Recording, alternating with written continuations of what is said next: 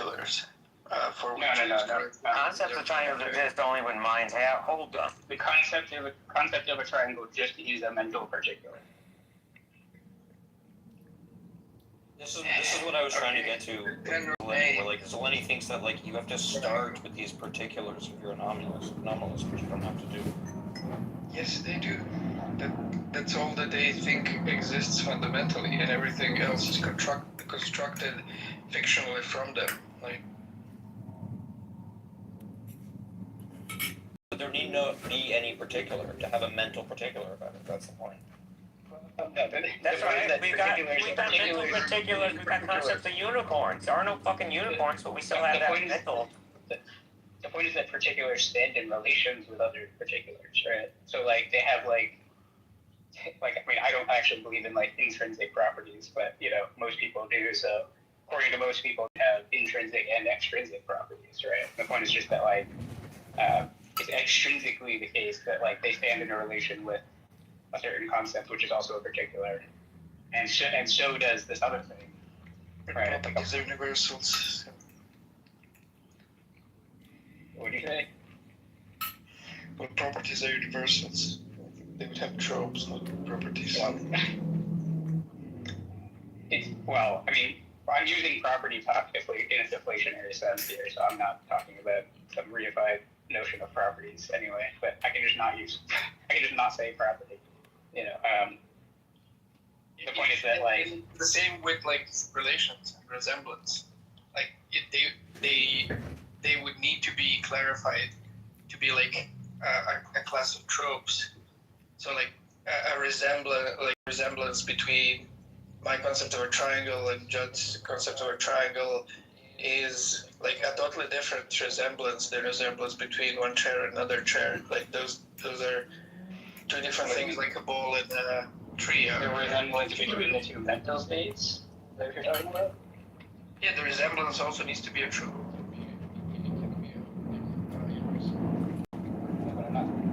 I'm just saying that the two mental states, when you think about a triangle, you guys think about a triangle, you guys have these two mental states, each have a mental state, right?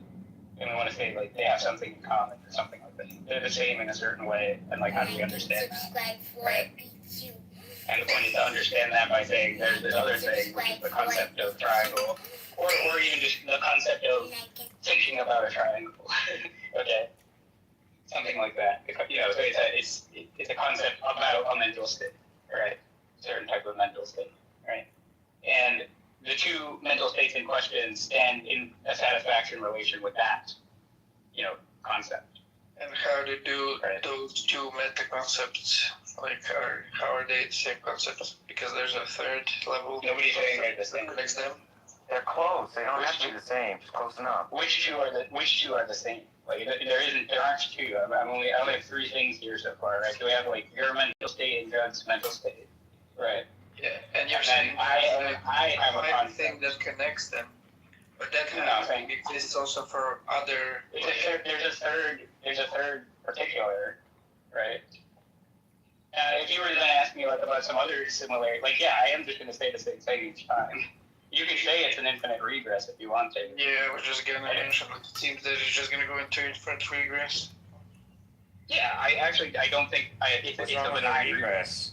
What's wrong with it? In this case, it's a benign regress because the question is answered at each step. It's not like it's not like an IOU. It's just that at each step you're just repeating it's technically a new question, but it's given an answer every time. So like the fact that it's a regress is like I don't see what the problem is, but.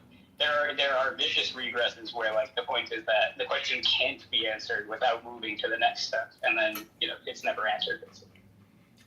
But didn't Zeleny say that like in order for Sully to have a particular of a triangle, mental state of a triangle, and not Jude to have a particular mental state of a triangle, there has to be triangles? Yeah, he did say that, which doesn't make any sense because like we both have concepts of unicorns. There are no fucking horned horses. Like that doesn't mean we can't generate a concept of it. Right? But like it's also going to be true that your concept of a unicorn isn't going to be identical to mine, but they're both going to satisfy like magical horned horses. And they're both or be satisfied by, I'm sorry. And they're both, under at least Sully's view, they're both mental particulars. Right? Well, yeah, I agree. Right? What I'm saying is that mental states, right? there are like there is the abstract object of a unicorn that's instantiated both No, there in your isn't. mental Like, state and in my mental state. Otherwise, we wouldn't have a basis for correctly calling them both a unicorn, but not calling other things No, unicorns. I know you think that. But No, but see, like object. our Sorry, basis. I just No, wait. what? Our basis is always still going to come down to having a concept of that abstract object. It has nothing to do with there actually being an abstract object. Yeah, again, but the question is, how do you know that you're applying general terms correctly to that higher order concept? And you're going to say, well, because there's a yet a higher order concept. Well, how do you know No, that? the point is that there being abstract objects doesn't give you an answer to like how you know about them or how you know you're applying terms correctly. Well, the answer is there is a property of the object that accounts for why you call it red. Like there is actual property of redness in this ball and actual property of redness in this chair, and that's why we apply the term to both, because the redness as a universal exists in both. Anyway, Mills, you can go. Fuck you, idiot. Go ahead, Mills. Good.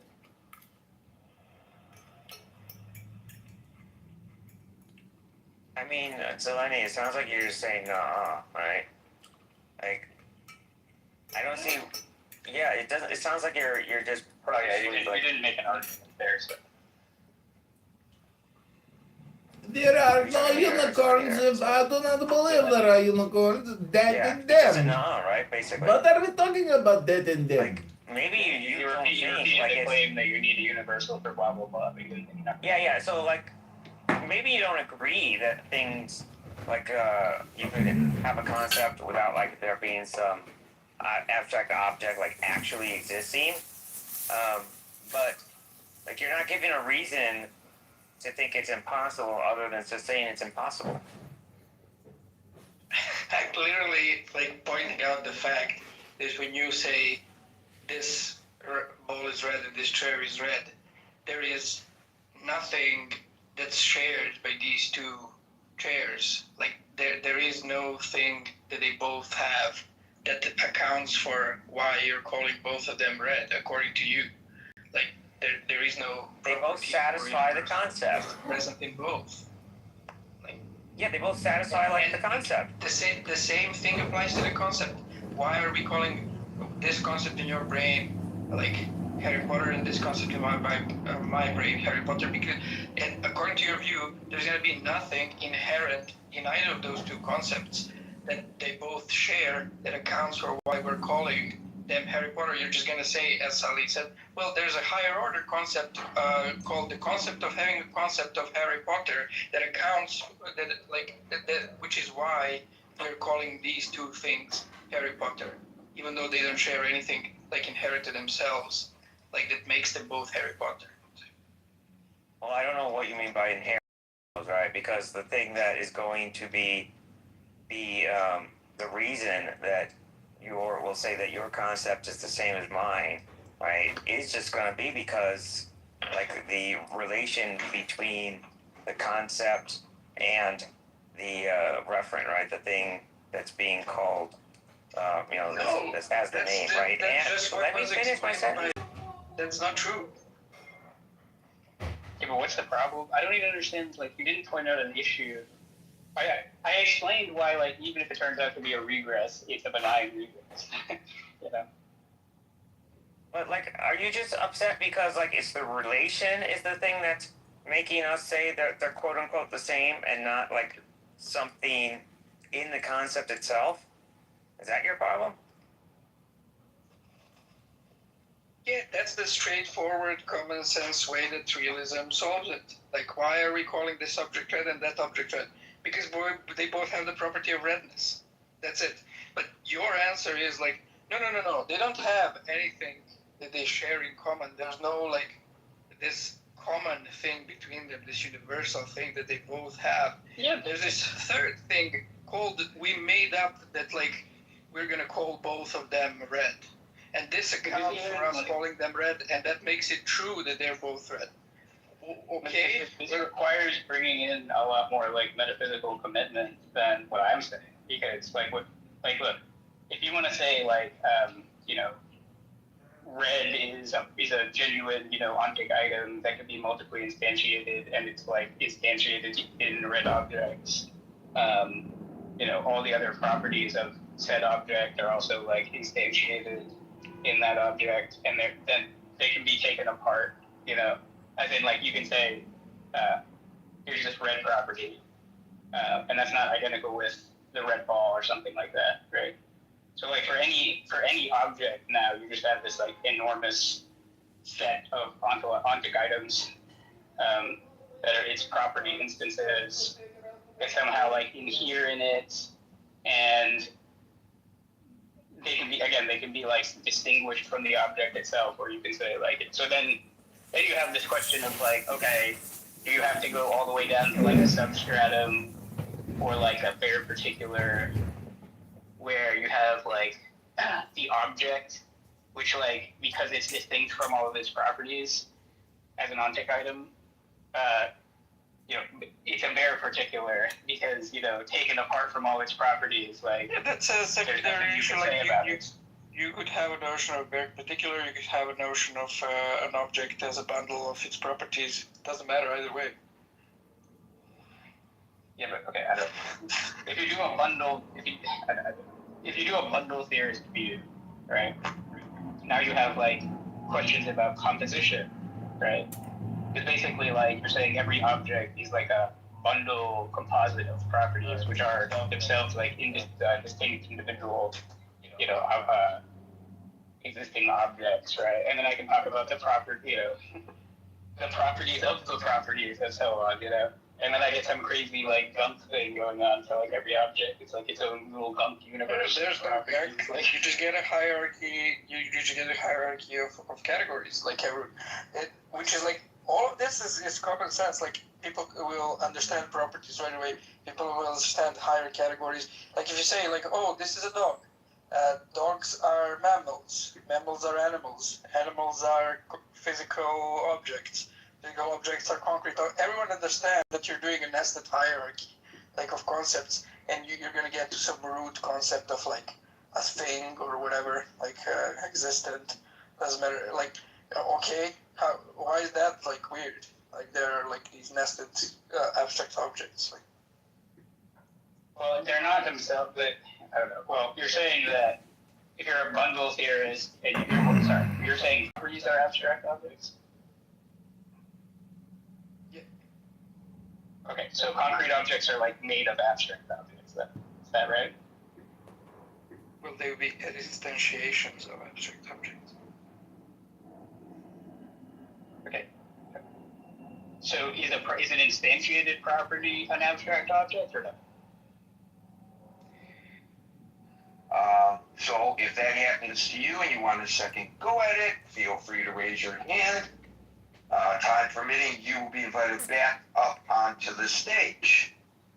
Unlike many of the other rooms in Clubhouse, in the Critical Thinking Forum, we speak one at a time, we don't interrupt one another, and we do our best to treat each other with a degree of decorum and respect, even when we vehemently disagree, and for that I thank you in advance. And if I or a moderator asks you a question, it's not an attempt to start a verbal fisticuff. It's just a question, a dialogue, so please take it as intended. So welcome to the Critical Thinking Forum. We're waiting for our guest, Wally Ferris, to arrive. So while we are waiting for that and for the top of the hour, I want to welcome also to the room Mary, L.S. Annette, the other Mary, Maher, Met, the other Larry, Anon, Dark, Les, Austin, Matt, L, Rico, David, Book. Welcome to the room. We'll get to those whose hands are up in a moment. Kowarski, Madi, Monset the Maestro, Olga, welcome to the room. Mirad, Sue, and Pro, Danica, and Progressive Liberal, welcome to the room. Okay, if Waleed is not here in the next 30 seconds, which will take us to the top of the hour, I will start as normal until he arrives. And then we will invite him up. I'll ask Scott to keep an eye out, help me keep an eye out for his arrival in the room to make sure we invite him up in a prompt fashion in case I miss it. Just seconds away from starting officially at the top of the hour, ladies and gentlemen. And we are now at the top of the hour. Welcome to the Critical Thinking Forum. We are here Monday through Friday at 5 o'clock New York time. Today's guest is not yet in the room. Waleed Ferris, he's maybe having difficulty. He's never been on Clubhouse before. But for those of you who don't know, he is a former foreign affairs advisor to the President of the United States. And I invited him here to discuss the situation in Iran, which all of us are very obviously not just interested in, but concerned about. And so he has agreed to do so. If we haven't seen him here yet, means he's having difficulty getting into Clubhouse, which we all understand the problems of to figure out a new application as he is doing right now. So while we're waiting for his arrival, let's talk about a little bit what's going on in Iran. And I used a term today that is seemingly contradictory. I use increasingly diminished options that the president has. That's how I view it anyway, that his options are increasingly diminished because everything he's trying seems not to be working so much. They're pretty, the administration that is, pretty transparent these days, which is not something that we've perhaps enjoyed so much in the past, about this current strategy, not the original strategy, not the various iterations, but the current strategy. It's pretty obvious that the current strategy is the carrot and the stick. They are offering the carrot, and when the carrot isn't accepted, they hit them with the stick. And the theory here is, and the press secretary just said so yesterday, the theory here is if you hit them with the stick soon enough, you beat that horse into submission. To continue the analogy, here comes Waleed. You beat that horse into submission,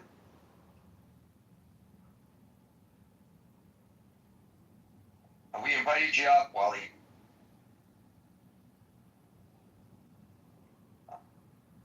But I don't see you appearing on the stage. There he is. Hello. I knew we could make this happen. How you doing, buddy? So I was just giving a little introduction to what's going on, and I told folks who you are, former foreign policy advisor to the president, an expert on the situation in the Middle East, with a particular interest in the threat that jihad has on our society, and not just our society, but globally, of course. And I was suggesting that I've been using recently a contradictory term. I say increasingly diminished, or some variation thereof, that the president's options are increasingly diminished. And my observation, for what it's worth, which may not coincide with yours, of course, is that the president is trying both the carrot and the stick, and when the carrot doesn't work, he hits them with the stick. I think the press secretary suggested that yesterday. That's actually the current policy. Trying to get them to the negotiating table, trying to get Iran to agree to something. Most importantly, I guess, immediately for the president is the reopening of the Strait of Hormuz. First of all, am I correct in my analysis? And secondly, is it really what you would advise him to do? Were you still in that position at the White House? It's exactly what you're saying, but let me put it in perspective. Increasingly shrinking president is basically the time he has, if you consider the midterm elections, would be important for the future of the operation inside Iran. And most of us from all sides believe that certainly if one of the houses, one of the assemblies is gone, House or Senate, it's going to be extremely difficult for the president to carry on the war. It's not impossible, but it's going to be difficult. If he keeps even thin majorities, then the sky is the limit regarding what he wants to do with the scenery in Iran. Certainly, the regime knows that. The regime knows that very well. That's why their battle since January, since the first wave of strikes, then they offered negotiations. Not that we offered negotiations, the brokers offered negotiations, which means the regime, the goal has been basically to gain time. I've repeated on national TV maybe 60 times that the goal of the regime is to gain time, and that's what they're doing. I even put July as the benchmark. And July came, July gonna go, and that's why I feel, I presume, that the president now is going full steam. I am not sure what is the plan. I know that they have to degrade more and more, but the missing link, ladies and gentlemen, the missing link is the Iranian people. I am not sure we have a full plan.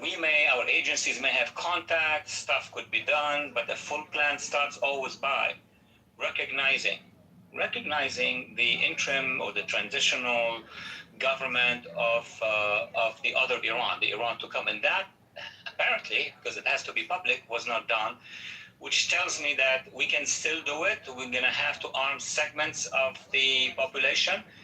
And let me say more, that there are some weapons that are already inside.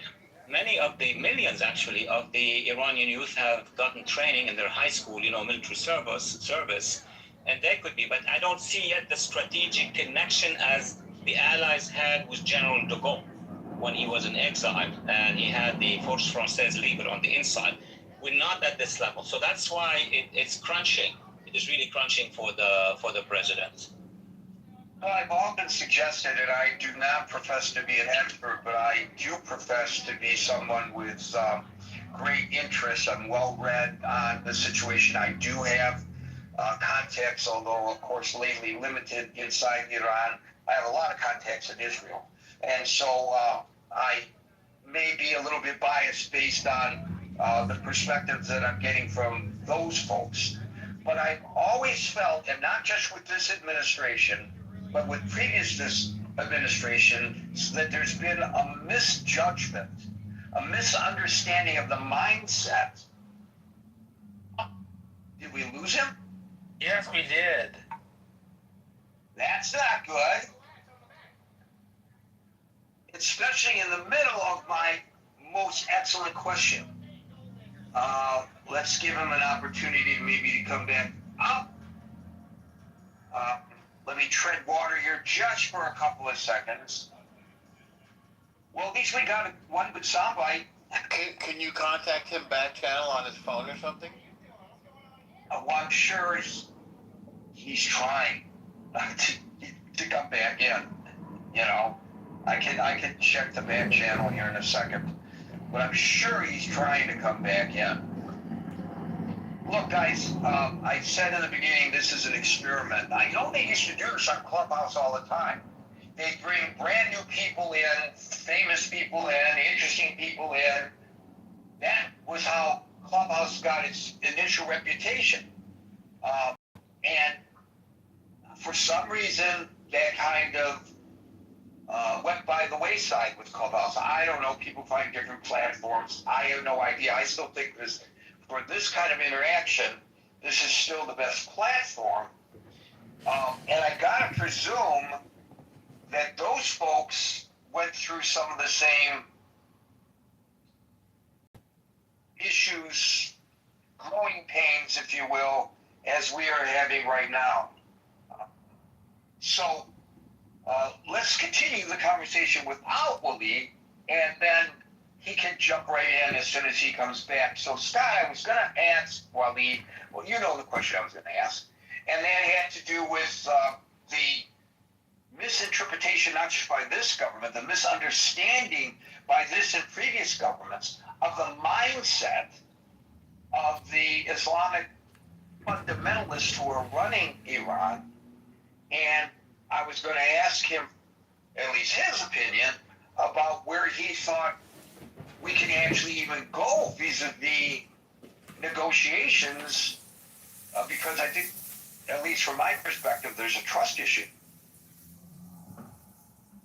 Yeah, you know what's interesting, Gary? I don't know if this is on topic. You can flag me if I'm committing the cardinal sin.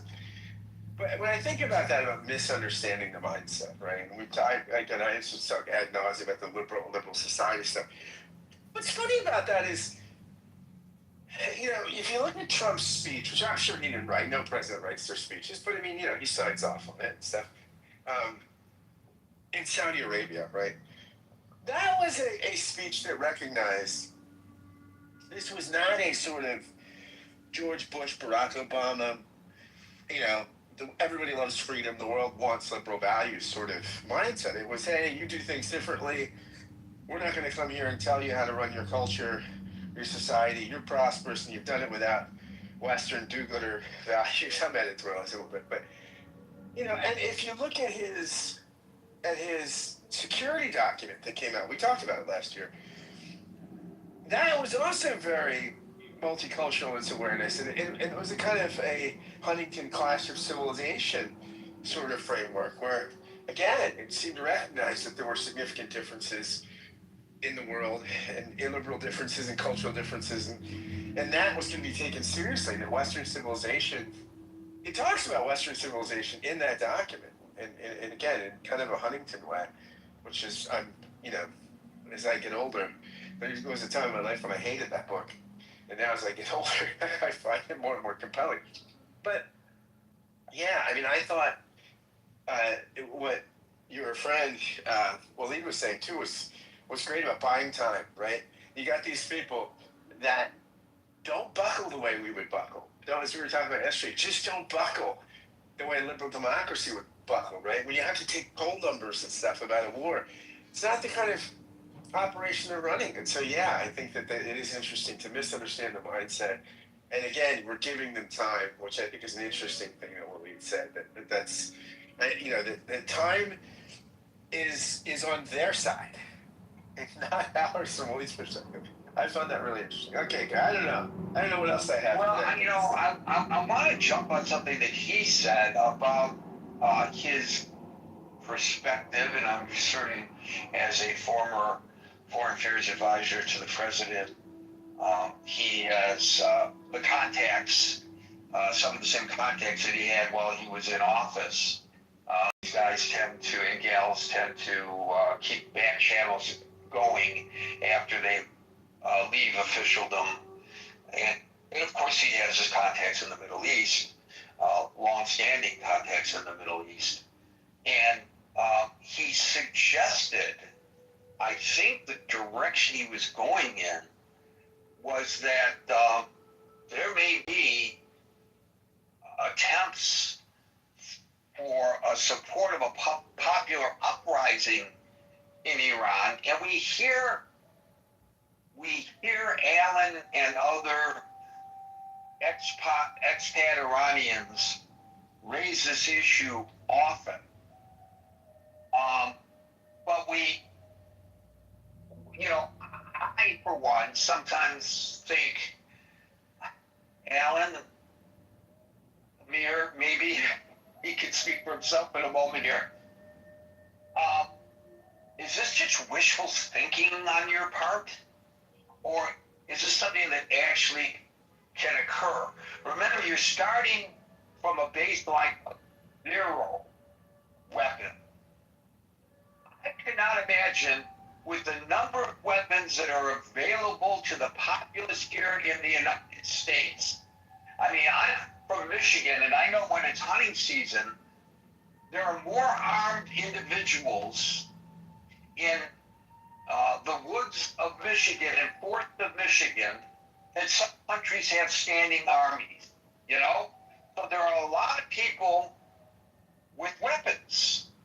I don't think it's possible, and I would say, thank goodness, for a popular uprising in the United States. I don't think it's possible. You can have skirmishes, you can have whatever one wants to interpret that happened on the Capitol or in the Capitol on November the 6th. You can look at all that and say, look what's happening. But in reality, an actual popular uprising, I think we would all agree, is pretty much, let's just say, improbable here in the United States. Now, you're starting from a big minus zero in Iran. Although he suggested that there are weapons that have been secreted into the country and put in the hands of the young Iranians who are fed up with this regime. But, God, I gotta wonder, is that even possible? Yeah, I'm with you on that. I mean, in the United States, like, despite all the guns we have, right? I mean, you'd have to have tanks and surface-to-air missiles, and I mean, look, it's just the sheer firepower, right? I mean, starting from where they're at. And this is what my Second Amendment advocate friends always remind me, right? Like, you can't, it stuffs the stage of rebellion without guns. Yeah, no, I think that's, yeah. And also the fear you have, I think, not just guns, but the fear that not only does the regime have such asymmetrical force, such radical asymmetric force, but they're not knowing in your consciousness that they're not afraid to use it. Sorry. Right? That they'll kill tens of thousands of their own people in a weekend. By the way, I missed those protests, as you noted yesterday. I guess I just dialed out on social media. I missed the protests on campus. I'm sure they happened up at NYU. I just didn't see them. Right. Very, very well said. Waleed, I'm glad you're back. I hope your technical issues have been resolved. I am so sorry. It's a technical issue. It's a new I knew it. Look, you're brand new to Clubhouse. Some of us who have been here a long time sometimes have technical issues. So no apologies. All the time that I promise, I'm with you, gentlemen. Ladies. Yeah, I know you are, and also believe me, all the people who are listening are absolutely understanding, because at one time or another, we've all suffered similar issues. So don't worry about it. I want to get back to the point that you were making, and that is that I was asking Scott that, and I'm sure you know where I'm going with this. They're starting from basically a baseline of zero. There's no Second Amendment there. How do you actually have optimism that there could be some kind of a popular uprising in the...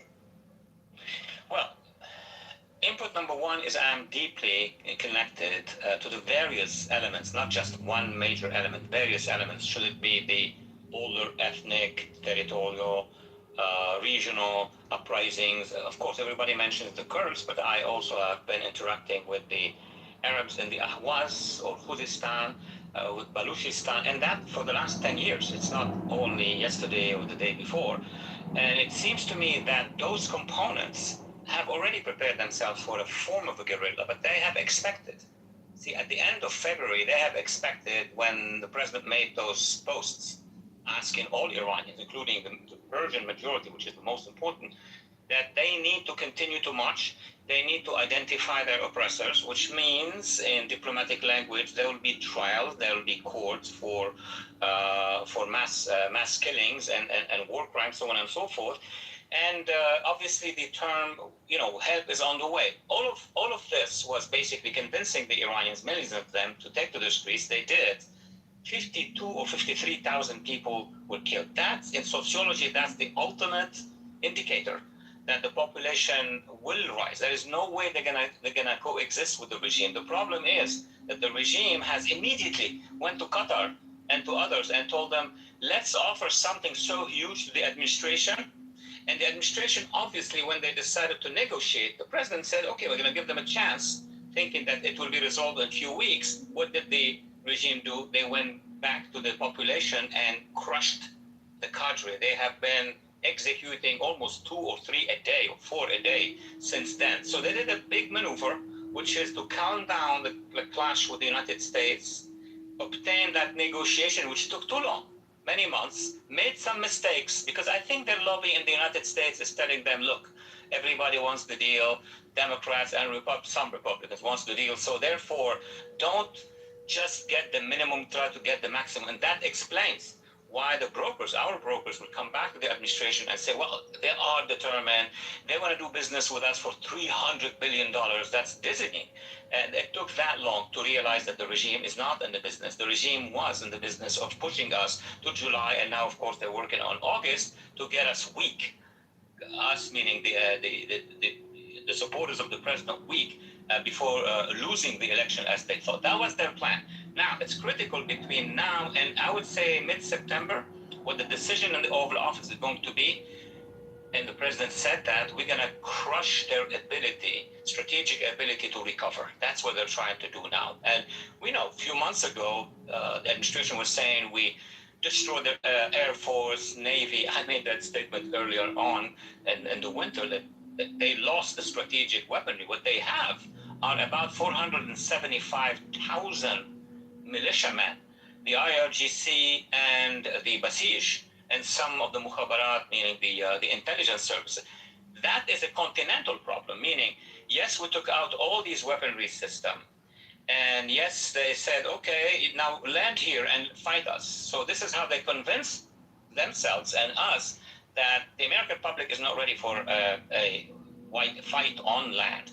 And on the other hand, they are disarming, or they are deterring the civilians. It's going to take the president to decide that he's going to send our forces to destroy the remnant of the strategic ability. And meanwhile, as I said, the missing link, which I think is going to happen, but I'm not sure when, what day, what week, we're going to engage with the Iranian opposition and people and have them take to the streets. Why? And the first question is, why did he? And the second question is, should he have? Why did he take the foot off the gas after giving so much hope to the Iranian? You know, gentlemen, ladies and gentlemen, I can't even answer the question because I'm not inside the wall. But I have my connections with the administration. I served as an advisor early on, so it doesn't count much now. But from analysis, from simple analysis, as I have analyzed the Obama-Iran deal, because we have now the information, we don't have the information about the negotiations now. I do trust the president that when he feels that he has been betrayed by the negotiators, with the Iranian or the regime negotiators, he's going to explode, and he is exploding. So whatever the regime now think they have to do to take back the confidence, the confiance of the president, I don't know if they're going to be able to do it. But at the time, I mean, follow me, and that's something very logical. Those who put pressure on the administration are of two kinds.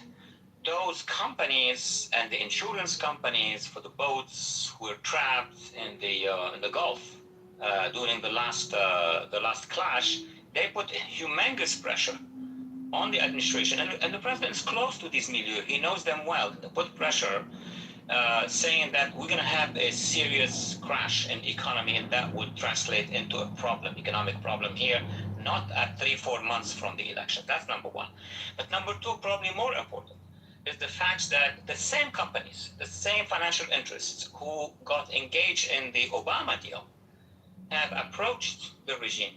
This is between information and assessment. I would say more assessment than information, but it has merit. Approached the regime and told them, look, we are ready. Because companies have no policies. They don't care if it's Democrat or Republican. And the numbers that we see, we can convince the administration and those close to the administration to present is close to $300 billion. That's twice the size of the $150 billion of the 2015 deal. Now, when you have that force, it's a lobby by itself. It's a lobby by itself, meaning it would present the case that the regime is going to moderate, that we killed, 2/3 of two generations of leaders. We have, or the analysts who made that conclusion said, we killed many of their leaders. They are afraid. They are on the run. And that's what mainstream academia and media have been trying to convince us. If you tell them this is a good deal, you'll survive, we'll make money together, then they may come. They came. And when they came, they barely signed the MOU. And the MOU did not do much details, but they revealed to us what was behind the MOU. It was $24 billion go straight to the regime. We assume with $24 billion, they're gonna immediately calm down and not go to war because they'll lose that cash. But the most important one was the $300 billion. So with the imagination, what we can do with the $300 billion, well, we will have time to see how we can convince the regime to accommodate the population. I mean, that's where the theoreticians of that option have thought and were told by the academia. But the regime itself has a pressure group on the inside. The IRGC radicals, the Basij radicals, they fell, meaning those negotiators on the Iranian side or on the Republic side felt the radicalization that took place over the past 46 years. So there is a chunk inside Iran, and that chunk is in the IRGC mostly, that told their negotiators, yes, we will do a deal, but we don't want to appear as we have lost. So the narrative started in Iran by the regime. We're going to sign a deal with the Americans. The Americans have lost. That's why they are offering a deal. And we found out, actually, our intelligence first services, and then the president. The president is very pragmatic. They don't give a deal, we're going to give them hell.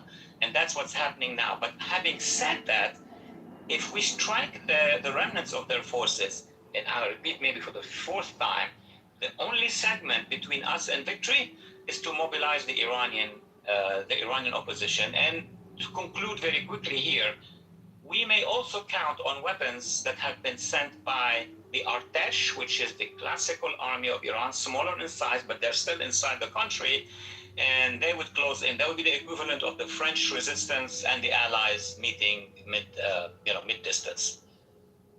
Well, it's interesting in that last comment, while you mentioned the French resistance and the Allies, the president actually did not put together what one of his predecessors called a coalition of the willing. Was this something unattainable, or was this something that he miscalculated, thinking that we could do it alone with the help of Israel? What's the story about that? Because I've always felt, and I may be wrong in my assessment, that if he had been able to put together a coalition of the willing, this might have had a different outcome by now. That's the greatest question. Here's a timid answer to that, because we still don't know much about the details of what happened, but one can imagine, one can project it. We know how these things function. We know the lobbying. We just spoke about it. The coalition of the willing this time was more than enough. Power, the sheer power of the United States is huge. And the sheer power of Israel. Israel is a small United States, but on the East Mediterranean coast, and both together, our two aviations and navies and missile force have, without putting troops on the ground, been able to destroy what I call the strategic ability of that regime. We were very close. In my own numbering or quantitative analysis, I would say we were at 75 to 80% of the win. To a certain point where some officers of the IRGC have been trying to negotiate through third parties, including Oman, including at the time Qatar, to see how they can, they message actually the administration saying, okay, if we break away from the regime, if we bring down the regime, they were lying obviously, but they were concerned at the same time. What would we have once that regime will go and we come? And you remember, some of our officials, including the administration, said, well, we're talking to the right people. Right people meaning those officers who sent messages and said they're ready to do it. They were psychologically very close from chaos. Imagine we had the demonstrations not happening in January, but the armed demonstrations happening in February or March. It would have been very different. Now, your question is very accurate. Did we have a plan from the beginning? And I agree with you. I think we had a will, but not the plan. How do we know? Because the component of that plan did not tell us that they have been contacted and that they are going, on the ground to organize. Whatever they've done on the ground, especially the Kurds and some of the Persian elements, they've done it on their own. But I am quite sure that our agencies informed the administration that if you want it, we can make it happen. And by that time, the negotiators, I call them the brokers, may have been able to bring messages of good news, meaning the regime is ready. Didn't we hear from the president multiple times?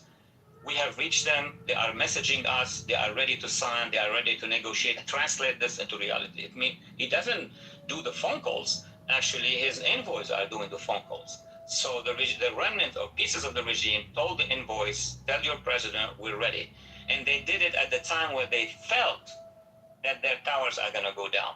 They waited till they lost all what they've lost, and then they have been crushing the population. They were really afraid that even after 52,000 people killed, multiply this by 5, imagine how many vendettas, how many, probably about, you would have 200,000 to 300,000 Iranians on the front with their weapons. It doesn't matter if they had missiles.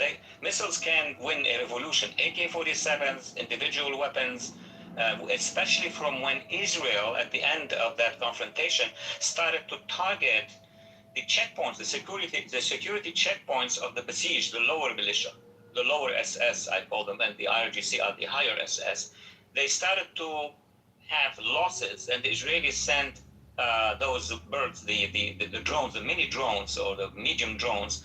Every time the security, the Khomeini security would shoot against the population, the demonstration, the mini drones will go down and will eliminate Basij in the middle of Tehran. That was almost the pre-collapse, the pre-chaos, and we kind of saved them by giving them all these chances. So I'm going to ask this question that will probably reveal my bias, and so I apologize for that a little bit in advance, but it seems to me that the president has been unsuccessful based on the pronouncements and all these quotes, especially from the Republican side, while they are anonymous, but they come from credible journalists who cover the Hill on a daily basis. That they're telling, not just the Democrats, but the Republicans are telling those seasoned journalists who they trust that the administration, even though they've been coming up to the Hill and having closed-door sessions, hasn't made a case for the funding of all of the above that you have mentioned. Is that a roadblock? It's a roadblock, but I have followed the systems of the Islamic regime. Guess when? Since it started. I was a colonel with my brother. I was like a kid in Beirut, and so for all these decades, I followed their system, how they do it. They are very strong if the population hasn't made a decision to go against them. We could send all the missiles we have, short of nuclear, obviously. We could send all the the bombers that we have. Yes, they would incur more and more and more losses. But like North Vietnam, as long as they will be receiving like from China and Russia and others resupplying, they would continue. They have two enemies. If we put troops on the ground, they will collapse. But our public opinion has been so much radicalized against the idea. Okay. But if we arm the population basically, if they start a revolution, our public is not going to say, oh, stop the population because this will affect us. No, then that would be legitimate. So their fear, the extreme phobia that the regime has, is not a super arming of just clashes inside Tehran and 5 cities. Just clashes in Kurdistan, in Arabstan or Khuzestan or Ahvaz, or in the southeast, in the Baluch. It's enormous. Baluchistan is as large as almost as France or maybe Spain. If other communities start to go in, if dissidents from the Artesh, imagine just 2 regiments, 1 regiment from the Artesh, which is the regular army, which doesn't like really the militias. If all of these at the same time, and we are bombarding, just imagine the scene, which didn't happen yet. We are in the air, hitting, and every time the RGC is coming close to a neighborhood that would have, let's say, been taken by the guerrilla, then Israelis and Americans from the air will hit them.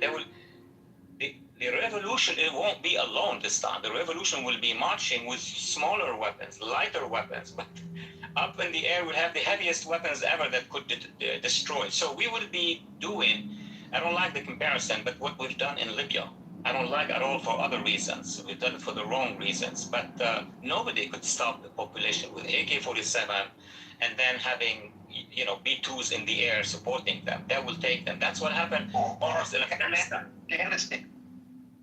Afghanistan, yeah, I was about to say in Afghanistan, we were on horses, right? Some of the special forces were on horses, and then of course behind them the Northern Alliance was walking, and the mass of the Taliban and the other forces were withdrawn because we were hitting them from the air. We had our commandos or special forces in the valleys and the cavern, you know, the movies and the books on this, and then the Northern Alliance moving with very old equipment. And then they crumbled, the Taliban. They fled to Tora Bora, so on and so forth. In Iran, something similar but much wider and bigger in size. And I said something in the beginning, I think I'm going to re-emphasize that because I learned about it only a few weeks ago. So it seems that the regular army, the Artesh, in the essence, do not like those two militias, but will not move unless they hear one thing. And that's one of the missing links. President Trump, from the Oval Office, addressing the Iranian people, you know, for whatever, you know, connections they could have, that it will get there, and telling them to march. Because they have marched when the president posted 3 little posts in the beginning of the confrontation. They marched. 53,000 people were killed. If he addressed them at the same time giving the orders for our air forces and bring in the Israelis, it has to be united. President Trump and Prime Minister Netanyahu together doing this. You're going to have then in absolute support by moderate Arab countries. You're, you know, so not on this show, the other shows discussing Saudi Arabia, the UAE, the Iranian opposition, the opposition inside Iraq, the Kurds. You will have the mother of coalitions, the feasible coalitions, to march at the same time against the regime. They will crumble, in my view. Are the Gulf states developing an appetite to do something since they've been under attack? I couldn't hear you well. Did you say the Gulf states? Yeah, I know. I set up my audio incorrectly today, and I apologize. And so, see, even I have problems with the technical aspects of it. I said, are the Gulf states developing an appetite for retaliation now? They have the appetite. They have the history of aggression, especially Saudi Arabia, even more than the UAE, or, you know, and Bahrain. Bahrain, there were attempts of coups by the pro-Khomeinis inside Bahrain. Bahrain has a problem with 20% of its population, not just because they are Shia, but because they are penetrated by the Khomeinis and Hezbollah and etc. But let me address Saudi Arabia. It's a big square in this equation. Saudi Arabia was sandwiched between the missiles coming from Iran, the Khomeinis, and the missiles coming from Sana'a, from the Houthis. The Houthis are at 200 kilometers, maybe 100 miles or kilometers, I don't know, from Mecca, not from Riyadh, from Mecca. And the Saudis have suffered. But let me say one thing about the Saudis, because it's not well known within the American public. There are still struggles within the kingdom. There are still struggles. Remember, the Saudis have organized for President Trump in May 2017, the mother of all conferences, where they gathered for him, 52 Arab and Muslim countries. 52, minus Qatar, because Qatar had a different policy. But the bulk of the Arab and Muslim world was there, led by, at the time, the influential MBS, who was Deputy Crown Prince. Now he's Crown Prince, and he is the Prime Minister of Saudi Arabia, and I don't know, but soon enough he will become the King of Saudi Arabia. So they have offered the US, and President Trump took that offer, and two things, at least. One was the withdrawal from the Iran deal was huge. It hits the regime in Iran, it hits the Europeans, their companies a lot. And second, what is very important, it designated the IRGC as a terrorist organization, redesignating it. Plus, at the end of his first term, he eliminated the head of the Quds Force, Soleimani, which is enormous. We were on the offensive. They were with us. The Saudis even more than the UAE. Now at this stage, because of the 4 years of Biden demobilized the U.S. support to the Saudis at the Gulf. The Saudis were under the pressure by the Biden administration, and they were asked to withdraw from Yemen and to stop the bombing on Yemen. It was a huge setback for them. They were asked also to disengage from their war along with the UAE against the Muslim Brotherhood. So what remained in Saudi Arabia, the faction that follows MBS. MBS is with us. He's with the West. I'm not concerned about anything they do with China or Russia or this little aspirin deal they did with the regime in Iran over the past 2 years. They want to be our allies. And to those who were not certain that Saudi Arabia will come to the Abraham Accord, of course they're going to come. Their ministers told me this when I was foreign policy advisor. We go back to 2016. I sat with them in New York, and they told me we cannot wait. The deputy crown prince, they cannot wait. But problem is, the 4 years of the Biden administration demobilized them. They were concerned because there are remnants of the Muslim Brotherhood in some quarters of Saudi Arabia. And it looks like some of them are, let me not go too much into the detail, but some of those quarters who operates from some agencies in Saudi Arabia are in connection still with the father, with the king. The king is ailing, but those classical, traditional, Islamist inclined who are against all these reforms are still around. So MBS cannot operate if we have not made a decision to bring down the regime. Because some of them told me over the past 2 months at least, see, we told you. You guys in America, you encourage us to confront the regime in Tehran, and suddenly your brokers come with a draft for a deal with them. We cannot play with our national security like that. So I would say at this point in time, the Saudis, though they have two wings, if we are serious, if we arm the Iranian people, if we mend fences with Israel, do that white confrontation with the regime in the goal of bringing it down, not to bring it to the table of negotiations, Saudi will change. Saudi will be on the offensive. And I am I'm surprised that the UAE has been engaged militarily. They have been doing most of the operations across the Gulf from the Arab side because they are the bankers. They have a lot of money which has been deposited by private sector in Iran.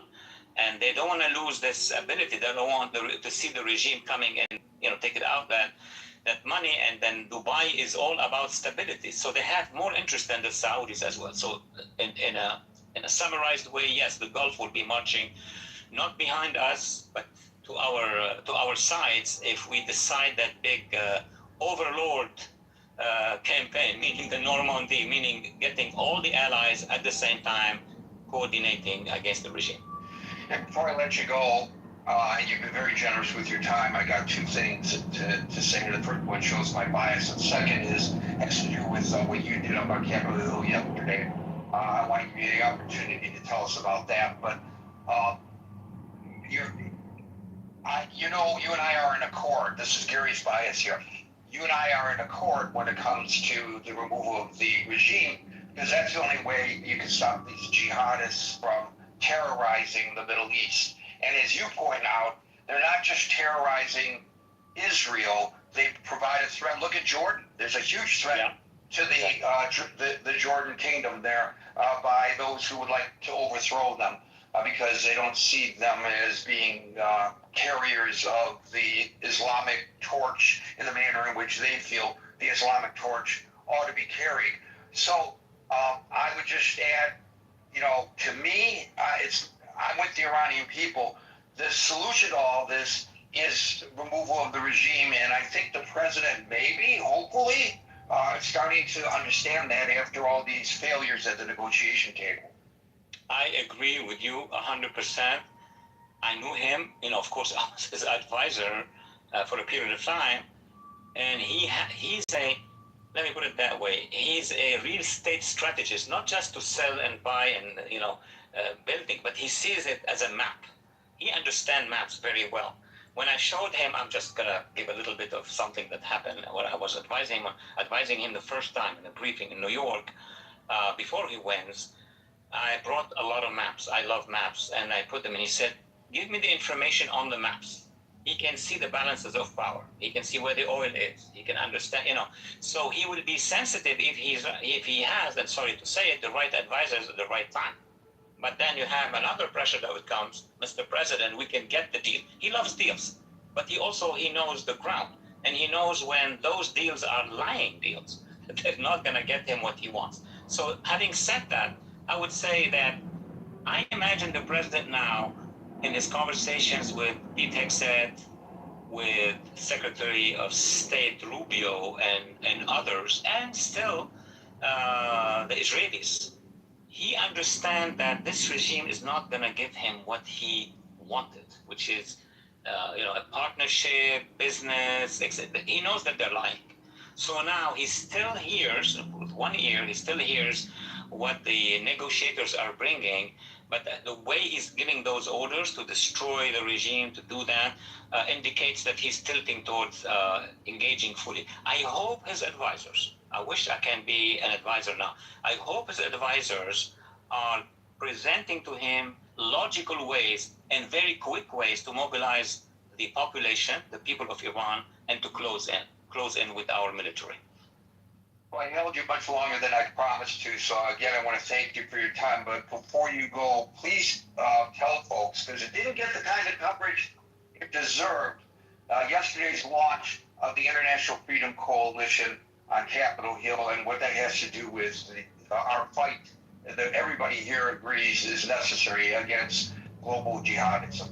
Let me begin with the conclusion. Thank you for giving me this window to speak about an enormously important event. I was there, obviously, but historically speaking, this was the launch of the largest, widest coalition of NGOs, popular groups, political resistance in many, many countries in North Africa, the Middle East, South Asia, and elsewhere, who have formed resistances against the jihadists. All kind of jihadists, Taliban, Hezbollah, Hamas, etc. It's the first time that globally, what they call globalize the intifada in New York, right? They mean globalize the jihadist intifada. There is a response by civil societies. This is unique. Obviously, they have Israelis, you have Lebanese, you have Druze, Alawites, Kurds, Yazidis, and then you move to Sudan, Christians and others in Nigeria, all the way. There are dozens and dozens of movements. This has been a very patient, strategic work we were part of for the last many, many years. It just accumulated recently, and a meeting was called upon by Charles Jacobs, also a veteran of human rights. It's from Boston. He started 25 years ago by going to Sudan and buying the freedom of black Sudanese, Southern Sudanese from their capture. It's a whole wonderful project that is now underway, and they have formed a confederation of all what they call the victims of jihadism. It has never happened before. It happened on a smaller scale. So like the Muslim Brotherhood or the jihadists have an international network, like the communists before, they had the Comintern, the organization of all the communist parties around the world. There is now a confederation of NGOs, of political fronts, of almost all those who are resisting any form of jihadi oppression around the world, from, guess where? From northern India to Afghanistan. Give you a quick example. Afghanistan, they are the remnant of the special forces of the Afghani army, which was trained by us. We're not going to let any piece of our resistance movements around the world, civil society first, but even guerrilla if needed, be forgotten, be marginalized. So they're all coming, and actually they came yesterday, including obviously another dimension, which is those who have been victimized by the jihadists in Europe. So in Europe, civil society, how many community groups have been trying to stop, or not even trying to stop, expressing their views, and have been under violence by jihadists already in Europe and of course in the United States. That big ensemble was declared yesterday. It received enormous support from the communities from the Atlantic Ocean till China. Coming together, and there will be a large number of plans and projects with the U.S. government, with the U.S. Congress, duplicating and connecting with couple caucuses, and as well as the European Parliament. So I hope we're going to have a lot of information to be shared with you, ladies and gentlemen, through this caucus as well, through your group. So I apologize for coughing. I didn't realize my microphone was open. That's a Broadcasting 101 no-no, and so you can mark that down as the second technical faux pas on my part today. But the interview was fantastic. Folks, the main chat linked above on Facebook Messenger, I put a link there just now to the International Freedom Coalition website, which I encourage you all to go to right now and peruse. Wally Ferris, so thankful that you were able to overcome the technical hurdles that Clubhouse presented you and persevered. And this was a terrific presentation, and you're welcome here anytime that you have something to say. Just tap me on the social media shoulder and I'll set it up. Thank you, Thank you so Waleed. much. Thank Yeah, you so thank you much. all. Thank you for Of the course, clarity and your commitment to tell the story to all of us. Thank you so much for having me as a guest, and I'll be happy to come back. We will be happy to hear from you anytime. Thank you, Waleed. So, folks, you heard it from the horse's mouth, somebody who actually knows what he's talking about, unlike me, who pretends to know what he's talking about. Not true, Gary. Come on. But I was happy to know that he affirmed a lot of my observations. It's always good to hear that from somebody who we can trust as a source. So with that, it's your turn to speak, ladies and gentlemen. So we will start with Scott, followed by Marshall. Yeah, can you come back to me? Absolutely. Marshall, followed by Ed. It was quite interesting.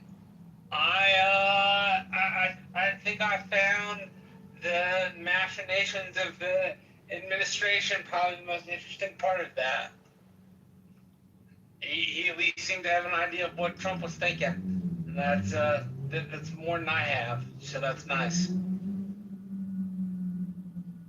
Yeah, I kind of like the anecdotal aspects of his presentation where he kind of pulled the curtain back a little bit so we can see what goes on in the Oval Office in the mind of the president. I had not heard, other than from our Iranian friends who join us on a regular basis, including Alan, that this popular uprising is something that is seriously being considered. He laid out a blueprint. I don't know how accurate it is, but he's obviously closer to this because he lives and breathes it. Wouldn't that be something if there were to be a popular uprising? I think he intimated that if there was a popular uprising, it would force the hands of Congress. He didn't say that, but I think it would force the hands of Congress to fund whatever the United States feels needs funding, Marshall, whatever the president does it. Yeah, I imagine so, yes. If it turns out that way. I worry that it's Ahmed Chalabi all over again. Ahmed Chalabi persuaded us that Northern Iraq was good, the Kurds would come out, and we ended up betraying the Kurds. And so I hope what we have heard, it really does demonstrate the thought in the Oval Office. That would be very nice to hear. You know, he says he wishes he was an advisor now and to the president. And I would say the president needs an advisor such as him to properly articulate to Congress and to the public the vision, because he agreed with my frustration that this administration has not been particularly clear in articulating that And that's what causes the pushback, I think, a lot of it that we see. One of the other things that he talked about, and I was unaware of this, and I thought I was pretty well looped in. Maybe Abby knows about this, and let me go to this one. Okay, I'm ready, by the way, after Abby. I'm good. Okay, sure. Abby, you missed it, but he said that in the initial prosecution of this war, the Israelis were using medium-sized drones. Every time the Revolutionary Guard or the militias set up checkpoints, they got attacked by the Israelis. Every time they turned their weaponry on the populace, killing, as we now know, more than 50,000 people, the Israelis were there pushing back at the oppressors of the Iranian people. Now, maybe the people in Iran recognize that, and maybe you are looped in to a greater degree than I am, or most of us are, with regard to this, but to me, this was news. I didn't hear a lot of it, but I do know that the Israelis had a drone factory in Iran, that they were actually manufacturing drones there for their use. So it could have been part of that whole operation. I don't know. I definitely would like to find out. I'm gonna yield to the next person because I didn't hear a lot of what he was saying, but that one would be interesting to discover if that's where those drones came from. Thank you, Abby. We'll go to Scott, followed by El Normal. Yeah, Gary. Yeah, great. I hope he comes back. I mean, it's interesting to have an expert like that. I give him thumbs up. He was fantastic. Very optimistic about the United States coming on board, I thought. I was just looking up, the most optimistic polls are that 60% of the countries against the war, right? It goes as high as about 70, depending on the polling sources. So, I mean, to say that if we saw an uprising, I mean, again, I think what you were saying is and I was just repeating you.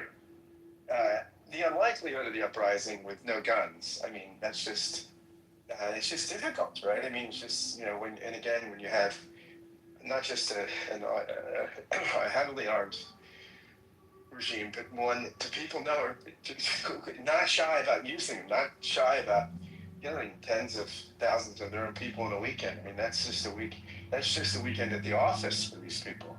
And again, as we noted before, I was thrilled to see all the protests at places like NYU when that stuff happened. It was wonderful.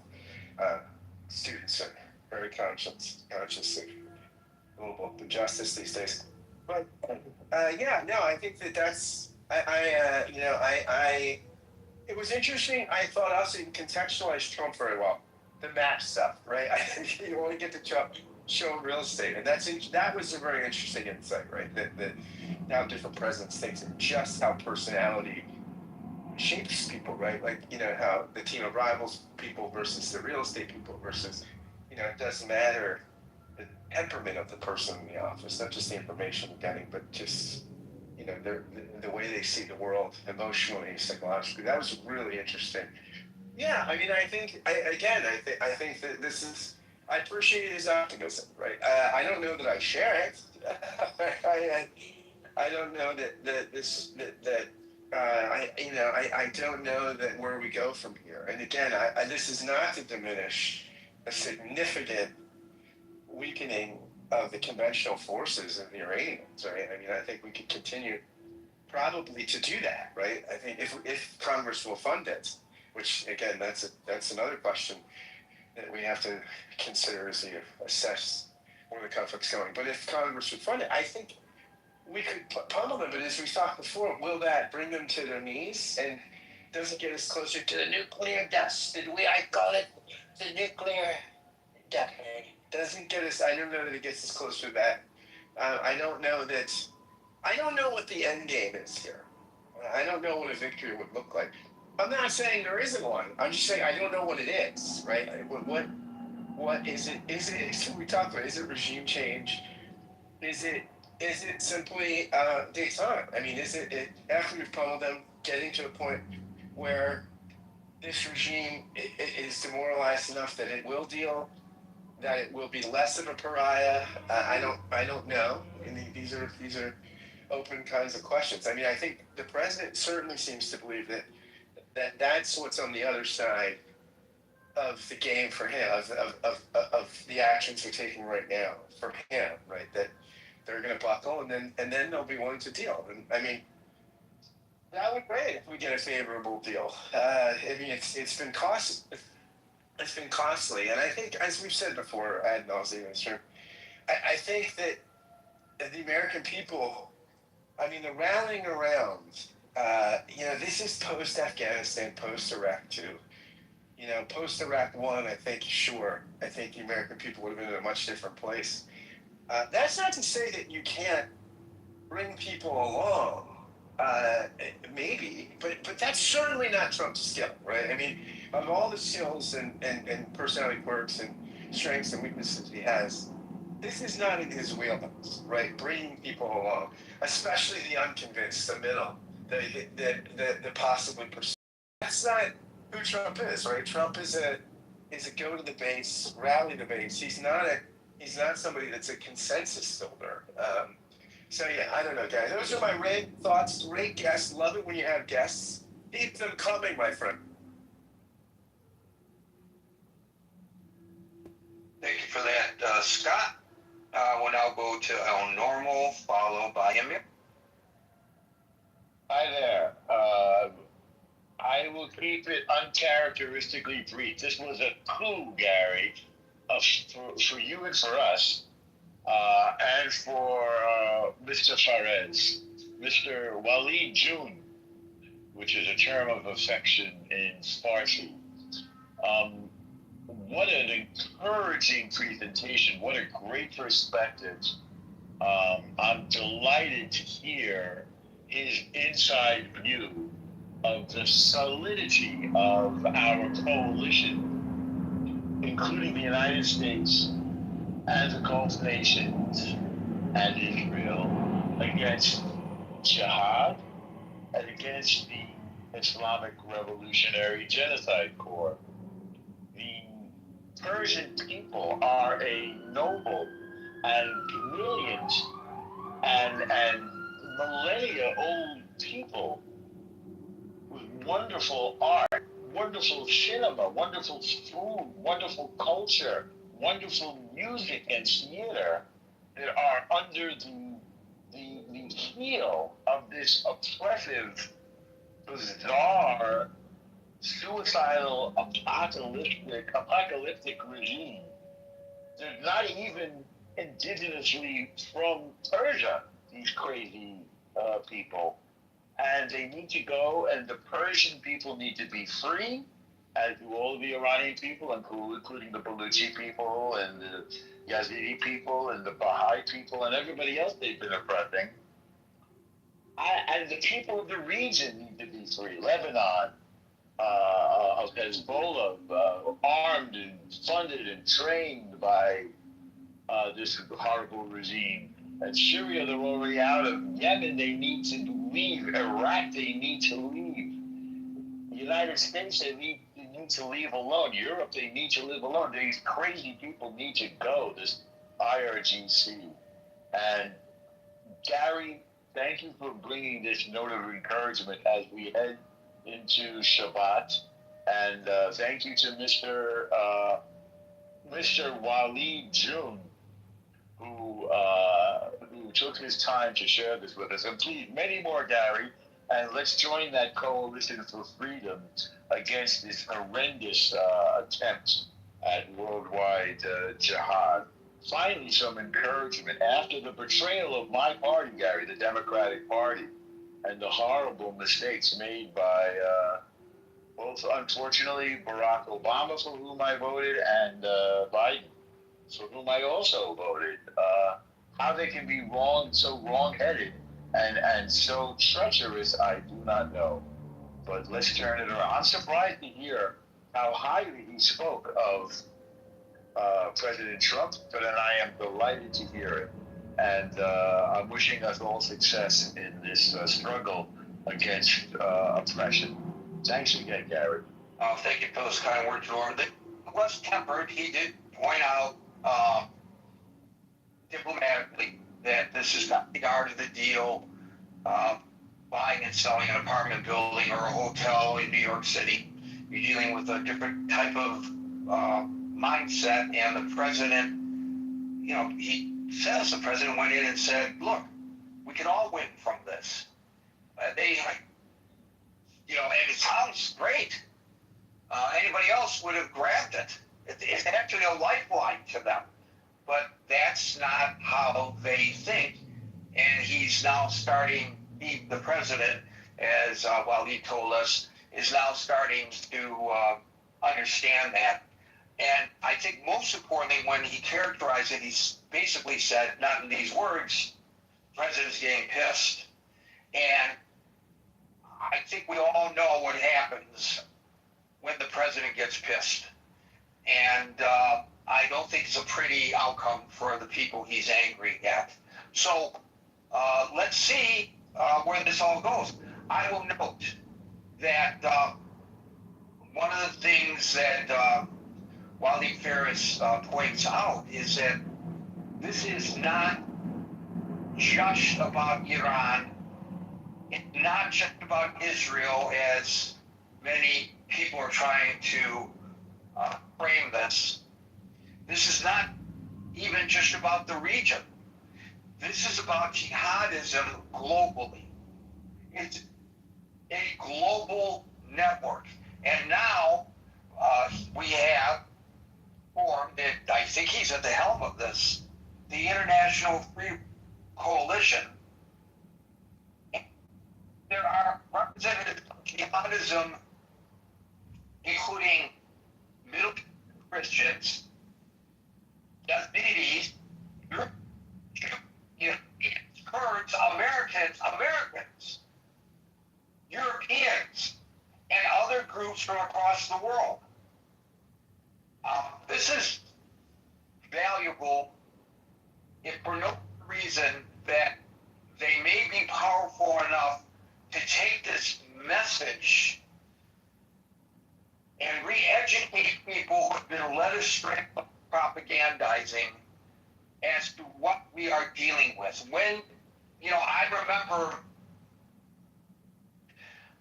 covering a symposium at the United Nations, and somebody, the lady's name immediately went right. It's the beautiful African woman, and she was an international model who was forced into genital mutilation. And with this, describe what it's like. I mean, this fundamentalist Islamic torture of people.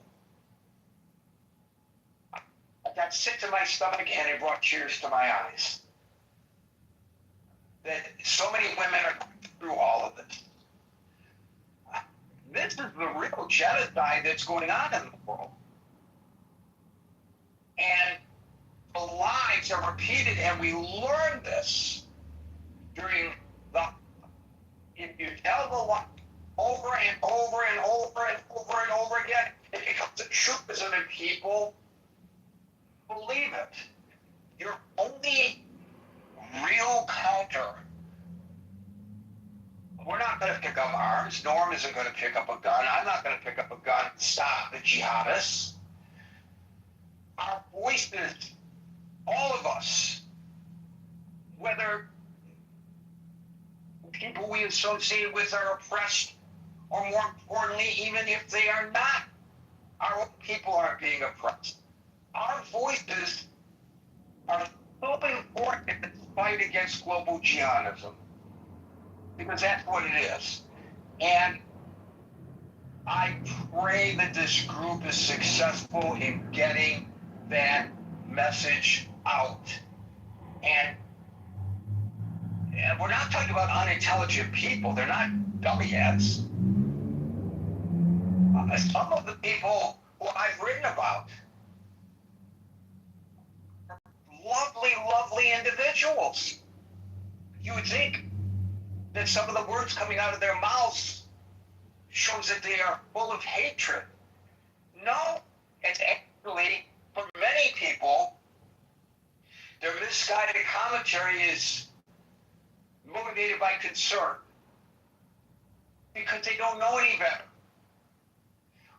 And in our liberal society, and I don't mean politically liberal, our liberal society, we hesitate to call things out for what they are.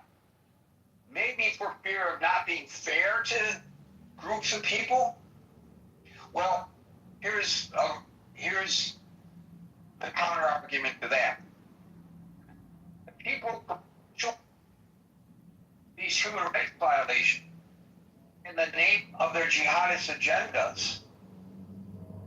Who are they being fair to? They do not deserve our empathy. The people who suffer because of them deserve our empathy. If we as a society can redirect our attention a little bit to understanding what I just said, and I challenge anybody to show where I'm wrong about what I'm saying, I'll gladly accept the critique and acknowledge if I'm wrong, but I think everybody here knows I'm right. So, God bless him and his program. That's all I got to say. Thank you, Norm. Amir, followed by Dave. Hey, Gary. I think you've got an intermittent connection problem on your mic, by the way.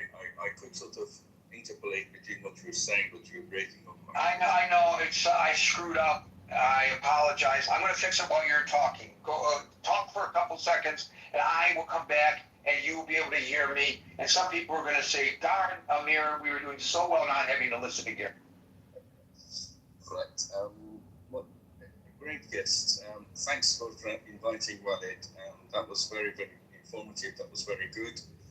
Just got a couple of points to make before I have a little criticism to what Walid was outlining as a model or a strategy. First point about what you said, it was actually the Basijis that were hit by Israel during that the first week or so, that window that I think was the second week actually. The issue was that it was not coordinated basically. What I mean is that Trump at that time had actually asked people to stay at home. Now, had that been done during January uprising, then the whole thing would have been very different. So the timing was not coordinated. When the Basijis were hit on the corners of the streets, the people were actually asked to stay at home. So that was the flaw there. The second point that I like to make was just something that Abby said about the drone factories in Iran. She's absolutely right. They were drone factories. They were set up by Israel apparently. And during that, I think it was a week or two that these were flown, and they were launched actually from the back of trucks within Iran, which had taken everybody but the officials by massive surprise, because they couldn't detect them coming inside from external borders.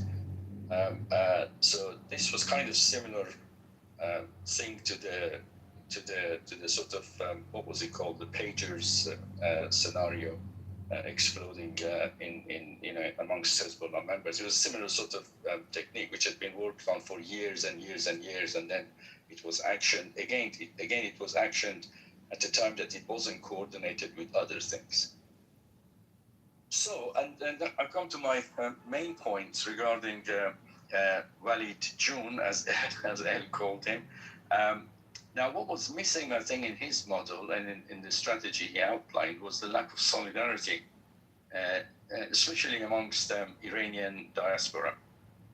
I mean, we have several sort of parties which are monarchists and constitutional monarchists and royalties and so on, as well as, a couple of dozens of Republican parties which do not believe in monarchy, and we have also the national parties and the lefties and the Mujahideen Khalq and so on. And there is no effort at all to sort of coordinate or form some kind of solidarity amongst the diaspora outside Iran. And this is kind of reflected inside as well. So, if you manage to do a kind of create a solidarity outside Iran, then that will reflect inside as well. And that's very, very important. In fact, you cannot really recall a modern revolution that has been successful without having a solidarity, a solid solidarity amongst the diaspora. Think about the Islamic Revolution itself. When Khomeini came to Paris, just about every single party left, extreme left. These guys were, the Fadais, for example, Fadaiyan Khalq, they were the Mujahideen Khalq, what they call Benli Mazhabi. They were people who were Islamic, but they were nationalists. They were people who were 100% Islamic. All of these guys, they basically put their allegiance with Khomeini, completely aligned themselves with Khomeini, and the technocrats were the spokespeople for him. That is why we actually had the Guadeloupe in January 1979 amongst the French, the Germans, the British and the Americans. That is the time that they decided to back Khomeini. And why? Because they could see the revolution is getting out of the hands of Shah, and this is the potential of the countries to go to the Russians, the Soviet Union at the time. So they thought, let's back him. Now, if the solidarity had not been there, they would not have done that. Now, that's very, very important, and this is an important lesson for Reza Pahlavi, who is claiming to be the leader for the opposition during the transition period. Now, if there is no solidarity, Trump is not going to back you, and that's a very important message. And I think that is why Trump basically looked for someone within Iran to replace the current regime, rather than sort of put his chips on external, because there is no solidarity behind it. And if you look at other revolutions, more contemporary ones than the Islamic Revolution, you will see the same thing. We had the solidarity movement, the typical one in Poland, and in there, what you had the Communist Party, the Left Wałęsa, who was the leader of the workers, this was a communist people which didn't even believe in God. They were in solidarity with the church, and Church of Poland is more Catholic than the Rome. So you can see, and everybody in the middle basically gathered together and gathered behind Lech Wałęsa, and that's how they managed to win that revolution. Similar sort of thing in Serbia, the Otpor movement. I remember that well because I used to be a student at the time, and they had their slogans all over the university. Enough, we want to live now. I think that was one of the main slogans that they had. And in Poland, they had the slogan that there is no freedom without solidarity. At the time of Islamic Revolution, we had the slogan, the Shah must go. Very simple slogan, and this is the sort of thing that you need to gather people around, and that's very, very important in a successful revolution. You need to have the right slogan, you need to have a solidarity and a leader and a movement, and that's how you're going to succeed. And I'll leave it there. Thank you, Amir. I was referring to Waris Deary. She was a Bond girl, actually, but more importantly, she was an ambassador at the United Nations against female genital mutilation for a number of years, and that's when I met her. And she really touched me with her story. I put two links. One, a CNN report about her story. The other, the Wikipedia write-up on her.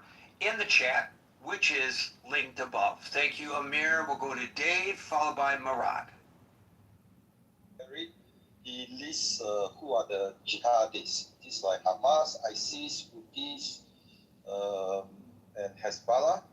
And then he also talked about the new formation of anti-jihadists. And they are from different parts of Middle East, Europe, North America, right? So if we look at the world map right now, if we exclude the war going on between Ukraine and Russia, much of the trouble in the world right now are caused by jihadists, right? And both in Nigeria, in North, in Middle East, but and the question is, this jihadist is anti-West, anti-America, anti-Jews, anti-Zionist, right? So once we get rid of them, we get rid the root of the problem, and we will have world peace. And the way how these jihadists work is, when they look at the map, they infiltrate the left, right? Many left are infiltrated by this. And we see this in what the Walid say, right? And also what El Norma said, right? He was, El Norma regretted that he voted for Obama, voted for Biden, and he said treacherous, right? So this is why we see when Trump come back second term, he fired a lot of people. And potentially these are infiltrated by the ideology of jihadists. And so basically, once we are clear that jihadist is the root of anti-world peace, and now we are anti-jihadist, we are talking about the beginning of the end of anti-world peace. So we have to help the left to wake up from all the indoctrination, infiltration by jihadists. And by doing so, we will end up an important step to, lasting world peace. And the Ukraine and Russian war will just a matter of time. But the root of all problem right now in the world, anti-Jews, anti-Zionists, all these are the root of jihadists. And they infiltrated the left. Hello. You have to wait your turn, Miriam. Okay. Thank you, Dave. We'll go to Murad, followed by Nasser. Thank you, Gary. Gary, unfortunately, I lost the precious speech of Mr. Forrest, but I try to speak to the point about the strategy. Gary, my heart is deeply saddened by 50,000 Iranians slaughtered by the Iranian regime the past, and in the past few days, this pain has been renewed. The 4 young American soldiers killed in Jordan by the brutal Iranian regime brought tears to my eyes, especially the innocent eyes of Isabella Gonzalez. But yesterday we had two beautiful twin sisters in Iran, 20 years old, who were executed by this regime in Isfahan. But this is about the strategy. My opinion, the further we go, the more deranged the Iranian regime's strategy will become. A regime with a sick ideology that instills in its people that I am the successor to the promised savior, and perhaps in the rightful place where I am sitting, the promised savior will appear this Friday to help you and me. So I see no obstacle to bomb Doha, Dubai, Kuwait, Manama, Riyadh. Even if the US military soldiers enter Bandar Abbas, I will shell the citizens of Bandar Abbas and American soldiers with together with a clear conscience. In contrast, President Trump recently confirmed my claim in his words. We have not yet shown the Iranian regime anything. We have not shown the Iranian regime anything. Let us not forget that the United States even has technologies that it has stored for the next 50 years to unveil. This is a step-by-step war by the United States. The Abraham Lincoln is grinning on the deck and lower decks on the IRGC's speedboats. Just the Musk team is capable of disabling the entire IRGC's communication equipment. What is Trump's strategies that tolerates this regime animalistic nature to such an extent? I think that this war will continue for various reasons in the next 18 months until America being a state of severe war and ultimately with a glorious victory. On severe war status, the U.S. Supreme Court is convinced to keep Donald Trump in power and postpone the presidential election due to war conditions. But now let us all get past the Democrats and maintain our unity for the victory of freedom over terrorism. That's what I wanted to tell you, Gary. Thank you very much. Well, first of all, you had me until you talked about the possibility of suspending the elections because we didn't suspend elections during previous wars. There's no way we're going to be, I hope, suspending elections this time. I apologize. Suspend elections. We held elections during the midst of the revolution, during the midst of the Civil War. We will hold elections come rain or hot water. But I want to ask also, Murad, have you heard that the Rahimi girls actually have been executed? Because the latest I heard is that they were tried in a kangaroo court, I think as recently as yesterday. But they and the 14 other people who were also tried, there were fears that they would be executed, but I have not been able to find anything that shows that they have thus far. Do you have information that I have not been able to find? I saw on Instagram yesterday the news of execution of those twin sisters. Yeah, I think we're gonna have to hold off until we know for sure. Maybe it happened. I hope not.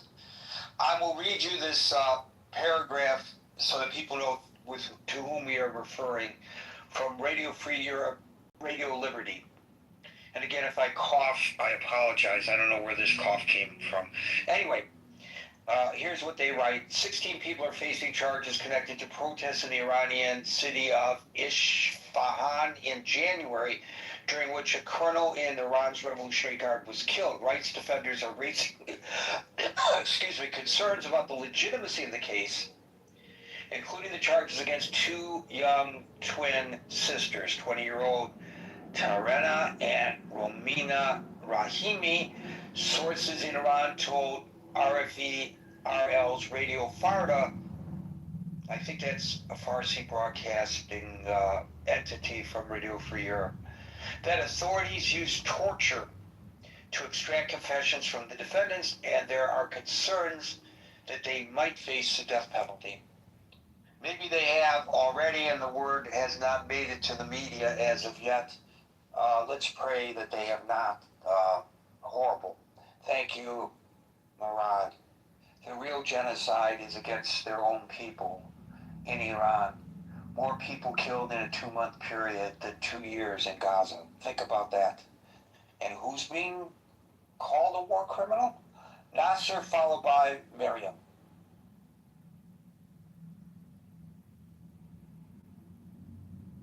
Nasser. Are you talking? Sorry, my microphone was not opening. That's okay. I think a lot of people are suffering little technical glitches today. It's okay. Yeah. Yes, thanks, Gary, for the time and letting me to speak on this stage. And hello, everyone in the room. For the first and foremost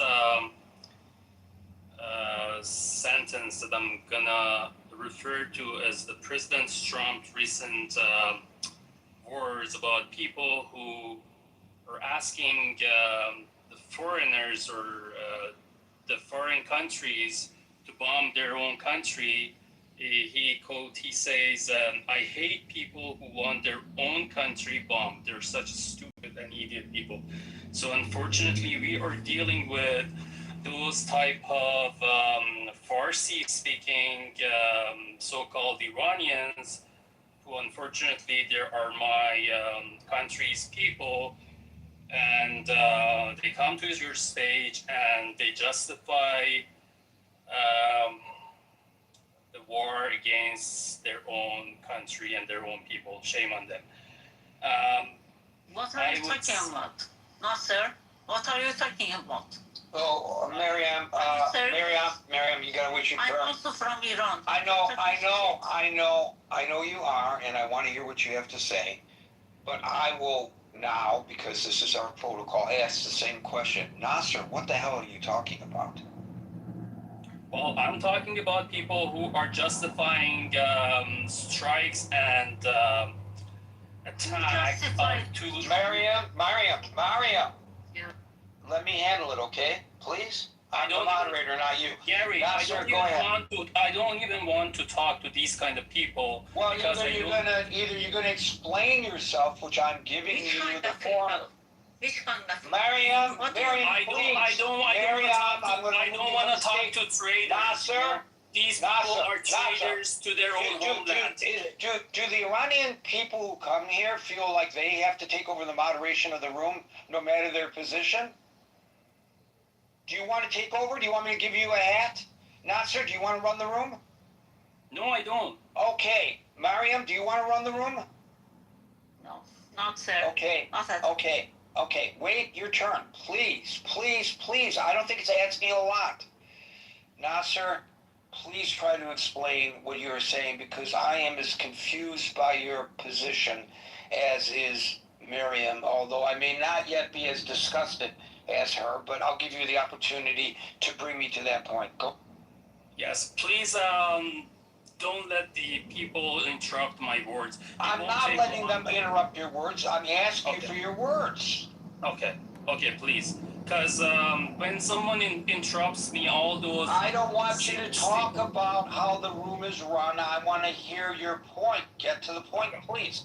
Okay, my point is, first of all, as an Iranian, and most of the Iranian people inside Iran, we haven't given any power of attorney to U.S. and the Israeli government, IDF and Have U.S. you given Army. power to the regime that's killing people by the tens of thousands? Now you are interrupting me. I am moderating, Nasser. I know, but... Okay, so as the moderator, as the person running the room, I'm having a dialogue with you. Okay. Okay? Did the people of Iran authorize the Islamic Republic of Iran's mullahs and the Revolutionary Guard and the Basij to kill over 50,000 people in 2 months? First of all, the number 50,000 people is a big propaganda that... Okay, thank you. Mariam, followed by Soren. Sir, you're lying like a bitch. See? Did I handle it okay, Mariam? Yes, you did. Okay, go ahead with your point now. No, I don't want to, because he's so fucking... Everybody who heard him knows that was bullshit propaganda coming out of his mouth. This Everybody is knows a that. bullshit idea. Right. But go ahead with your point that you initially wanted. he just doesn't recognize that people were died. People that I know were died. And he's just saying, no, these were like people that we don't know who they were. Right, but you didn't come up to the stage to talk about him. I'm talking about the real realization that I have seen with my own eyes. Are you serious? What's your point? What's your point, please, Miriam? When you first came up to the stage, this was not in your mind. Please tell us what was in your mind. I'm anxious to hear what you have to. My point is that for the decades, this Islamic regime has ruined our life ever and ever. Like from the beginning, when I was like a little kid, they ruined our life. They just implanted something in our mind that it's not true. Like death to America, death to Israel, death to whatever. And this man is actually the same people that I'm very scared of, because they are saying the same thing right now in front of my eyes. Even after 47 years, they are saying the same things. And it's not okay. You should not allow them to talk at all, because they are fanatics. Right, but Miriam, people have to reveal themselves to me. And as you saw, the minute the nonsense came out of his mouth, he was shut down. So you trust me. I'm not going to allow for that kind of propagandizing here. Not on this, not here. Maybe on other rooms on Clubhouse, or if he wants to open his own room on Clubhouse, he could do that. I don't even know him. I'm telling you, I know his mindset. This is the people that say this to America. Okay, did you listen? Did you listen? I'm going to try one last time. Yeah, I understand. Okay, did you listen? No, wait, Miriam, I'm going to ask you a specific question, if you don't mind, please. Lead Ferris, and what did you think about what he... He's saying bullshit. Waleed Ferris said bullshit too? Well, how so? All bullshit. What did he say that was bullshit? One thing. I actually don't want to comment on that. All right. If you're gonna accuse somebody of saying bullshit on the stage, and then I ask you what it is that you object to, I think you're obligated, since you made the accusation, to explain what upset you about what he said. Because if he misled us in any way, and you have knowledge that he did, then we would appreciate it if you had taken the opportunity when presented to set the record straight, but you just lost that opportunity. And hey, this is the group who listened to him, so this is the group who you should want to hear your voice, and I don't know why you did not take advantage of that. But I will move on to Soren, followed by Philip. Look, I'd like to start. Sorry to interrupt. Yeah, just 1 second. Gary, I think you misunderstood. She was actually talking about the previous speaker. Oh, well, okay. Well, she was not listening carefully to me then, Amir. Soren, it's your turn. Look, I'd like to start with sending the condolences to the families of innocent schoolgirls I've just recently... I know, I feel the same way. Thank you for expressing your condolences. Philip, followed by him. Hi, thank you so much, Gary. You know, I really appreciate the way that you give all sides, an opportunity to speak and try and understand what the truth is, and the truth is not easy to find, of course. I am concerned though, because I've heard several speakers in the room, including yourself, say that 52 or 53,000 people were executed by the Iranian regime. And I'm just wondering if you actually have fact-checked that, because it's not a completely verified true statement. According to the Iranian regime, around 3,000 people have been executed. Okay, wait a minute. Hold on, Philip. Are you going to go by the numbers that the perpetrators give? No, of course not. I'm just saying they say They say around 3,000, and they say 53,000 people have been detained. But I mean, No. If you read Time magazine, if you read Iran International, if you read the reporting of various different news organizations, if you read the independent verifications from a number of human rights activists, of course their numbers are going to be higher than the official regime figures. You are absolutely correct in saying the regime, the people who actually pulled the trigger, claim that they killed over 3,100 people because they were rioters and foreigners who interfered in the internal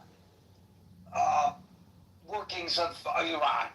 Now, you can perhaps counterbalance the 50,000 figure with the Iranian figure. I would say probably the truth is somewhere in between the two, and I would give more credence to the outside observers who are trying, and of course it's going to be unverified. Who's your source? You want to verify how many people are dead? Normally you go to the government. When a plane crashes, you go to the cops and you say, how many people died in the plane crash? That's verifiable. But when it's the government killing the people, you have a closed society, of course the numbers are unverifiable. But it's on the low end, they're saying 30,000 to 36,000 people in a 2-day period only. January 8th through the 9th were killed. I appreciate you sort of clarifying and justifying, that's... I'm not justifying, I'm just saying that what credibility is there in what the Iranian government tells us about the number of people who were killed? How can you go there? I want to see you as a kind of a credible source, and not saying simply as a fact that 53,000 people had... Okay, I will put it this way. Credible news organizations have quoted higher numbers on the number of people who were killed. The more moderate number that is being used by Time magazine and Iran International is that 30,000 to 36,500 people were killed in a 2-day period, and this was verified. That's all the numbers that they could verify, in spite of an internet blackout. So if you want to argue, no, it wasn't 36,000, it was 35,000, or it was 30,000, or it was 20,000. I'm going to quote Hillary Clinton. What difference does it make? They still perpetuated a genocide on their people. If in your country, your government killed, quote unquote, only 3,100 people who were protesting over a 2-day period, would you say, it's only 3,200? No, of course not. Okay, so why do you even bring it up? Because I don't like to hear misinformation in this room. Well, it's not misinformation. It is if you state as a fact that 53 or allow other people to say. Ladies and gentlemen, I'm going to rewind, and I would ask, ladies and gentlemen of the jury, to disregard when I said 50 to 52,000 people were killed. And I would like you to readjust your thinking to believe that what I said, the proper wordage that I should have used, and Philip is exactly right, 50,000 people were reportedly killed. That is accurate. And then my last point is just, you can't fight fire with fire, and violence begets violence. So give peace a chance. Okay, that's good. When the guy is pointing a gun at me, and he's going to kill me, that's what I'm going to do. I'm going to sing, all we are saying is give peace a chance. Amir. Phillips. Remember how they clapped during that song? I'm still clapping because I can't remember the rest of the words. Yes, you did very well. I think Philip's comment, if we were to follow his line, I think the world would be ruled by the Hitlers of our time. It's very simple. That you cannot just have peaceful, without when a person against you is about to kill you. Anyway, that's that point. So that's just a romantic nonsense, if you don't mind me saying, Philip.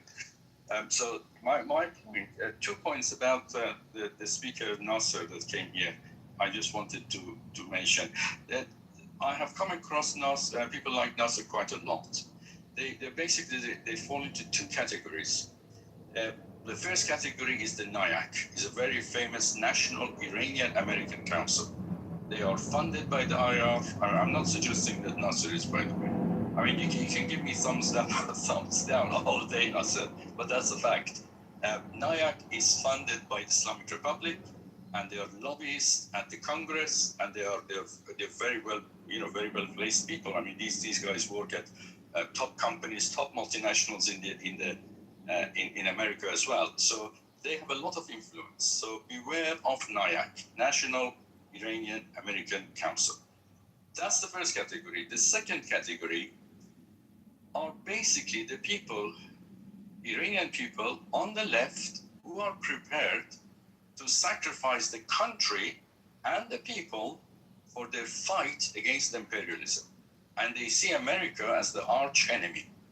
They're the same people who supported Saddam against America, the same people who supported Gaddafi, and anyone who rises against capitalism and imperialism, these guys come into the arena. And he cannot fall out of one of those 2 groups. Is either that, or is directly being funded by Islamic Republic. I reject both of those, except the fact that he is very much on the left, and he is prepared to sacrifice Iran and the Iranian people for his ideology, which is dead against capitalism and imperialism. And that's all I have to say. Thank you, Amir. Mariam, I brought you back up to give you a second opportunity, but please speak to what I asked you about what Waleed brought to the table today. Waleed, the guest. Sir, I have not been listening for the past half an hour. So Okay. So let me listen a little bit, so I know what are you talking about at the moment. Okay. Okay. Well, it's the end of the show for the week, but we're on this. Is that okay for you? We're on that. That's okay, but it's the end of the show for the week. But this is the kind of thing that we talk about every day almost here in the Critical Thinking Forum. So I invite you to come back, folks. We are here Monday through Friday at 5 o'clock New York time. So until 5 o'clock New York time on Monday, for the next edition of the Critical Thinking Forum, everyone be well, and as John Leno and Yoko Ono would tell us, peace out.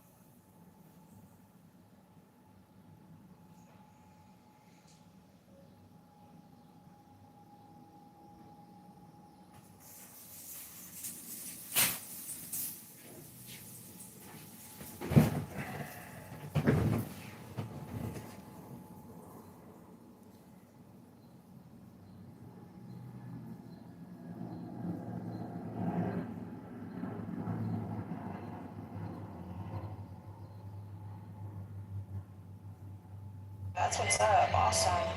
I don't know who Fahim is. Will, you want to come up or you still? Okay, so first of all, know the definition of what aboutism. Aboutism was if I'm bringing something to avoid your criticism, and I'm answering to your criticism. You showed me a video of random kids who had just, every single kid is homeless in Gaza. We're talking about the Palestinians, as far as I know, Gaza. Palestinians. You took some kids in Gaza, which are irrelevant. It's maybe irrelevant to this specific case. Then don't bring it up. It's not irrelevant to education. No, it's not irrelevant to the education. We're not talking about education now. We're talking about, forget the education part. You took kids that you're responsible for, their safety. You took them into territory that they're not allowed in. Okay, and now, listen, it's not just that you endangered kids. It's not just that you're teaching kids to hate and kill. It's not just that. It's beyond that now. What they've done is they've taken kids to help them launch, to do a provocative event that is about to launch another front. No, that's where I disagree. I don't think it was a Palestinians are going to take this sitting down.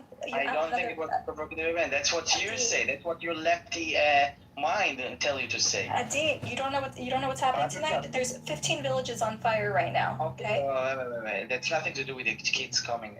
Now yes, it's in retaliate. It's Nakama. You didn't see the WhatsApp group. You're not on it. No. Notice. You get the invite to go burn down villages tonight. Nothing to do with the kids coming there. As in, Nothing to do. You guys let us speak, please. Could you just move on? Is that possible? She's insisting talking about it. I didn't talk about it. Adi, I'm just saying. You are guest in her room. You can leave, my friend. No, Adi, if she's talking to me, I will answer. Thank you. Adi, I think you need to get. Tan, I don't care. Tell me what I can or not. Tan, we're having a conversation here, okay? We're in the middle of a conversation. I think Adi really likes when we give agency to people who start attacks that end up spurring wars and lots of people die. So now they took a bunch of kids to do a provocative act in a territory where they did not belong, with no coordination from the army or permission, right? And they did that. They went rogue with children to provoke World War III, and now everyone there's in danger, including you. You are sacrificing your own. I don't know if you're kidding or not. Zero agency for what they've done. I don't even know how to react to the severity of what they've done here. There's no idea what they've done. Do you think they went there to what the hell? What the fuck? This shit is gonna come to your door. I promise you. What the fuck are you talking about? Adi, this shit you thought was just gone before. Adi, having trip hiking in Judea and Samaria, provoking World War III. What the fuck are you talking about? Adi, you said there's a sign you don't cross. They crossed the sign on purpose. I didn't say they should go there. Listen to what I say, for God's sake. If you have a brain, use it and listen and analyze what I'm saying. If you have one. They should not go there. I never say they should. However, they did not go there in order to provoke somebody in his private land. First of all, I don't even know if it's private land. It's something you said, and I didn't see any proof for that. Second, yeah, they were hiking, and maybe not in an area they should, but it's not act of provocation. It's act of hiking. They came there to trouble. Adi, you don't think adults that are responsible for them are responsible for them not going to Area A? So they don't get into conflicts with the residents there? I think yes. Okay. So Adi, here's the thing. Here's why it's not in your interest to frame this as a terrorist attack against Jews. Because what the result is going to be, Gaza used to be a problem for you. Not anymore. West Bank, not so much, right? You have less problems with the West Bank. Now, many terrorists in the West Bank. Okay. Now, you've basically given them perfectly justification to defend themselves, to take up arms, because what you've unleashed now is a series of just like widespread pogroms across the place. And so Adi, because of these children, these innocent children taking a hike, it's going to come to your fucking door. You think they need this? Give them no agency, give them no responsibility, just it's like... The terrorists, they try to murder us, and I'm talking only West in 2022. It's going to come to your door, and it's going to be legitimate, Adi. Because of what they did. What the hell are you thinking? They were trying to murder us for years now, from the West Bank. In the West Bank, no, they weren't. They've been sitting ducks while you guys force them out of their house. Not true. You have no fucking idea what you're talking about. Read about the 23 wave of terror. mean, You don't have idea what you're talking about. you guys made the claim that tons of Jews have died this week, and you found 0 Jews that died. So. No, I didn't make this claim. It's No, norm. you're blaming Norm. There was terror attacks and Jews were definitely injured, not killed. Yeah, and we're sorry the Jews were not killed. But how yeah, many? we're sorry. Well, do you know how many terror attacks there were the other way though? No, you don't, because you don't get that in your IV of propaganda. Okay, I'm not claiming to know anything in the Palestinian side. I care about my people. I'm saying it hurts your people when this comes to your fucking door. It's gonna end up on your doorstep. You think you're far When you say to my doorstep, you mean they will do terror attack in Jerusalem and Tel No, Aviv? I'm saying that eventually they're gonna need to protect themselves. How? By attacking my doorsteps? By grabbing guns away from your hands, yes. By attacking me in By Rishon grabbing guns out of your hands. Eventually they're gonna have to grab the guns away, yes. That's what people do to protect their families. By coming to us, yes or no? By coming to us, to Israel? You came to them. You're in their space. I'm asking you. You came to them, and villages have been wiped off the map like the Holocaust. They are living there. They live in there. Yeah. Adi, where my family's from in Lithuania, there's no Jewish villages left. They've been wiped off the map. That's what they've done in the West Bank. There's dozens and dozens of villages. Look at the map on my PTR. Wiped off the map, just like the Holocaust. Okay. They went door to door and wiped villages off the map, exactly like the Holocaust, exactly like they did to my family in Lithuania. There's nowhere to return to because of what. Exactly like the Holocaust. Yeah, of course. Yeah. You're so dumb, honestly. Maybe it's because you don't have ancestors who were in the Holocaust, but it rings. Maybe if you were talking with your ancestors from the Holocaust, they were ashamed of you by saying that. And I have friends that they have family members in the Holocaust. Yeah, and I was in Poland and see the gas chambers. Holocaust. Yeah, exactly like the West Bank, right? Exactly like the West Bank. Of course, you're right. You know, you can say it's a wrong thing, and I agree. But what I mean is wrong, it's a wrong thing, without mentioning the Holocaust, like being cholat Shoah. You know what? The Holocaust seeker. I get called a capo every day by the Zionists. Yeah, but when you mention the Holocaust like that, of course, people like to call you a capo.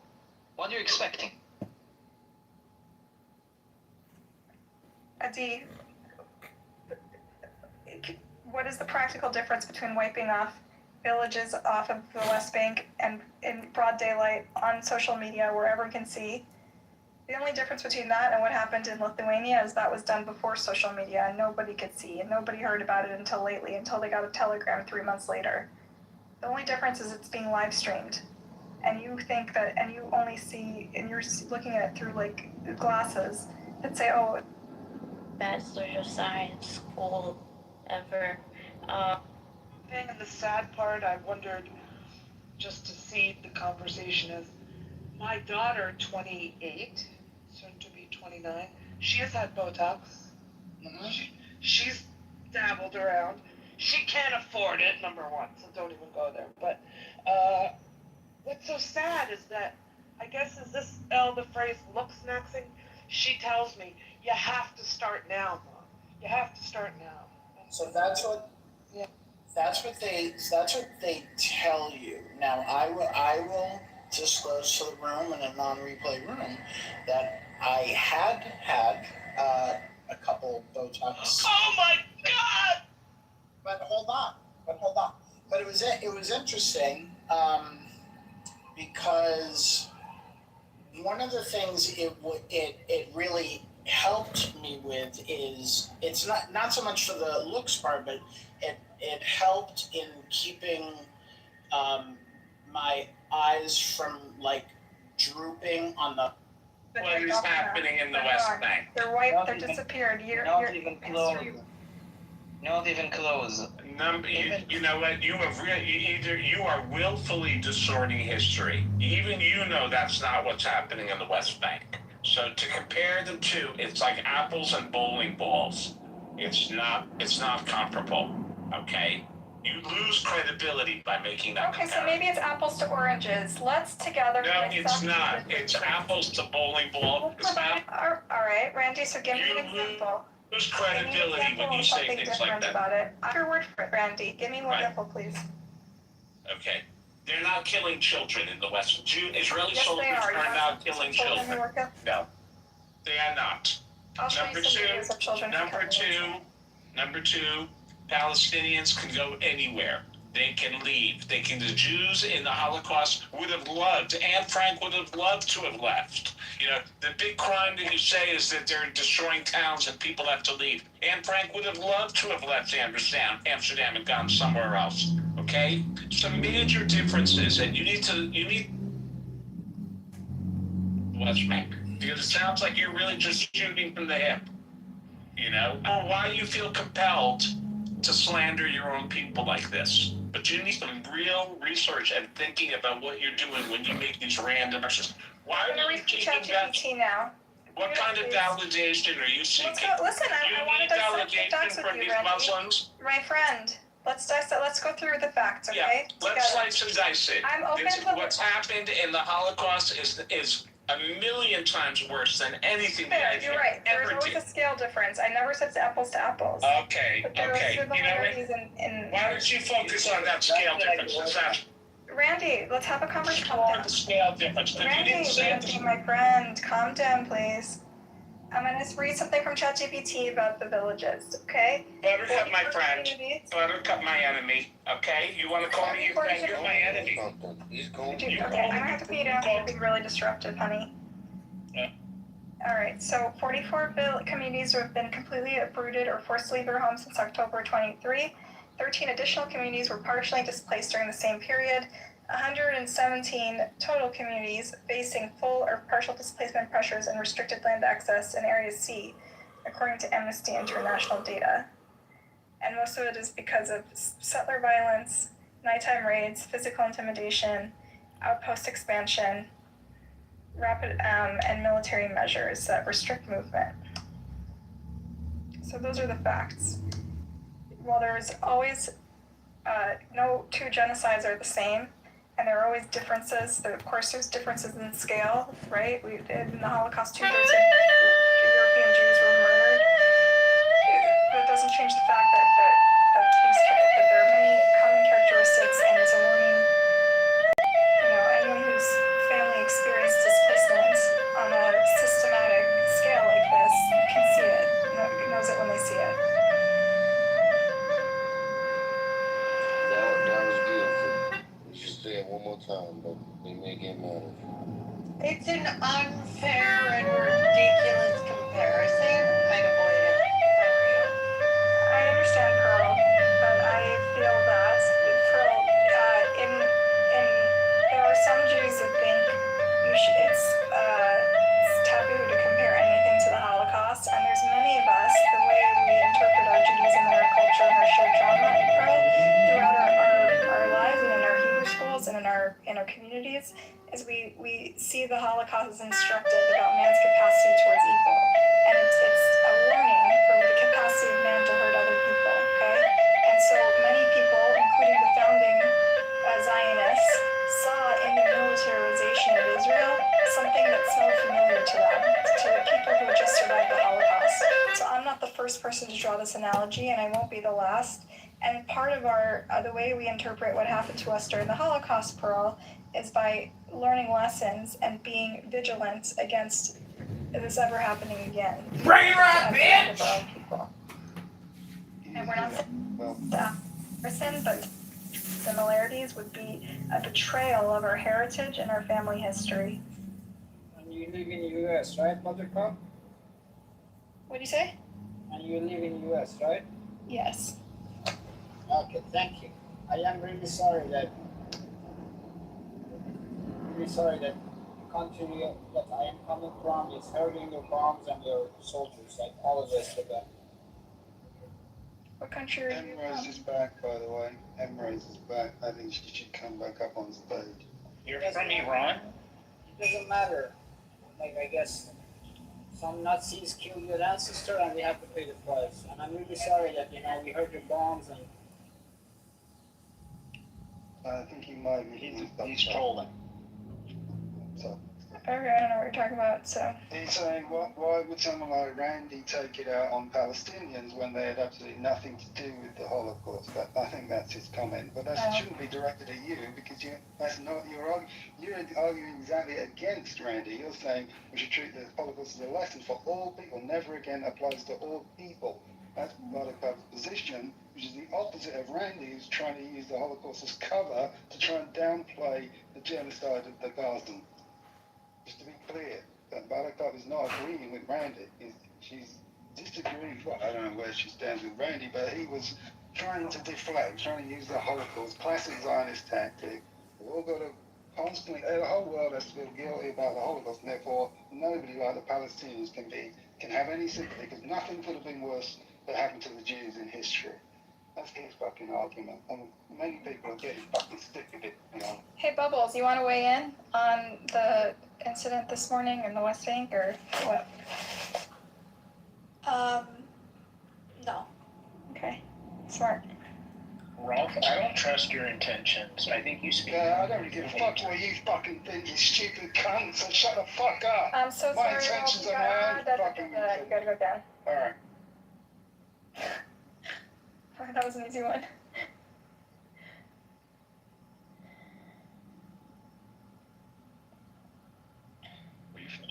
Well, how did Pearl get mauled? Pearl is my friend. Talking about? Why wouldn't I? Pearl and I go I'm back. just saying, like, I've known you so much longer, Buttercup. No, Yeah, you but you're- haven't. I've known her a while. No, I've known Buttercup It's not longer. about time. I've known her.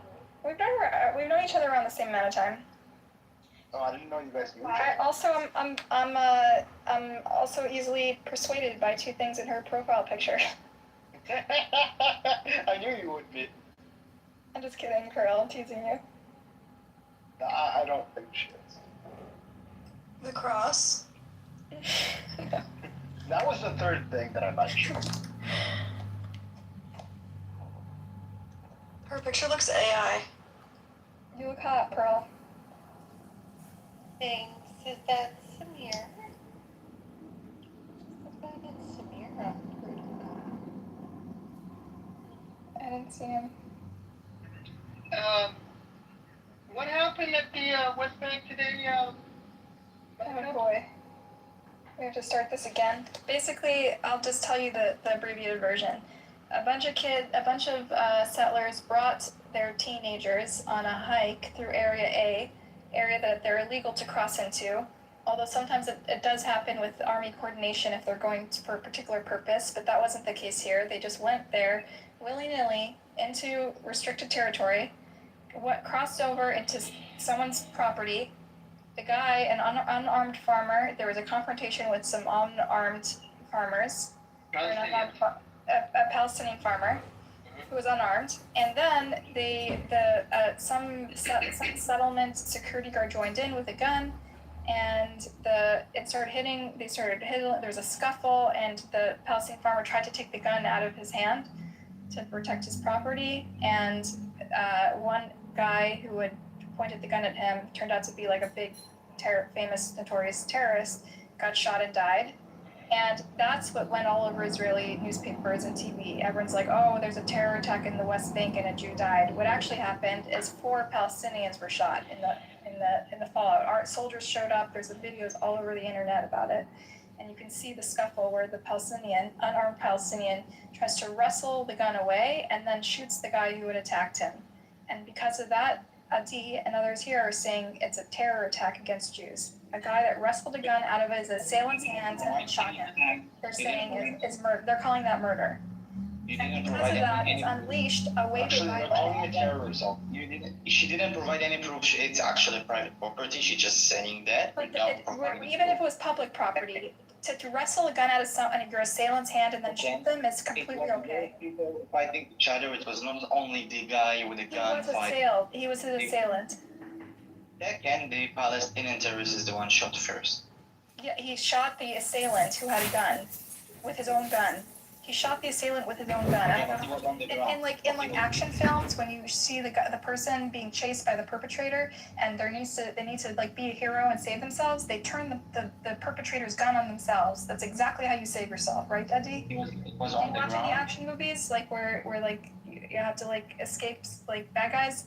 That's what you do. You wrestle the gun away like a hero, and then you turn it on the perpetrator. That's how you save your life. If he was not hijacking, like taking the gun, no other gun was pointed at. The fact that an Arab. By the way, the number of dead is not 4, it's 6. We killed 6 people. Because afterwards there were rampages and 2 more people died or something, right? Anyway, so now, Mohammed, all over the West Bank, like 15 villages are on fire. There's been like a mass organization among these settlers to like burn down Palestinian villages in retaliation for what they consider to be a terrorist attack, which in fact was a guy wresting a gun from a perpetrator and then turning the gun on the perpetrator. But Adi, we've been fighting with Adi all morning because he still thinks that this is a cold-blooded murder, unjustified cold-blooded terrorist attack. It is. You don't watch enough action movies, Adi. Go watch some more action. Yeah, I will watch Avengers and then Quentin Tarantino lives in Israel. You should watch some movies, see what happens when a perpetrator turns a gun on victims. I'm waiting for Doomsday, and after that I will change my mind. That's how it happens in every movie. That's how what heroes do. They take away the perpetrator's gun and they shoot him in the head. That's what they. Yeah, honestly, you're just being un-American right now. Who, Adi? Yeah. He's saying, like, if you're an Israeli and someone points a rock at you, that's fair game. But if you're Why were they bothering the hikers in the first place? No, the hikers they took children into areas that were illegal and contested territory. Why did they do that, Bubbles, for a school trip? And then, while the shooting was going on, there's videos, Bubbles, of the kids laughing and cheering at the violence. The kids were excited. You saw the kids cheering and whistling? Mm-hmm. It's awful that they raise their kids that way, right? Their kids are celebrating a horrific bloodbath.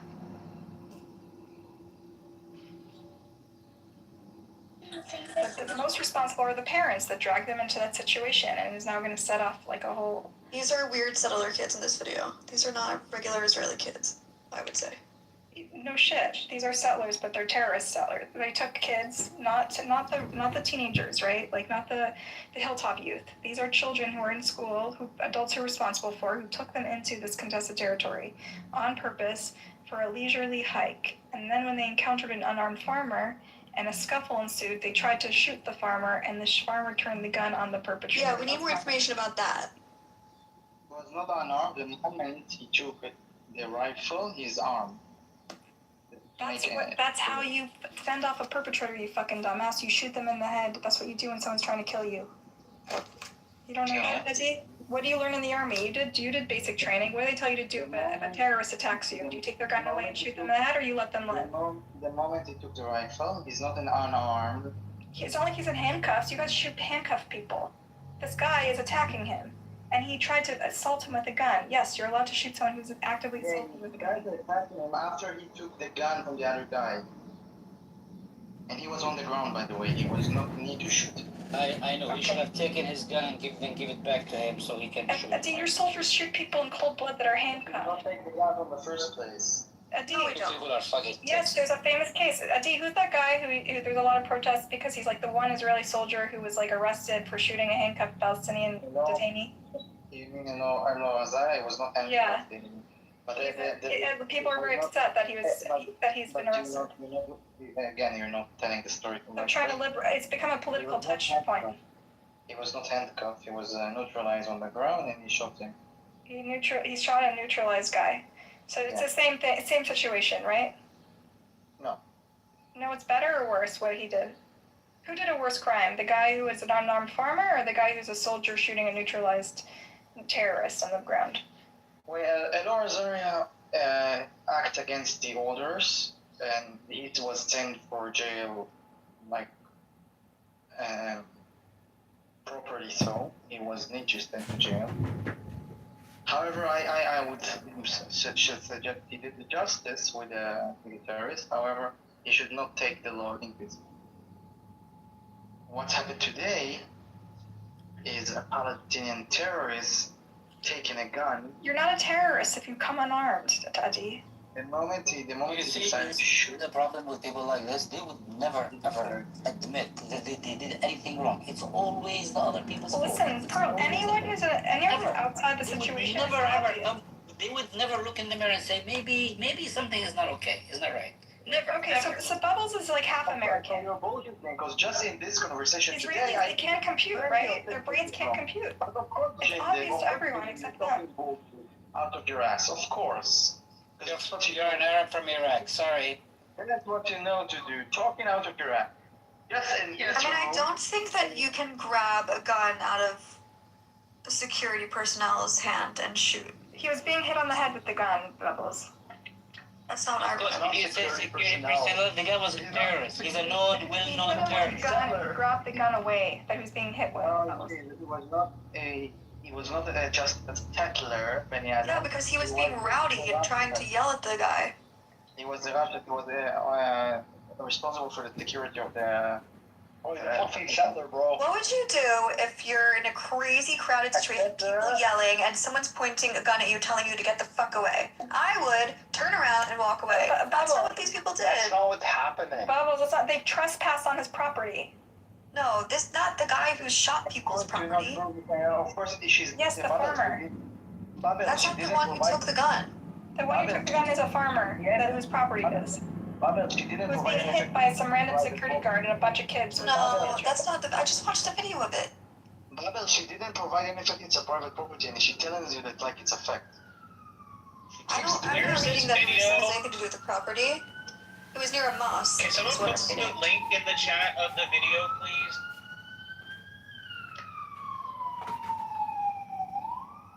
Sure. There are two angles. I've seen the angle from the Jewish side and the angle from the Arab side, because the Arabs also filmed it. Wait a minute, you just went from his property to behind a mosque? That's what this article says. Near a mosque. I'm just trying to figure out where it was. It says mosque. I don't know. Well, Buttercup said it was his property, which obviously changes the whole thing. It says a clash erupted near a mosque as dozens of Palestinians tried to push them out of Tel, which is the name of the town. I'm not seeing anything about a farmer. I'm not seeing anything about property. I don't even know why did the word mosque come into play anyway. There was no mosque. Because it's not the mosque. It's about like the where this occurred. It was, by the way, the person who shot the Israelis is just someone random in the clash who decided to take the gun. No, he was not someone do something. in the clash. No, he was not. Who is he? He's a terrorist. They were on his land, on this guy's land. And he was smacking the guy on the head with the butt of his gun. It doesn't say that they were on his land. It was just clashing. If you're reading an Israeli narrative, yeah. I read it 15 times. It's going to say a mosque, and it's going to say terrorism, it's going to say the usual shit. It didn't. It didn't say that. Apparently they tried to break into 2 houses. Yeah, that I read as well. The thought says that 20 to 30 settlers tried to break into 2 houses there. The residents came out to confront them and they opened fire. A half hour later, they returned and attacked the western part of town. It just said one of the Palestinians grabbed the rifle. It doesn't say who the Palestinian was. It doesn't say anything about the Palestinian. Wait, I'm going to post this in the chat. I'm trying to read the actual reporting now that its time has passed. More details are coming out, okay? The Times of Israel you trust, right, Bubbles? It's a random guy who seized the weapon, so it makes him a terrorist. I mean, it makes him a... No, okay, listen, you never watched a movie where there's an assailant, so what do you do with an assailant? You turn their gun on themselves, you wrestle them. Not an assailant. I'm sure they were yelling at them to get away and disperse, and they didn't. Why are you sure about that? You don't know that they burned down houses? Because that's what they would do in this situation, is yell at them all to leave, to go away. They pour gasoline on babies? You didn't know that? I'm talking about this specific situation where there was a group of very rowdy people and 2 guys with guns trying to tell them to go away. one of the random rowdy people took the gun and shot the guy. You can't do that. Just go away. No, that's not what happened. They came into their property. But the kids, the settlers came into the Palestinian property, into a town they had no There's like authorization. 30 guys there yelling at the two guys with guns. No, there's 30 Israelis kids. with guns. 30 Jewish kids. No, they're not kids. No. There's also 30 Palestinians standing there yelling and making a crowd. That's where this all... This is the Watch town the video. saying stay out of our town because they broke in. Can you have to take a gun and shoot the guy because of that? Just walk away. That's called trespassing, Bubbles. Why are you trespassing on their property? To a town? Yes, an illegal town that they're not allowed to go to. Okay, that's a problem, but I don't think it means you take the gun and shoot the guy telling you all to disperse because it's very rowdy right now. Hey, that's crazy. The guy hit him on the head with a gun, apparently. I didn't see that. I just watched the video. Watch the video. Well, if he did hit him on the head, then it's self-defense, right? Yeah, because they're approaching them. If they're approaching, why are they crossing into territory without any authorization? Here, read the Times of Israel. First of all, it's not clear if it's area A or B. It says okay, I'm going to read the Times of Israel because it's taking, just to settle this, okay? This is now all the facts are out, okay? 2 Israelis and 4 Palestinians were killed Friday after Palestinians snatched a weapon from a group of settlers who had raided a Northwest Bank village and opened fire, leading to fears of reprisal attacks throughout the territory. The incident began when several dozen settlers entered the outskirts of the village of Tel on what they claimed was a hike. The town is located in areas A and B, which are off limits to Israelis, unless they coordinate in advance with the army, something the IDF said the settlers did not do.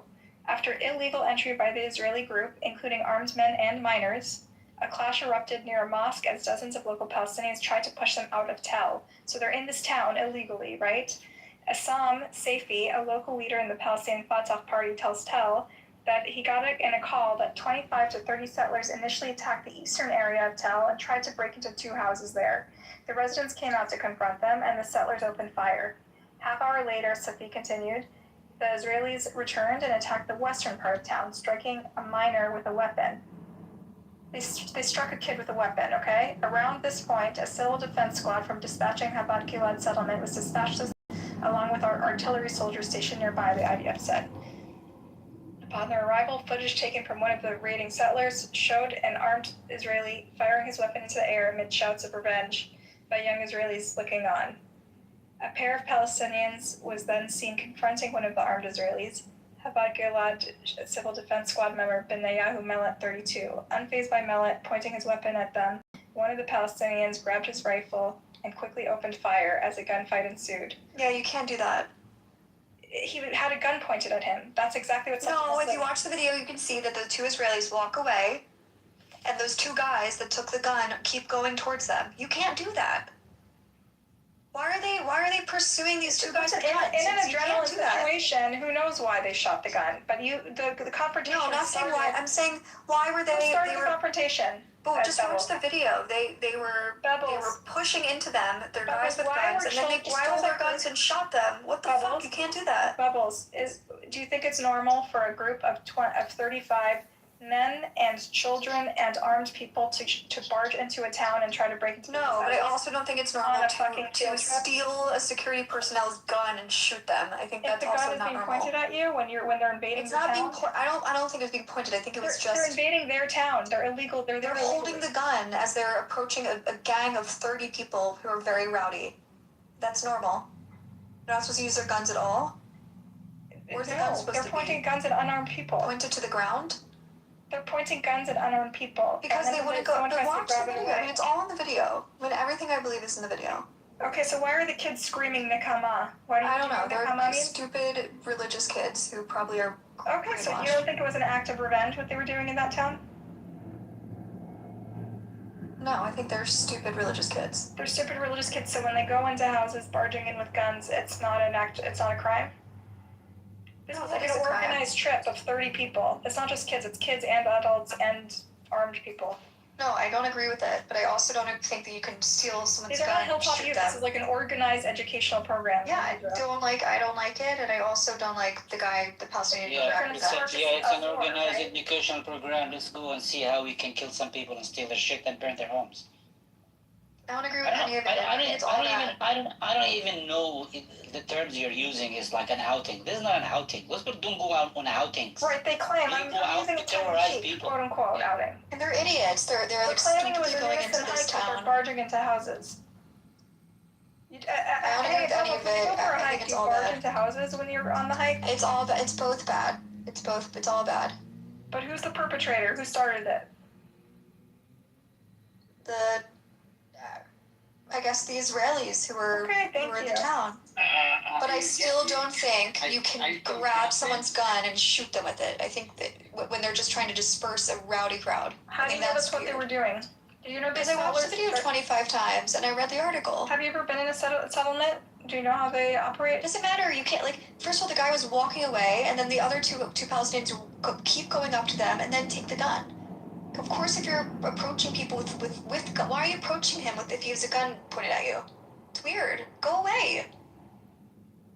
Like, that I don't understand. That I think is an act for it to happen. Also, So if somebody walks into your house with a gun, you're just gonna walk away, somebody right? walks in the house. There's Israelis who are But there somebody causing walks in a house trouble, and and then points they're a gun trying at to your head. disperse them. If someone walks into your house and points a gun at your head and he hits you in the head with the butt of the gun, what do you do? That's not what happened in this. That's exactly what happened. That's exactly what happened. That's exactly what happened. The shooting happened. The shooting didn't happen in this house. That happened 30 minutes earlier. That's in the article. No, read the article. It doesn't matter. You can't take someone's gun and shoot them with it if they're trying to disperse a crowd. Just watch the video. It didn't happen in the house. See how they're starting the story in the middle? It's always the middle. She's never mentioned how this is a fucking illegal entry, and you should start there. No, we did mention that. Were you not listening? Same way we Okay, I'm looking at the video, and here's what I see. I see the security guards charging at the Palestinians, and then I see the Palestinians grab the gun away, and then I see a fight, like chaos ensue. So I don't see a cold-blooded murder that Adi is describing, okay? I see chaos ensuing and people getting shot, and in fact, many more Palestinians died than Israelis, right? The only guy that died was the guy holding the gun. Where's my link? Why did you get Do you guys want to get an idea of what an outing is like for a terrorist settler, a bunch of terrorist settlers in those You want to know how it looks like? A proper settlers will walk into your house uninvited and sit around and do some damages. That's their idea of an outing. And if you say, what are you doing in my house? They say, fuck off. You get the fuck out of here. Oh, otherwise this is their outing. This is their idea of outing. It's not like they come to your house. Hold on. It's not they come to your house, bring you an apple pie. They want to have coffee with you. They come and they roam around. They burn things. They steal things. They'll shoot your dog. Maybe they'll kill your goat. Or they'll mix the contents of your kitchen, and they just, that's the kind of stuff they do. They're very, very peaceful. They're on a fucking outing. Listen, Jinder, as comical as you put it, I would really like to hear from Bubbles. Is this an Israeli guy's idea of an outing? By the way, a gun wasn't pointed. And if you call, who are you gonna call? Ghostbusters, or are you gonna call the Israeli army? And the Israeli army comes, shows up, and they surround the house, and they keep an eye on the settlers. They don't do anything. They're just waiting for them to commit more aggression, more acts of terror, more acts of shit. And if a Palestinian says, "Get the fuck out of my house," he gets killed, or he gets picked up and put in jail. Bubbles, That's the idea of an outing for a settler in the West Bank. But Bubbles, you like living in Tel Aviv. You like your peaceful life far from the West Bank. Why would you not be upset by the unrest that's being caused by these people? I am. I just said it's all bad. Hold all the people who are responsible. But I also think there was aggression from these men who were going against the guys with guns. Like I don't really. They were not aggressive. They were defending their property. I saw the video. They were charging. But you don't need to take a gun and shoot. This is what I saw. I saw in the video a security officer trying to handle a situation because you don't like the situation. That's not okay. The situation was they were defending their houses. The boys were no. The situation in this video is that there's these two. What do they call them? Civil whatever. Charging at the Palestinians. What do they call it? Civil. To security guards or something. Whatever. Civil security. Okay, they're trying to calm the situation down, right? And then these guys are freaking angry. Obviously. Is that how you calm the situation down? You charge at people with guns? They got to get them dispersed. With guns is not calming. How are they supposed to calm them down, Buttercup? Do you think pointing a gun at someone's head calms them down? I think you gotta disperse the crowd and get everyone away, right? And they're holding guns because they're security. Why aren't they dispersing the invaders, which are the kids who are trying to break into their house? That's a dumb question. I think that in this video, there's clearly a group of like 30 men there and kids on the side, and they're trying to get rid of the crowd. And they're telling them to get away, and then two of those guys come up and steal the gun and shoot them. It's weird. I don't agree with it. I thought it was just a DNR, but Bubbles also has an IV of propaganda in her veins, and she's only been there 10 years. Not propaganda. I'm literally saying that I agree with both sides. Reality. Like anyone in America can see that, like when someone points a gun at you, you have a right to shoot them in the head. Yes. Yeah, I don't know what's wrong. Not if it's a security personnel. What do you mean security? He's just like he's a security guard in the fucking. No, he's not. He's a security guard. Yeah, he's telling everyone to get away, and they're not gonna go away. I don't see what. No, he's nothing. He's a terrorist. Call him what he is. He's a terrorist. No, he's not. I think they're trying to disperse the crowd. Read his bio, by the way, Bubbles. He's a terrorist. He's done a lot of terrorist shit. I think he's trying to disperse the crowd. Terrorists are praising the guy who died. Bubbles is going through something. I have a question for Bubbles. Oh, do you think Israeli society is radicalized more today than it ever was? Yeah. So you understand how this is more of a systemic problem rather than just saying like, oh, just a few stupid religious kids. I mean, it's very much a product of the system that's not just enabling it, but encouraging it.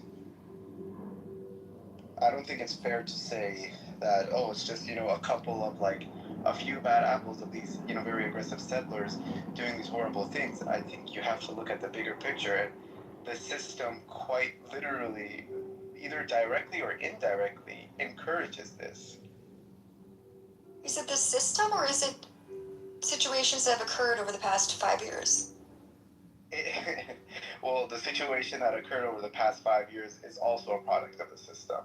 I don't agree with that, but I do think that the kids that live in the West Bank who do these horrible things should be separated from the rest of Israeli society. I feel that they are. Looking for fishing for excuses, Bubbles. You're in a privileged position to be in Israel, have citizenship, to live in Tel Aviv. You can actually take a stand and fight for a better tomorrow. Why are you? Yeah, but I don't like the Palestinians. I don't like them. So I don't care, really. Yeah, but they're inflaming shit with Palestinians. It's gonna end up on your doorstep eventually. You won't have your nice piece. No, it gets inflamed anyway. I don't know. I don't really think it's affecting it that horribly. It's gonna show up in Tel Aviv eventually. You think they're gonna fight back? This is their homes. Maybe not. I don't know. I think they're angry today, and they were angry 5 years ago, and they're angry all the time. To do Bubbles when people break into their homes. I don't agree with the kids who do this shit. I think it's dumb, and I don't agree with it. Should they just let their houses burn? What should they do?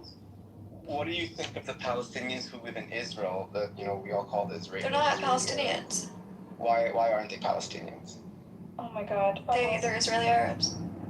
What's the difference? Bubbles, don't get hung up on the fucking identity. No, I'm curious. What's the difference? I don't want to get hung up on it. I just think they're citizens, so it's different. They benefit from Israeli society. Okay, they're members of Israeli society. Israeli Arabs don't mix. You're gonna get hung up on semantics. I don't think Bubbles is really hung up on the identities. Maybe they live a relatively more normal life than people in the West Bank, regardless of the fact that they're both Palestinians. Okay, what's your point, Edwin? My point I know. My cousin is an Israeli Arab and I'm a Palestinian. I know. Yeah, exactly. Good point. No, he's playing semantics, Joe. He's playing semantics. No, my point is, you're gonna put blame on things in the West Bank because they're acting aggressively. Well, no, I think they're reacting to their situation. But if you look at Palestinians who you call Israeli Arabs, their situation is a lot different. And if you can't recognize that there's an astronomical difference in there, not to say that life for the 1948 Palestinians is perfect, but if you're going to compare, I think you cannot just ignore the difference in their situation. One lives a relatively normal life, and the other one is living under constant security threat and surveillance and military occupation. I don't think you can. There's no military occupation in Area A. There you go. This occurred What in do an you area. say? Like, what do you say to someone like this? What do you Of say? course the experience is different. Of course. And I don't agree with these people, these crazy people living in the West Bank who are creating chaos there. I don't agree with it. I don't know what you want to say. And you But I just said still don't trust the Palestinians. I don't. There's no occupation. And I agree with all these checkpoints and all of the military actions occurring right now. Was That's in my Area point of A. Okay, all the stuff that took place today is in Area A. You say there's no occupation in Area A. What would like? There's no military, whatever he said there. There's no military. Are Jews allowed to go there? Are you sure? Do you know what you're talking about, or you're just? So were they trespassing? Was it an aggressive act to walk in there? Yes, yeah. I mean, like, I don't know why we're so hung up on this. I already told you I don't agree with it. I don't know what you want me to say more. I think it was idiotic and stupid and deadly, provocative, and I don't agree with it. I mean, and deadly. But I also think you can't steal the gun of someone who's trying to disperse a crowd. I agree with both sides. Why? What happened to you, Bubbles? Like, you like your life, stand up. Both sides. Why can't we play both sides? Kids in Israel, you want it to be safe for you, then don't attack a population that's trapped. They're sitting ducks. I just watched the video, guys. So those security guys, is it like Palestinians know those are security, or is there a way to know that those are security, those are not settlers? They're settlers and security. They're both. No, I understand. So I think Baba's point is that those security guys, they just wanted to disturb us because it's their It's job. like a weird distinction she's making. It's true. No, but like Palestinians, can they distinguish that those are security? No, and that's part of the problem in this situation too. So how do Palestinians know that those people who are pointing gun at them, they are not settlers, they are security? And there were also people in the group who had guns too, right? So I mean, the question is that if Palestinians don't know that person who's pointing the gun at their head is a settler or security, so why should they? Well, there were people in uniform there. No, I know, but in the video that I watched, that person who pulled the gun was not with. Yeah, the people who they were in regular clothes, Bubbles.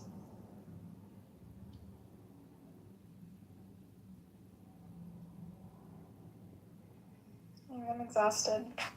And I'm worried for. It's a really unfortunate situation.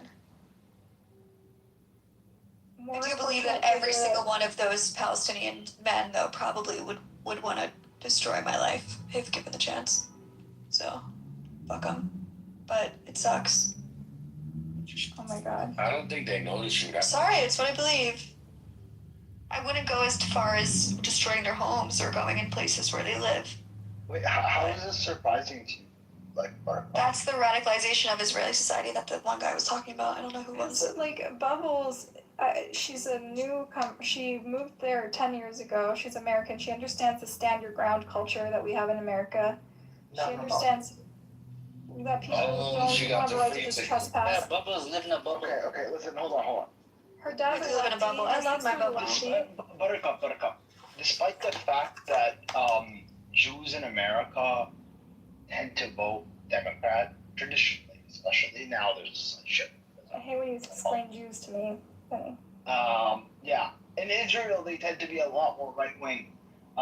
Because no shit. I'm talking about Bubbles specifically. Yeah. No, but this is common. This is the mindset of the kind of Jew that would move to Israel. Because she's a friend of mine and I know where she comes from and her political. I'm just not surprised. Well, because you don't know her very well. You're stereotyping her with all the Jews like you always do. No, I think that this is quite common actually. Like, what Jews want for America and what Jews want for Israel are very different. We want a multi-part culture for America and a very, ethno-national state for Israel. This is quite common. Bubbles is well educated. Her family has most of them are liberals, right? She has her sister who's lefty and opposes the occupation. She's able to think broadly. She can stretch her mind to understand multiple perspectives. And yet, she buys the bullshit, She drinks the Kool-Aid, and it's very interesting to me. Well, living in it is different than biting the Kool-Aid. I mean, you live in it. My points of view are shaped through my experiences in life, which are way more traumatic than the average Tell me something American traumatic Jew. that happened to you recently, Bubbles. I've lived in Israel for 10 years, so everything that's happened in Israel the past 10 years has been my life. I mean, that's a totally different experience than an American Jew just, trying to figure out what they want for Israel. But I live here.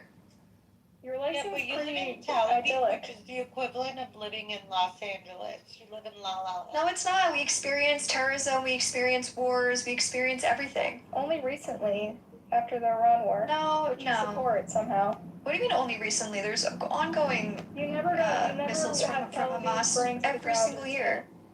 Every single year there's ongoing missiles from Hamas to Tel Aviv every year. They've in the spring. Hamas has reached Tel Aviv before? Yes, every single year I've lived in Israel for 10 years. Yeah, it's true. Didn't you know Hamas reached Tel Aviv before October 7th? Absolutely. Have they ever actually reached there, or they were intercepted before they got there? Yes. What do you mean? Did they reach or were they intercepted? It doesn't fucking matter. You're in a bomb shelter because there's missiles being detected in your area. How often? Who cares? You don't think that's more traumatic than a New York Jew getting on the subway? In 2012, rockets hit my city, Rishon LeZion, and hit a building from Gaza. Okay, listen, I agree with you. It is a tough place to live. But it shapes your point of view, and that's why, I mean, the one guy here says it's radicalized for systematic reason. I think it's radicalized because of lived through experiences, or both. I also see as listen, you're a person who wants to raise a family in Israel, right? You're a person who wants a better future for your kids. You probably don't want your kids to serve in the army, and yet you're not interested in anything. You're kind of blasé about things that make things worse, and don't do anything to make it better. I just don't get that. Why would you want to? If you're invested in this country and you have the privilege to actually make things better, why are you just shrugging your shoulders at the people who are making things significantly worse and more violent? I'm not shrugging my shoulders. I don't agree with it. Yeah, but you also don't give a shit because you've already stereotyped the people they attacked as hating you. No, I do care. I do think it's bad. I do think it's provocative. But it affects you. I don't think it helps anything. Your kids will continue to be fighting for their lives because of you being blasé about it. I'm not blasé. Well, then protest to the settler movement. Go and help farmers, defend them. I don't know, fucking do something. I'm not helping Palestinian farmers. Fuck that. But I don't agree with the people doing what they're doing. For the hostages, to free the hostages? Of course. Did you protest against those are my people. Supreme Court reform? Yes. You did? Okay, good girl. Did you, did you protest against the children who were murdered in Gaza? No, I don't care about them. You don't care about children, the babies, like the protest. I'm not having this conversation with you, but it's not my people, so I don't really care. Wait, why do you have to care about the babies and children that in Gaza, but she's Israeli, so like... Because it's bad to kill children. You don't think it's bad to kill children? I only protest for my people. I only give money to Jewish homeless people. You only give money to Jewish homeless people? Yes.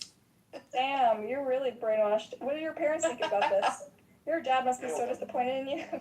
Nobody for children in Gaza, like, for sure not Israelis. He's just disappointed I'm giving my money away. Hold on, I'm actually kind of interested now. Bubbles, given your history, what made you, adopt this identity or like? Because we're sick of it. We're sick of the terror. We're sick of trying to make deals. We're sick of trying to do this. You were in America. Why would you make Aliyah if you have lefty parents? Or your dad at least. I don't have lefty parents. Okay, they're moderate parents. They don't believe in settler crazy shit. Uncle Buttercup fucking exaggerates everything. I love Buttercup. No, they're lefty compared to her.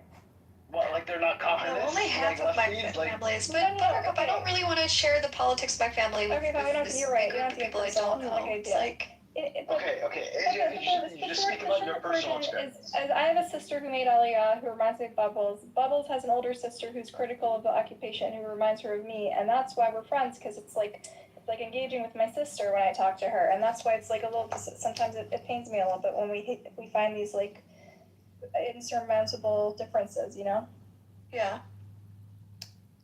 Well, what can you do? What's the topic of discussion? A cottage. I want to know why Bubbles have pictures of so many cottages. Because it was the best day of my week, finding it. I heard there is lack of cottage recently. There's a shortage in Israel, right? And there was a shortage, yeah. Yeah, and then I heard that the ones they're putting out now are actually bad and sour, so I'm nervous. Anyway. Cottage cheese looks too much like discharge, which is why I find it so disgusting.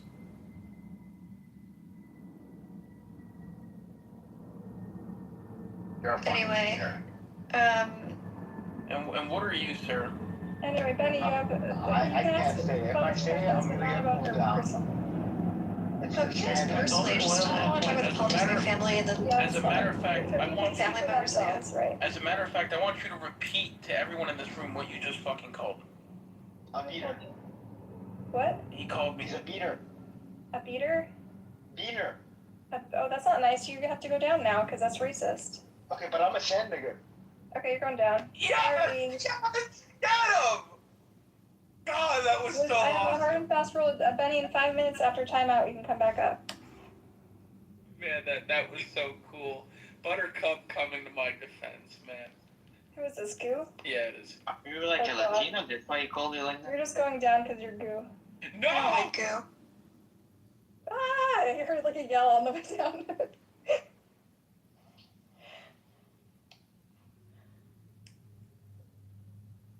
I only had one conversation with Goo, and he was very misogynistic in the conversation. He's disgusting. He's been like disgusting to me from the beginning, and then then I got doxxed, and all of a sudden he's like, if I knew you were hot, I would have been such a dick. Ew. That's so gooey. Yeah, gross. I felt dirty. Alright, I'm sorry, Goo, you gotta go from this room. You see, Buttercup, I'm screaming at you even after you've been doxxed. You're what? Yeah, I know. That's how sincere you are. Yeah. In your beliefs. Of course.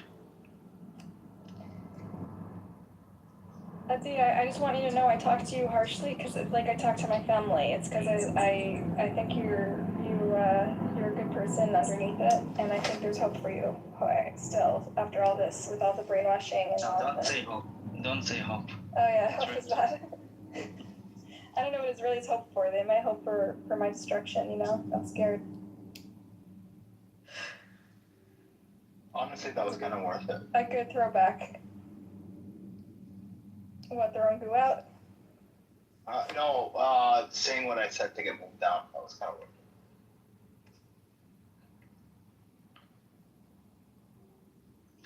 it. Greater Rome? Yeah. Why? It's the dream, man. I thought the dream is to make the greater Syria. Well, I'm willing to accept being subjugated to Greater Rome. Fuck Rome. Let's burn down the temple again, baby. Come on. I were in there. Did you fast for the what's it called? The Tisha B'Av? Yeah. No, I didn't fast. Why not, man? Because I'm not religious. But still, fuck Rome. I don't need to fast in order to hate the Rome. Fuck Rome. I'm sorry. You think you're gonna win this time?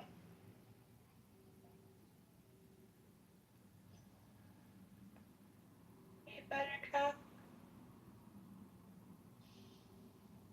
Buttercup. Hey. Hello. Oh, you're under Bubbles right now? No, wait. Yeah. Okay.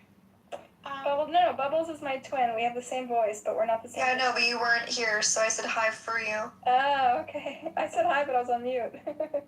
Just want to say, heads up, Buttercup, your room is being streamed by John Kitover. Yeah. Are you aware of that? Yeah. Good. I hope everything I said was recorded. Yeah. They give me a medal. Hope I get a medal from BB for my work tonight. Are you worried ever that they're gonna record you and send you to the... What? Why would they not? They would agree with everything I say, no? Maybe. Well, maybe you don't like the settlers. I don't know. You're right. You're very vanilla. You stick to the party line all the time. Rafi, what do you say? Yeah, are we taking the West Bank and the fucking Gaza already? How long do I have to fucking wait for this? Alright, this room is going downhill. Nice to see Yeah. you. Bye, Latov. Bye. Shabbat shalom. Shabbat shalom.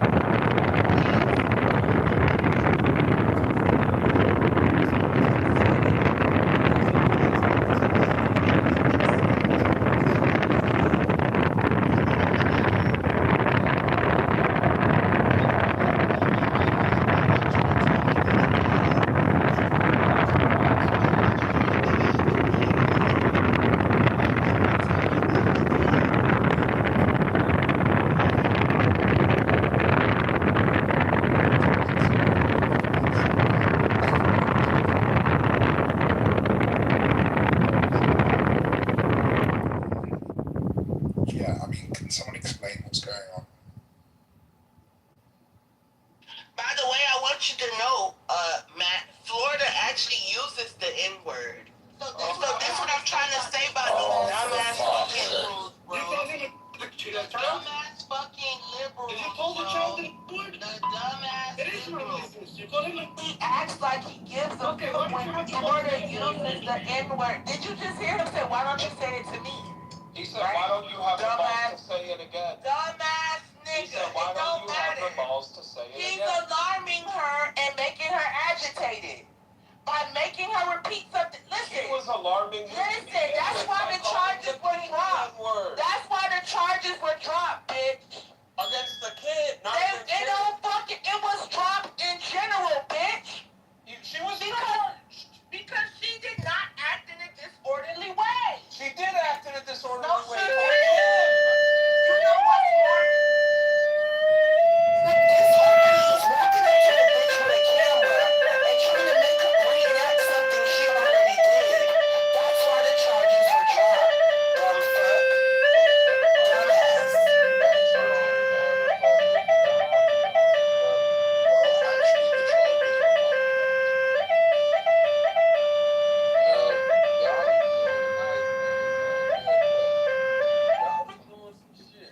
I just don't want to hear from no man that call people nigga on an app and maybe in real life try to like, what the fuck do you care, bitch? This bitch just like you, Florida. You angry. You angry. I can't argue with you.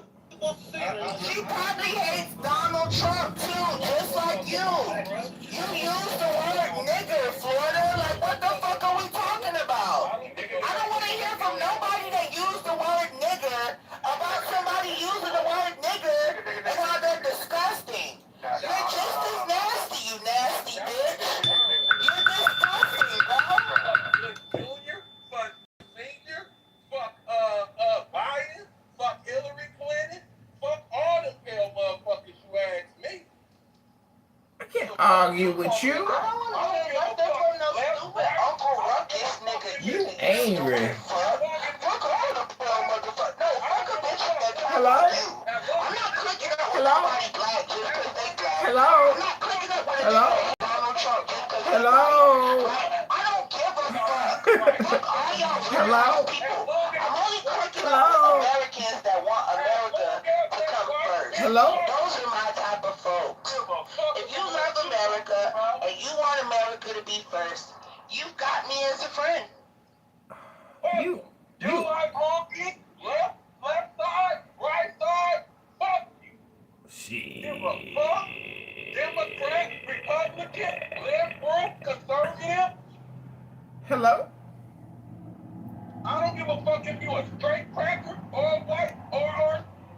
Jazzy, how do you feel about Kitover stealing your catchphrase? Well, I took it from someone else. I don't care. Oh, that's fair. Hello? Yeah.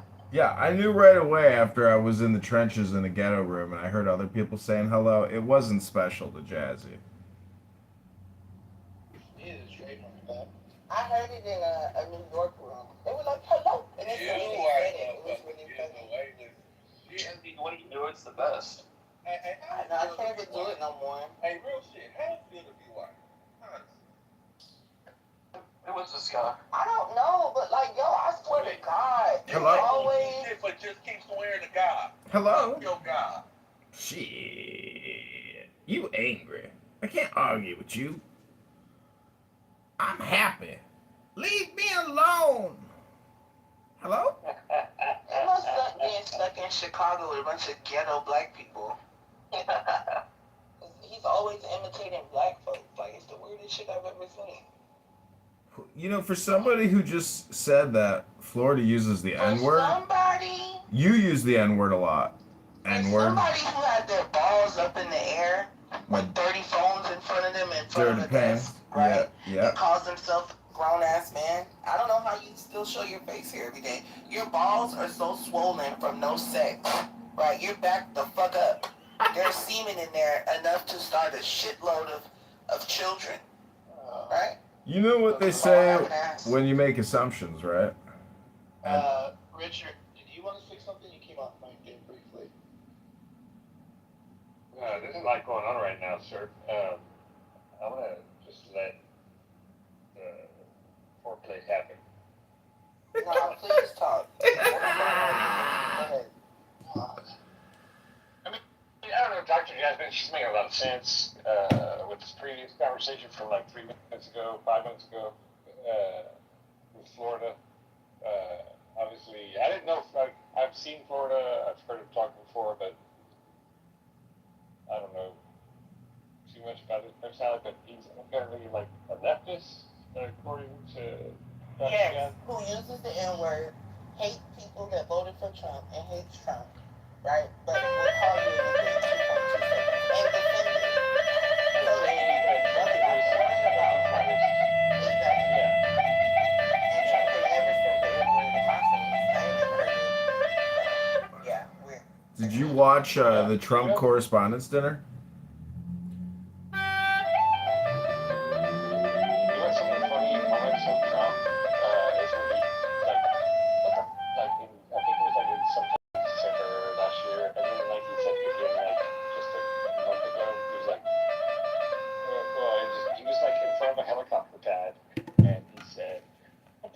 Doing? I just fucking announced fucking audio recording. Withdrawal, like no ceasefire, like there's no firing, and then fucking immediately after Bibi Netanyahu in Israel, they fired missiles upon Iran or whatever, like Libya or something, and he's like, what the fuck is that? Live TV, dude, and it's fucking like recorded. That was so fucking like they've been fighting for so long they don't even know what the fuck they're doing. That's exactly what he said. That's exactly what, And then, like, he just recently, like, talked shit about Bibi Netanyahu. Like, he was, like, talking shit about Israel. And so it's like, a lot of people are accusing, a lot of left people are accusing him for being, like, a dick sucker of Bibi Netanyahu and Israel. But he just recently, like, said, like, some shit, like, negative towards, like, his actions. I apologize, guys. I'm getting ready to eat dinner. I can't talk much. Oh, yeah, this lawyer, though, is funny. He's sounding off, going on and on and on, and then when he leaves, the people are like, did you smell it on his breath? Was he sober? I think he's drunk. He did kind of lose. He did kind of seem a little off his filter, but I mean, he's probably just so fucking pissed at the judge, prosecution. He kept saying, "Get rid of this woke bullshit. You people are the problem. The media right here. You won't print it." He went off. Yeah, what everybody's saying is like he was like fighting the defense and the judge. Like that's why it was like a battle between his group and their group. You know what I mean? Like that isn't. Like it was abnormally weird, the whole trial, I guess. Judge wouldn't even let him file or record his, objections. You have to record it during their breaks. She wouldn't let him do that, like basic stuff.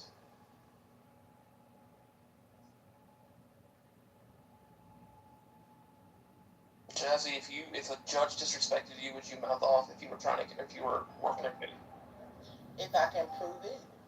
Yeah. Like, for example, like, if it's just blatant disrespect, yes. But if it's, like, subtle, no, I would shut up. But if I can, like, everything's recorded, so. And then she said, Jasmine, I will hold you in contempt if you don't stop. One more word. I would say one.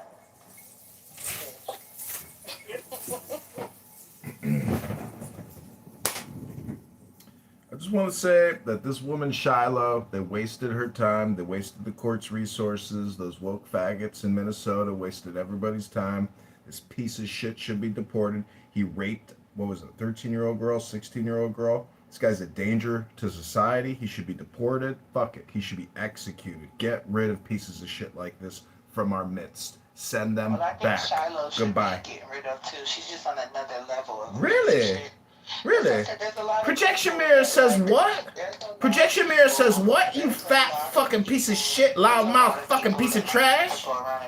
Loudmouth piece of trash, fat fucking pig bitch? I think people like that should be set down. Along with people that rape 13-year-old girls. They gotta go too. But Shiloh's no innocent person. She did what he did, right? And I don't think she should have went to court at all. But I'm glad it was exposed that she calls little black boys the N-word. Yeah, Shiloh. she's not. But I can't help. I mean, she's one of those women that like you find attractive, but you're mad at yourself for finding her attractive because she's like white trash, you know. And it's like you can tell she's white trash, but there's still like an angle that I don't know. It's hard to explain. Yeah, she's hot. I get it. Listen, unfortunately, you can be a piece of shit and be attractive like this. And look good. It's actually very comedy. You see, Shiloh accurately diagnosed the piece of shit filming her. He is an N-word, and Shiloh was in the right. And the fact that the court is now censoring people for calling pieces of shit what they are. Hello?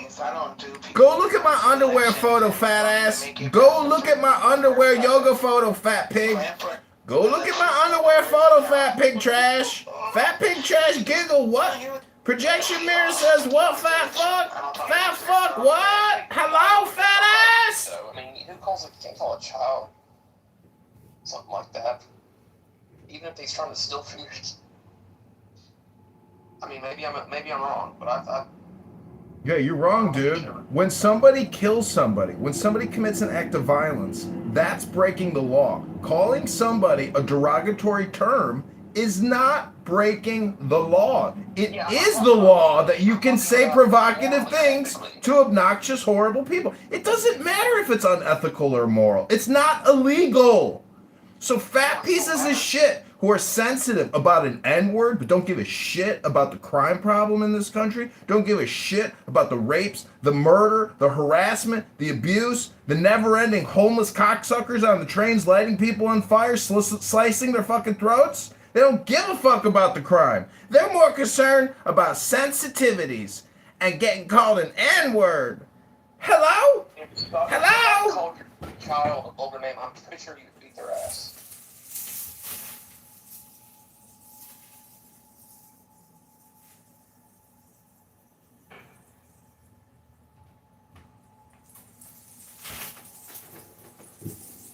No, dude, I don't randomly attack people like N-words on this app. You know, if I got a problem, the first thing I'm doing is getting the fuck away. Or I'm pulling out my phone to film the fucker, to put him on social media blast, to get my social equity justice on the internet. I try to avoid violence. Unlike fat fucking piece of trash loudmouth cunts out of Florida and their drug dealers in Baltimore, fuck that fat piece of shit loudmouth cunt. Fucking pig bitch. What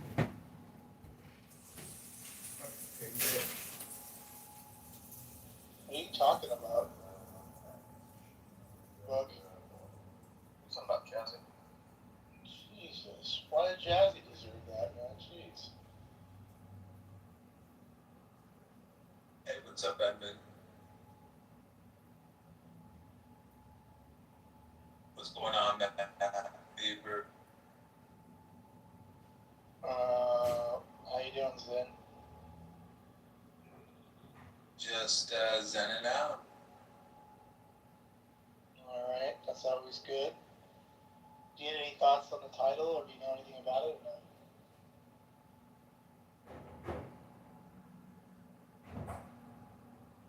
Well, I know it seems like it's free speech restrictions. Like something that's happening in Britain. I'm kind of all about. We're kind of in the blender, bro. How you doing, AP?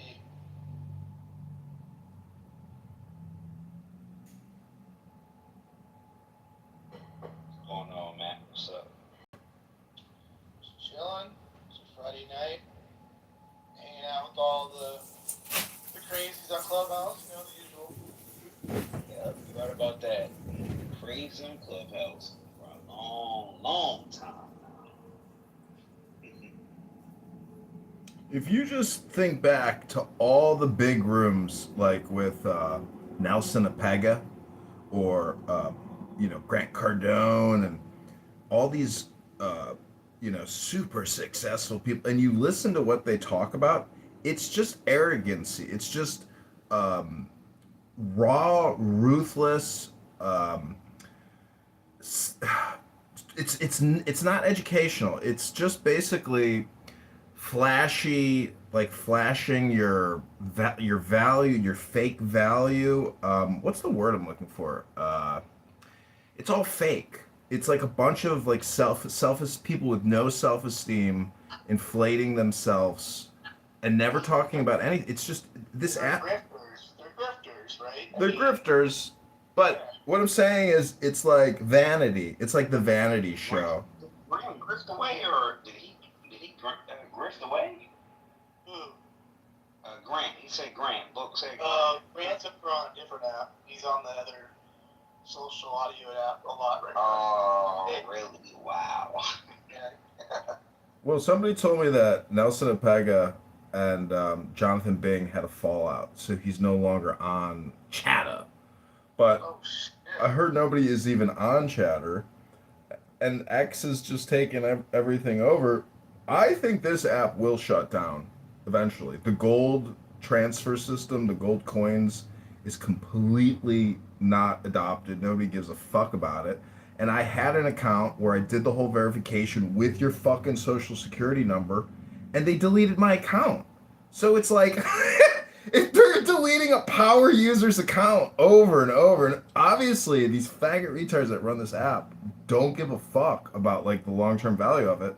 And whoever the billionaire, primary investor is, he's unaware of what these faggot retards do on this app. This is just like another cool little logo in his portfolio of investments. So I think this app will shut down. Yeah. I'm with you on that. I mean, one day you just wake up. Yeah. I guess I better stop paying for this shit. As soon as you said that shit, let me go ahead and cancel that Go ahead shit. and cancel that shit. God damn. Tomorrow, AP, you'll wake up and it won't even be there anymore. You would see AP. You know what, does anybody remember the clown? The clown?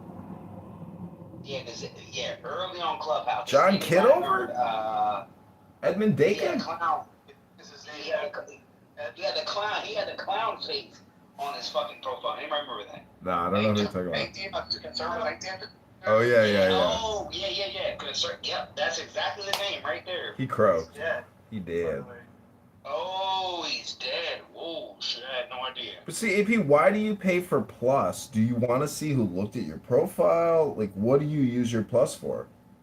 Well, they just, I don't know, they started, a couple years ago. I don't know how long ago they started. But yeah, pretty much. Because when you spoke, I'm getting rid of it. Well, see, I use Anonymous to go into rooms that I'm blocked from to live stream that room onto other platforms. So it has value to me. But if I'm the only one using it to basically re-platform content, well, how can I, if I'm the only one doing it, their product is worthless. Like, there's just, it can't support the amount of data transfer and cloud they have to buy to fucking facilitate non-stop conference calls around the fucking planet. Lots of people sucking up all this fucking bandwidth. No advertisements. Not enough profit. Like, this thing is shrinking. It's shrinking and shrinking and shrinking. Eventually, they'll pull the plug on it and be like, it was a great experiment, guys, but we're sorry, we've got to shut it down. Any moment. Great. Let's get back on topic. I suspect we have people on stage that might have a little disagreement with the title, but AP, I don't know if you want to take a shot at it. All opinions are welcomed. I won't be judgmental, but I think, in my opinion, there's some facts that aren't there for a lot of these things that seem to make a certain group of people portrayed a certain way. But I don't know if anybody wants to take it, but go for it. D, you can do it too if you want, D. Don't be shy. I won't boot you. Maybe. Everybody's thinking about it. I don't know.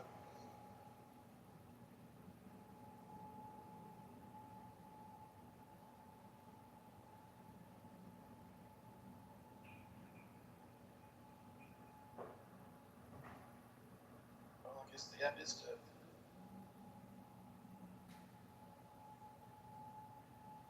What'd you say? Yes, the app is dead. Yeah.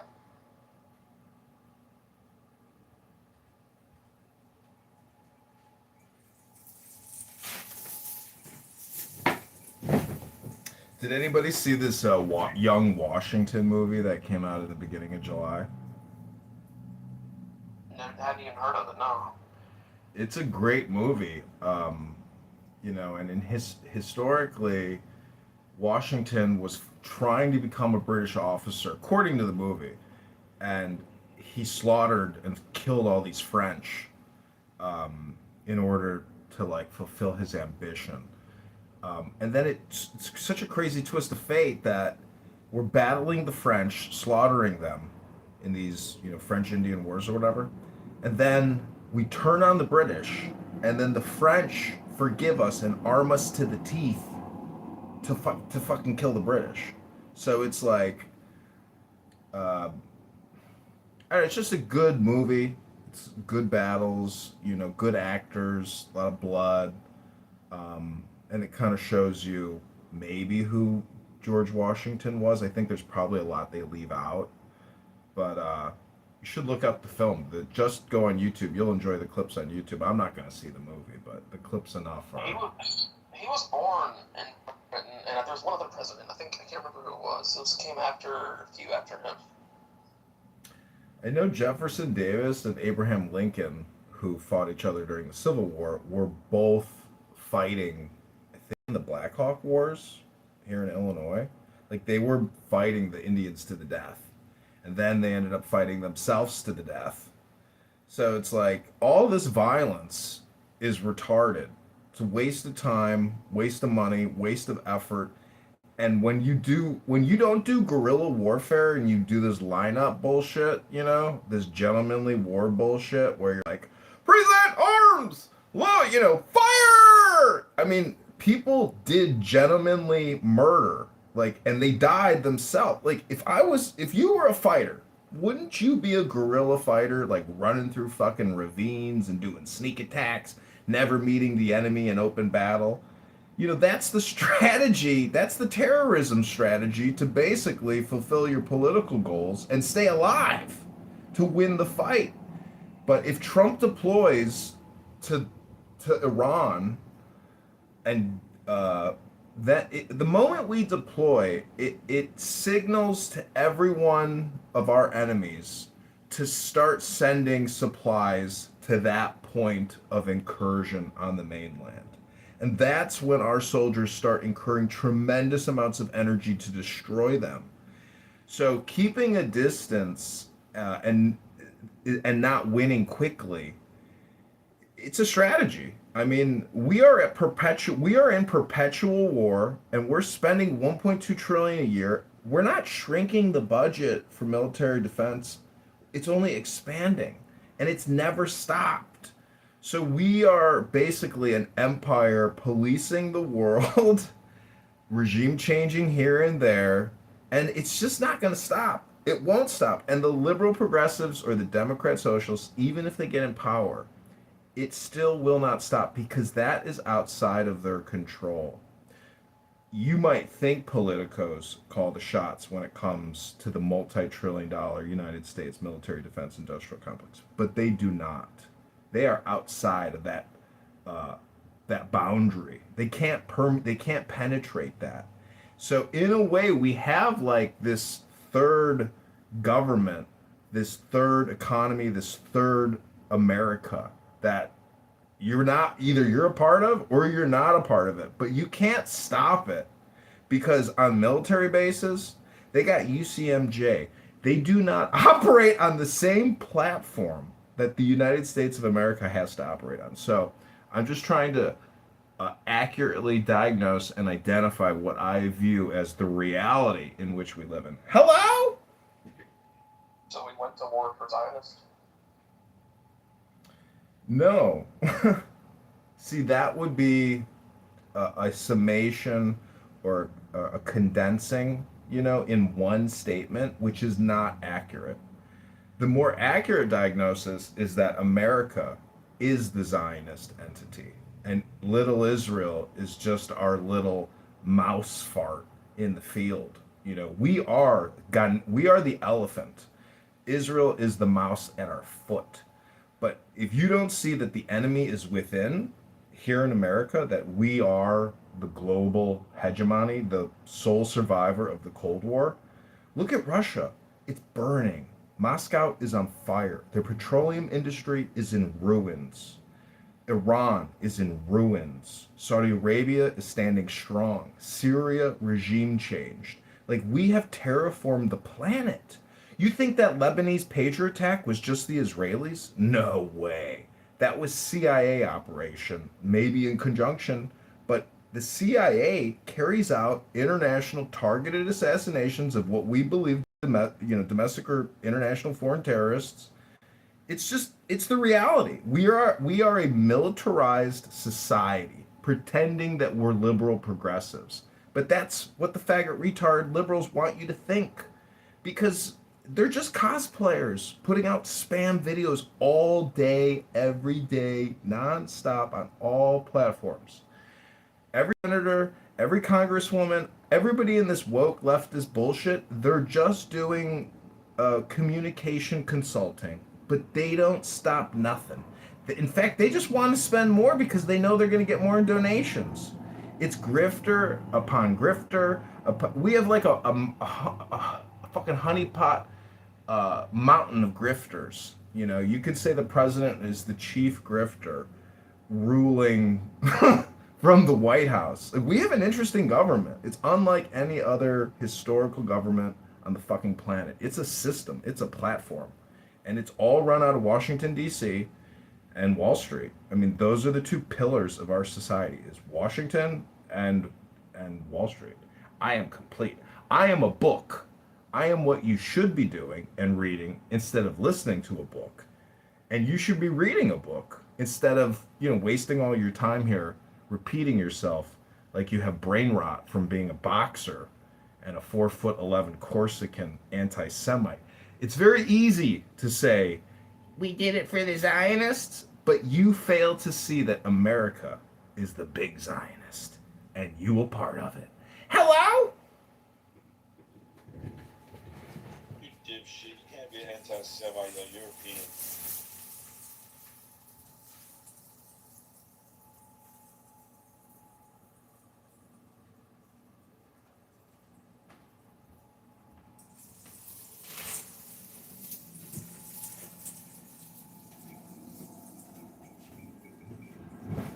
Yeah, a resistance. A guy so stupid he attacks an innocent person in the street because he's got a yarmulke on. A man of God, an innocent person. This anti-Semitic, low IQ piece of street trash attacks innocent people in the street. How you don't know that he was a pedophile? You're a fucking moron. You attacked an innocent person. What kind of a criminal hurts innocent people? You're a stupid fuck. You're a stupid, retarded fuckbag. You're shit. Norm said he showed up. You're supposed to meet up and fight him, but you never showed up. He called you a coward. Norm's a bitch just like you. Norm would never meet up with me because he know I'll knock his teeth out his mouth like I did Yusuf Haddad, the other fake Jewish faggot nigga from Israel. They have videos of him knocking his teeth out his mouth. Just like I would do to Norm. That guy was on the app? No, he's in Israel. He's fake, his famous Israeli propaganda. Yo, your room is shadow banned. Israel that comes to New York. Your room's being shadow banned. Are you being serious? I definitely did not see it in the hallway. That's impossible. It was the first room that showed up for me in the hallway. I'm reloading my hallway, bro. I still don't see it, and I'm in here. You got bad Wi-Fi. Somebody had you blocked. Someone has you blocked. Either you or Beaver? No, he can be anybody on stage now. Right? I don't know anybody else on stage other than Pepe. I know you, Florida. Florida, I gotta say, I think Jazzy was inaccurate. You have me blocked. Hello? You have me blocked. Hello? You see how if you click on my profile, you see it says you can message me. That means that we're not blocked. No, I get it. It's this fucking Kitover. Did you just call Kitover a K-word and make an anti-Semitic slur against a Christian? My mother isn't Jewish, you white trash, low IQ garbage man. My mother is Christian. Does that make me Jewish? You're calling me an anti-Semitic slur. Look, did you block him? Who? I don't block people. Are you kidding Did me? you block him or no? I don't block people. Are you talking to me? Yeah. No, I don't block people on this app. I get my accounts permanently deleted every other fucking week. What are you talking I about? think it's just shadow banned, dude. Everybody refresh your hallway. Now check Florida and see. Oh, now it's there. Okay, he was blocking. That's Preposterous. What a kike. I'm not blocking. You shouldn't be anymore now. No way. I'm not blocking. I'm not blocking anybody, bro. Oh, now let me refresh again and it should be gone. Oh, it's gone! That's not! That's crazy. But if you call somebody else a K word, is that projection? Like, that's like calling somebody an N word. Does that make you an N word? Is that who you are as a man? Is that how you live your life? As a man? As a rational, intelligent human being? Hello? Charge me for disorderly conduct. Well, isn't... You show up to fight you. That's just he should be smarter than that.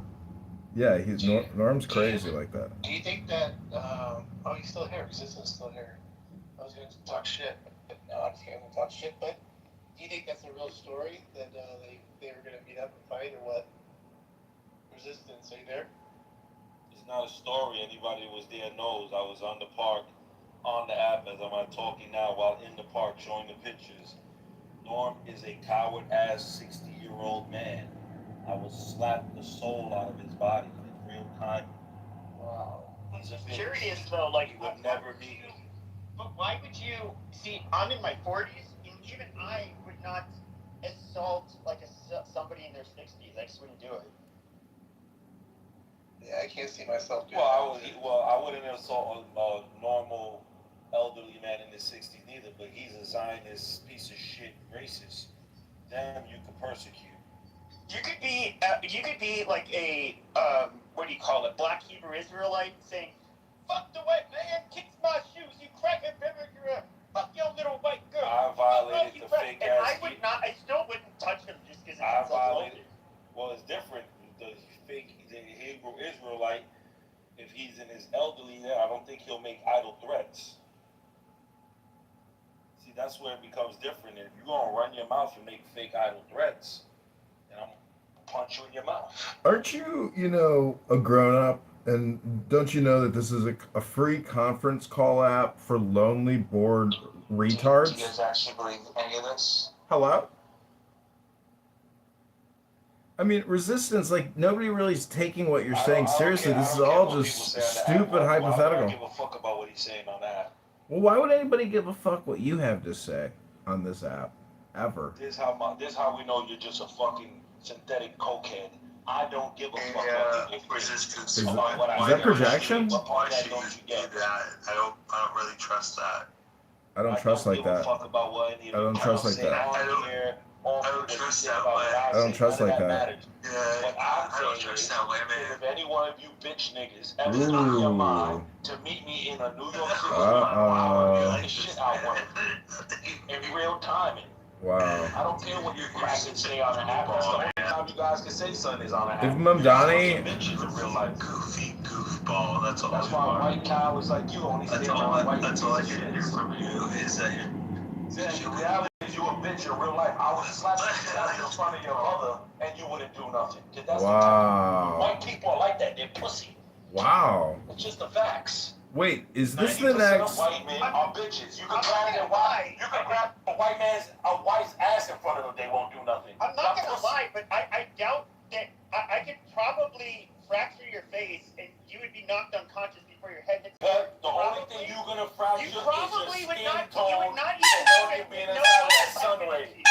I just think it's funny. The only thing that you would fracture is your skin for being under that tanning salon. You would get your skin. You wouldn't be able to beat no one.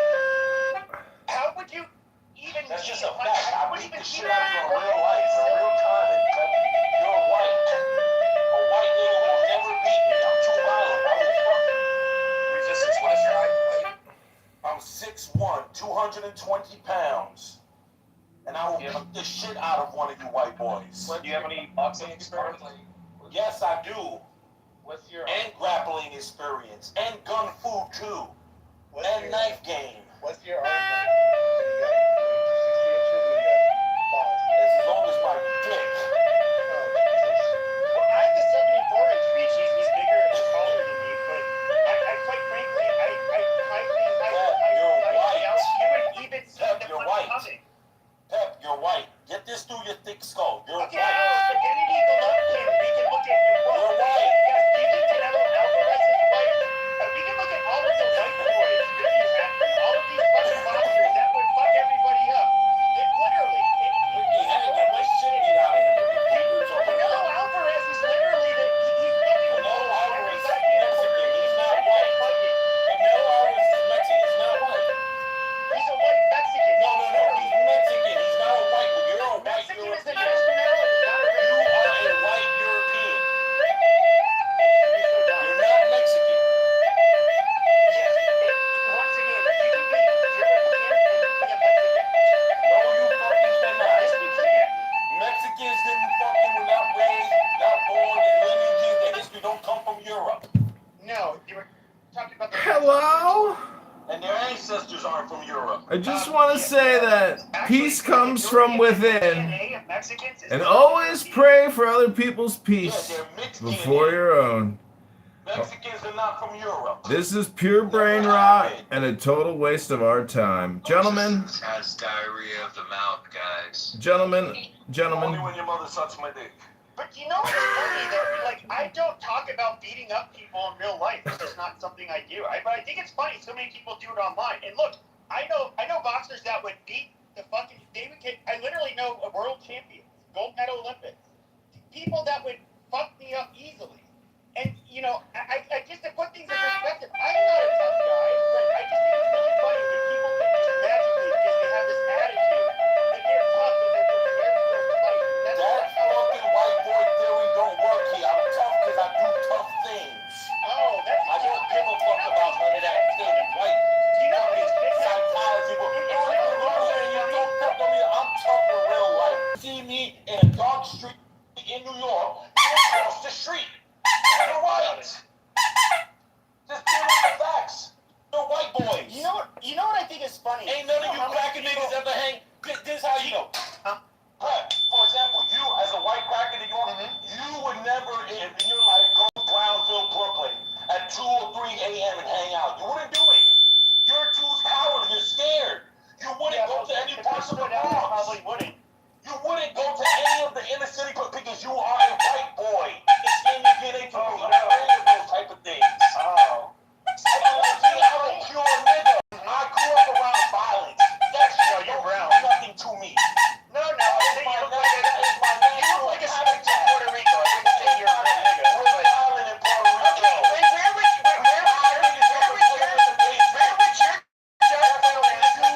in the 1980s, you wouldn't have gone into Bensonhurst.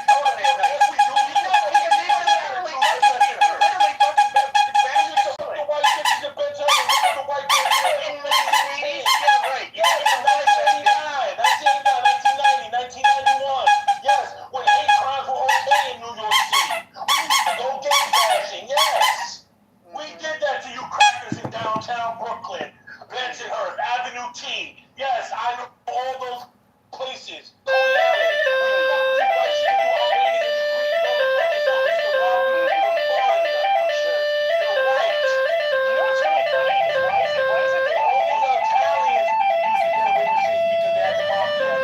I know, it's almost like the whites can form gangs that actually have power and pull, unlike you fucking And the retards. Russians used to do their little thing too.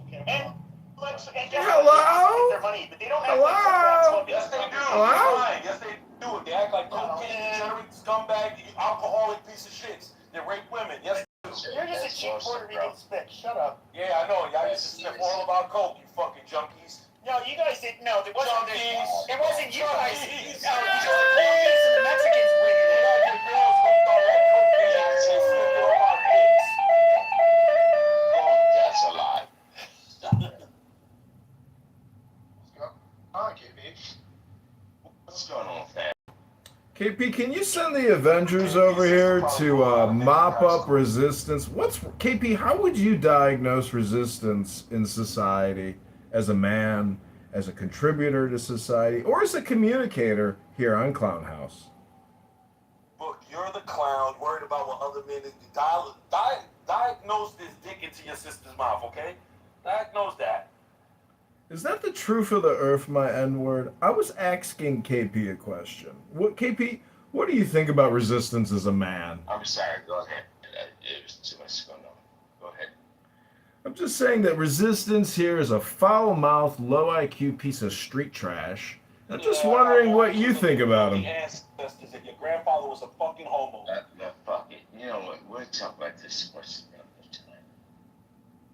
Well, I can see the Hennessy is having a good night. You're just mad because white people are inferior to Latinos. That's all it is. Oh, you think I go through... Now all of a sudden I'm not Mexican. I love it. It's so weaponized against me. You're a white Mexican. Oh, I thought you said there's no such thing as white Mexicans. Those are the Mexicans that think they're white. Continental Islanders don't think he's white. You don't act white. You act white. You bleach your skin. You do fucking... Yeah, I bleach my skin. I bleach my skin, yet I go to the tanning salon. You accuse me of two different things. Shit, my nigga, that's the most hated shit you can ever do. I go to the tanning salon, then immediately bleach my skin afterwards. And say you don't go to the tanning salon, Pep. Say you don't go into that fucking machine and let those fucking... Oh, I've done it before, for sure. I know you have. You're gay. Yeah, super gay. Is that a projection alert? That's the most gayest shit. But you allow your sisters to go and get some fucking thick eyelashes, thick hair. Women can do that. What the fuck that got to do with a man doing it? You probably shave your asshole and you shave your fucking... You're a dumb. Yeah, but Kay, he's Puerto Rican. He's not one of you nappy-haired people. He's not that kind of a Puerto Rican. So you want this big barbaric bitch standing over you with this motherfucking hair down to her asshole, telling you Yeah, we Afro-Latinos. We Afro-Latinos. Fuck is you talking about? Isn't it amazing the diversification and the discrimination, the discernment? All I gotta say is, that's because we fuck all their women. just when you think you've heard all the trash talk, You fuck men. You want to fuck them. You're gay. You can hear it in your slur. You drunk a 6-pack of Budweiser and you're looking for men at the bar. What? it's projection, KP. The projection alert detection system. It's just a fact, man. You white niggas squeeze each other's asses like that shit is funny. Projection mirror says what? Projection mirror says what? Ladies and gentlemen, I just want to let you know that projection... Ladies and gentlemen, I just want you to know that Book used to squeeze his little brother's balls and then make fun like that shit was a joke because he's a weird white boy.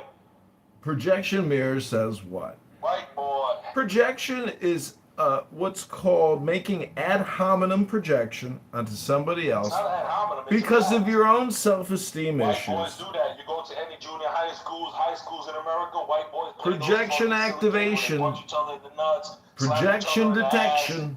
That's gay white behavior. Projection That's what y'all do. activation. Projection detection. The projection activation detection system has been activated.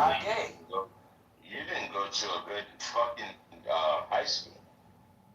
Yes, I did. In my high school, niggas ain't slap each other in the ass because that shit is for No, faggots. you just tell about the goddamn high school table and fucking elbows. When we went to your high school, y'all was scared to death because we used to fuck your bitches. No, you motherfuckers in it. Exactly. Ladies and gentlemen, I just want to point out the way that Resistance laughs. If you've heard... A little over half Mexican, and they would have no trouble knifing a dirty spick from Puerto Rico. They don't like you guys very much, for whatever reason. Whoa. Mexicans scared to death of us because we fucked their Mexican wars. Whoa. What is this, West Side Story? And the reality is Mexicans are pussies. Ladies and gentlemen, I'm going to step away from the mic. Matt Beaver, it's a pleasure as always, but I'm going to go into the real world because this is a faggot faggot conversation, and the projection activation system has been activated. and The your proje- crackers on your fucking The deal, projection your detection dirty shirt, system has been your trailer activated. park trash. Shut up. Go to that real world, you bum. The projection detection You're a and bum. activation Check system that, you will bum. record Brother, all trying to do projections. something nice. We don't need to hear no announcements about where you're gonna go. Get the fuck out of here, you bum. Projection activation detection system. He in this butthole. The loser can't leave. He's a loser. He loves Clubhouse. The projection activation detection ad hominem system has been activated and is He's a recording. loser. He can't leave. He'll be lonely. Loser. You know, let me ask you a question. Black man, he gets so offended when a white person speaks. Tell me.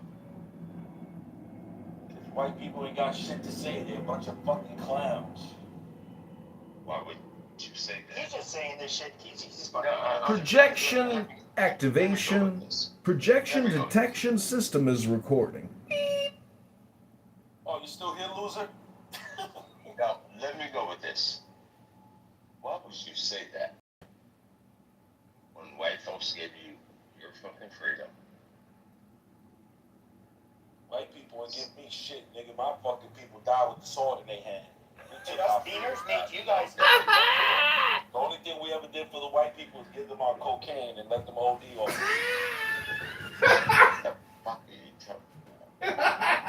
Steady.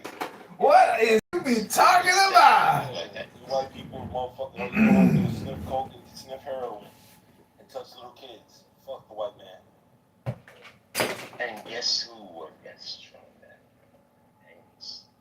Niggas. To be sure, the blacks ended up becoming the crackheads, and they're the ones who got fucked the most over by cocaine. If we're being honest, the Latinos did profit off of that group the That most. ain't cocaine. That's crack. That's Yeah, well, okay, cocaine it's a derivative of cocaine. Exactly. It ain't pure coke. The fuck? Coke to a Still all comes from where? Latin America. Exactly. My people. We gonna make sure you crackers die. But you ended up killing off the niggas, and so what? There's gonna be casualties, like y'all always say in America, right? Casualties. There's gonna be casualties. You're stupid. Stupid. Jesus Jones. It's just like when the white man created AIDS. They thought it was only gonna be, given to the black population or the Africans. But little they know, white niggas are a bunch of faggots and are going up to people's rectums. And that's pretty sure AIDS started with faggots. Yeah, white faggots. White ones. Oh, from Africa? So the first person to have AIDS was white? Was a white person who spread it to the Africans, yes. I think that was the first white person that acquired AIDS. I'm pretty sure AIDS existed in Africa. Well, if I recall correctly, no, it did exist in Africa before white people. No, the white man gave the AIDS to the Africans. No. So why you bring your ass so?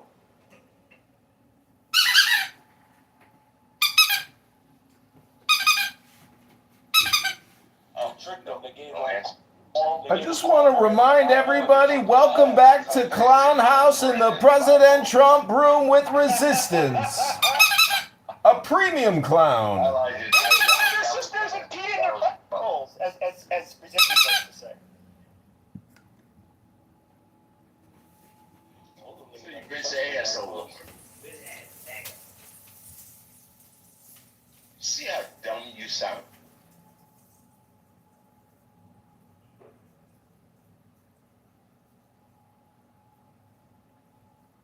Conversation over.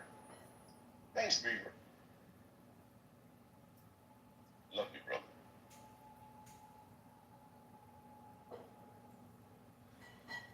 The title of the room is Incredible because it's a perversion of fire. Okay. Well, the woman who was accused in this case of disorderly conduct, etc., was not only shouting, she was shouting loudly at a kid using racial epithets. She was found not guilty of that part, though. And then,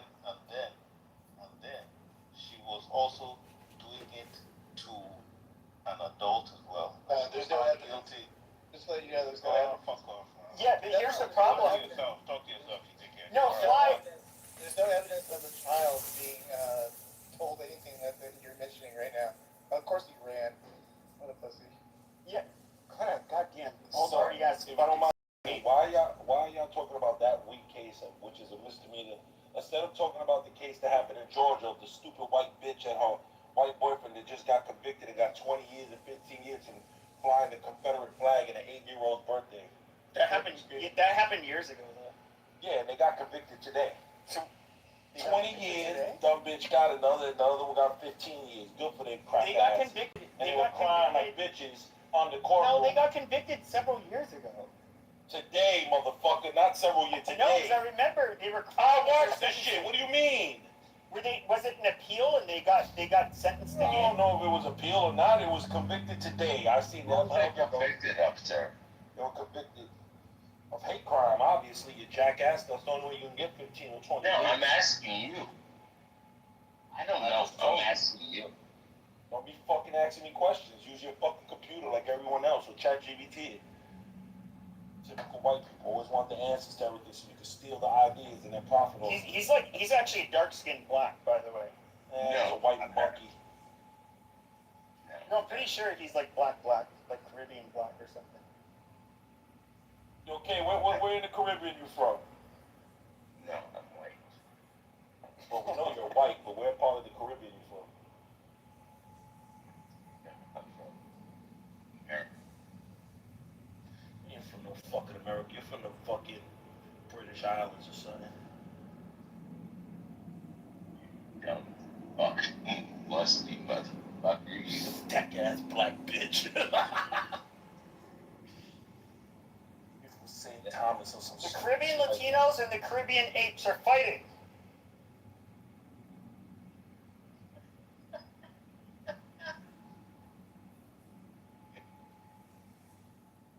What's up, D? Happy resistance? What's going on? What's going on? Evening, Edward. You're just rock and rolling, trying to feel much better. Yeah. Are you sick or something? Yeah, I've been sick, but I'm out of the hospital now. They admitted me over the last week. What do you have, if you don't mind me asking? They don't know yet. They still don't know. You've been shitting out your ass. Yeah, that's what's happening. Yep, because I've been puking the last 4 days and shitting all over the place. Did y'all see the other news in New York City? How a kite got stabbed by a Puerto Rican? Yeah, I saw that. Was he a convert to Islam? You know, these piece of shit Jews lie. The fucking spick said Allah white. That nigga is a retarded Spanish nigga. And this is what makes it worse. This is why I hate those fucking Jews here. He also stabbed the Chinese or Asian guy, Japanese guy. I heard that. Prior to the Jew. He got the Asian guy first. And check this crazy shit out, because this is how scum they are here in New York City. They give him a regular stabbing crime to the Asian guy, but they uplift the charges of the Jew and call it a hate crime. Well, How if they does it can't make prove, sense? I don't know. if they Pepe can't is not somebody you prove, should have on stage. Pepe is weird. Oh, Pepe's a Jew. Pepe's got his ass so far up the Jew's ass, it's not even funny. yeah, I that's talked to it. Matt and Beaver, and I kept it real with them. Amazing. Pepe You're is loving not Mexican. somebody you want on Yep. stage. Yes. Pepe is weird. So say, and Sav, Sav, sorry about that, Sav. But before you guys were having a conversation, we were talking about my health, right? And you guys just decided that wasn't important at all. No, I know. I wanted to hear it. It's just that other Pepe is weird.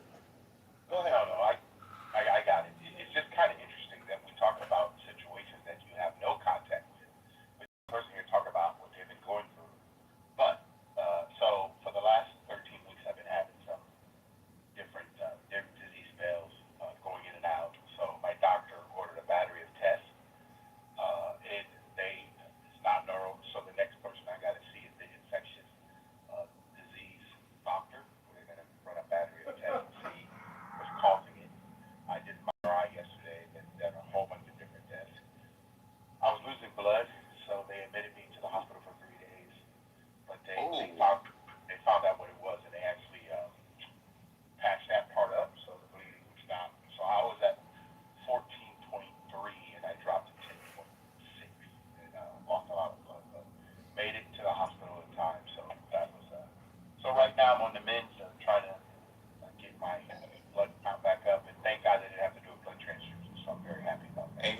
Amen. Are you okay? Are you doing better now? He said he's waiting to hear. Shut up, Pepe. I'm talking to Why are him. you coming in here to fight? We're not fighting. I'm asking him a question. You the one that started speaking. What was your question? I asked him, are you doing better now? Yes, much better. I'm doing much better. Amen, amen. Can I pray for you, sir? Yes, of course. I take all the prayers in the world, man. God still heals, guys. And doctors can only do so much. But as it continues... You was losing blood to where, though? You was throwing it up? No. It was coming up my bottom. Oh. So, did they think... Mama doing? How's Mama doing? So, did they think that... So, did they think that it's because of maybe like an infectious disease, like, for example, eating bad food or something? No, it was nothing to do with food. What happened is they believed that there was a vessel that burst inside my colon. But by the time they went in there the second time, whatever was happening was already closed. No, Joe, they checked that. It wasn't the kidneys neither, nor my prostate. So they checked out. They did the PSA. They did a bunch of tests. But what triggered it was my dizzy spells. Because I went to the doctor because I was having those spells, and they were happening more frequently. But now they're like one a day, which is great because there's like 3 a day, and they were like lasting 15, 20 seconds. Even when I was driving, I had to pull over. So Was it like triggered by like you standing up or getting up suddenly? Yeah, that's a few times. But even when I was sitting down, it happened several times. But right now, we're just running everything out. So. Thank you, Lord. Thank you, Lord, for making sure that Mr. Edward is good. He's gonna be better. Amen. I appreciate it. You will remain in my prayers. Thank you, Lord, for that. You're going to be good. You're going to be good, and you're still going to be on Clubhouse talking shit. Feel me? So I'm gonna make sure to pray for Mr. Edwards in my prayers. Thank you.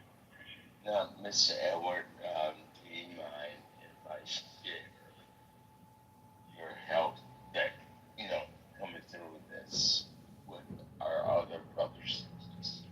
Oh, no, you can share. Go on, man. You know me, bro. You can share, bro. You're like my big brother. Yeah, I know. Come on, man. You and I go for it back, man. You refer your family to me. That's the serious Yeah, thing, like man. what, 8 years now? Yeah. I don't take it lightly when you ask me to assist you with someone in your family. You have to that. Still have to do it. I don't take this stuff lightly. So, just confidence, knowing that my company will serve families very well, and I thank you for trusting us. Now, you might want to close your ears for 25 seconds. You jackasses that's on here that don't know Mr. Edward. A good friend, brother of mine, assholes. I'm sorry. Go ahead, Beaver. Matt, Pepe, I'm sorry.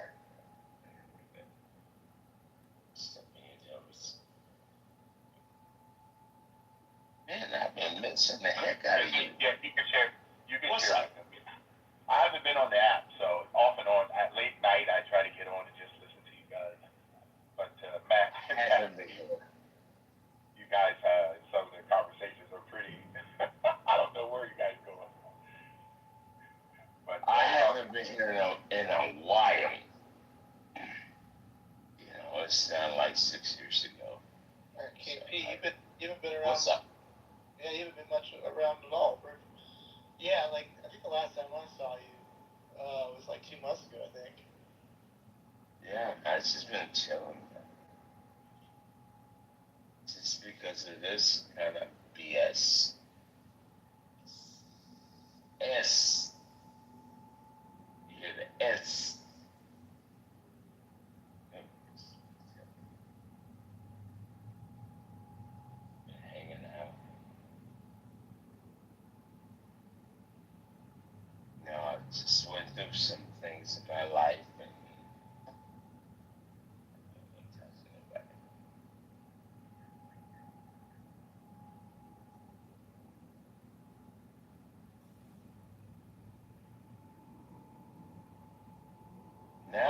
ready, man, to go there.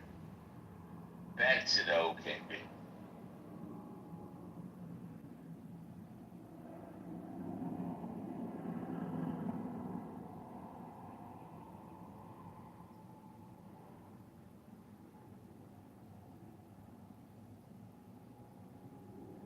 And now it was nice to talk to you and say, well,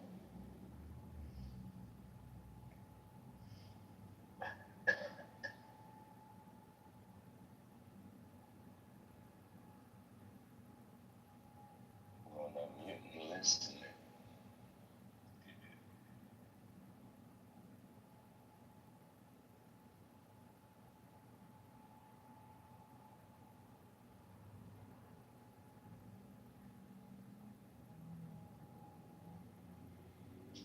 Alright.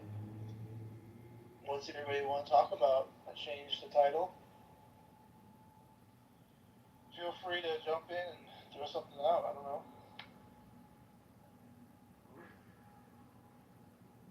Open discussion.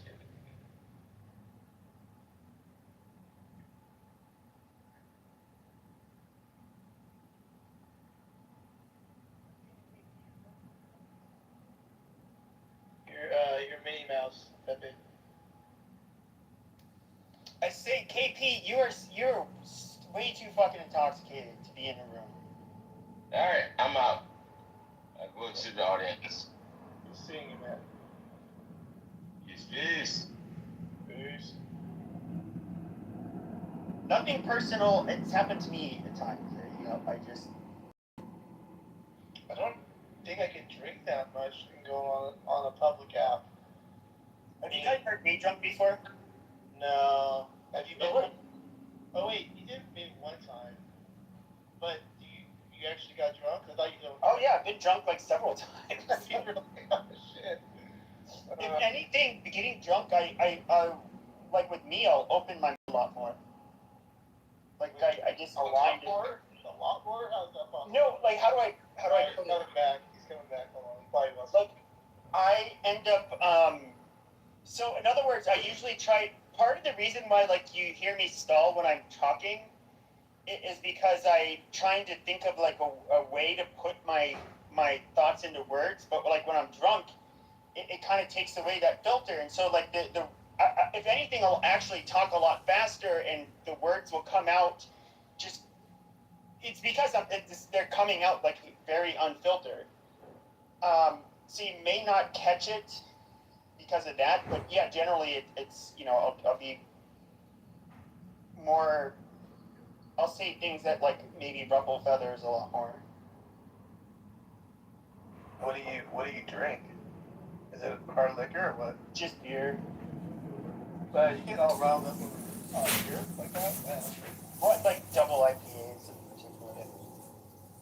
Hey, Edward, this is... You get some bad book. Do you drink book? What's going on? Edward, I sent you that deep relaxation recording by Dr. Marty Rossman. And, this app really fucks up people's central nervous systems and their emotional responses, etc. But a very powerful hypnosis CD for deep relaxation and deep breathing is, the way to go, because these stupid doctors will put you on a treadmill, have you max out your heart as if you're some kind of a fucking treadmill marathon runner and say, oh, well, we've done a diagnostic, we've done our experiment. Edward, this app is for fucking faggot retards that like sadomasochism, are lonely, are bored, or are retarded faggots. So do the deep hypnosis, deep breathing relaxation, and ignore this piece of shit dog app with people like Resistance who are here to ruin your fucking spirit, to ruin your central nervous system, your psychology. These are retard faggots, lonely loser, profane, vulgar people that are not social people. That's why they're here. They can't communicate with people in the real world politely. They're low-class trash. Yeah, I'm gonna take your shit there. I know who the fuck this person. Because that asshole Chicago. There you go.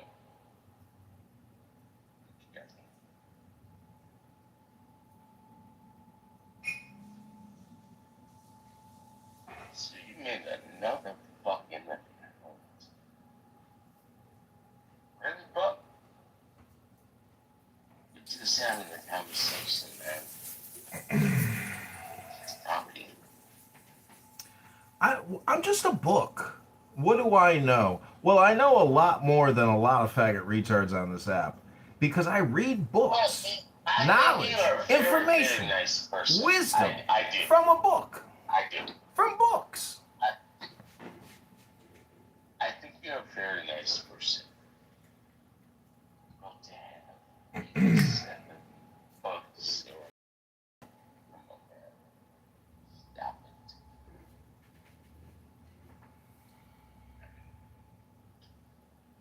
Well, I apologize if I upset you because I'm a book. But you see, it's a big world out there in the world of books. You did not upset me. I think it's weird. You always let it go for your mind. Always. It's just weird. Okay. What's up, Joe?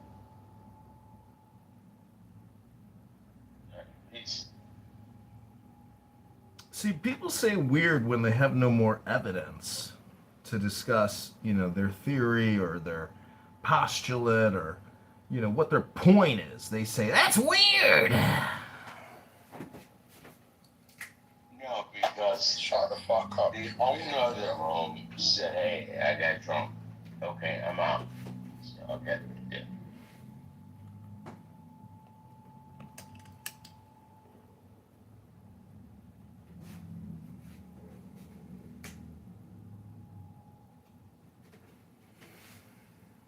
Well, I just want to dedicate this little song to Donald Trump, our glorious president, so brave, nearly took his head off twice, but he's fighting the deep state every day.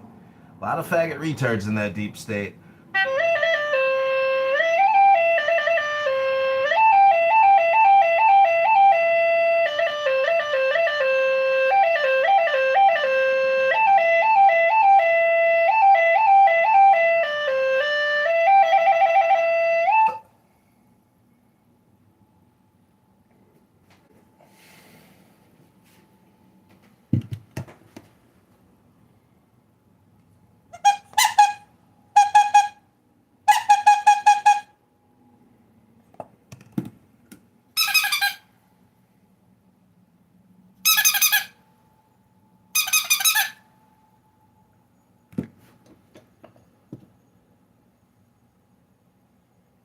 All right, everybody, just take the deepest breath of the day.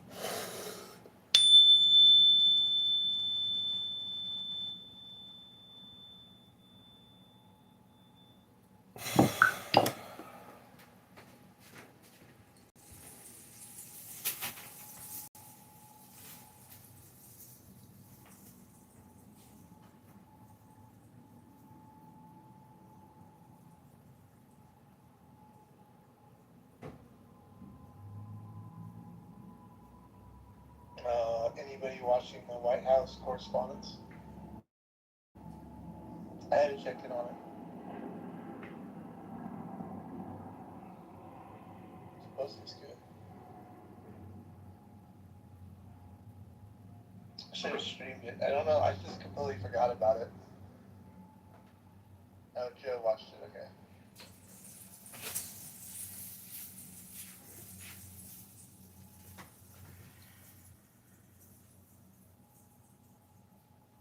Come on up, everybody. It's an open discussion in the President Trump room. There's a YouTube live version of the room if you'd like to watch the room on YouTube. Production by Norm Green and John Kitover at the White House Live with Donald Trump in the new bunker. This is the President Trump room. We are the antithesis to the... The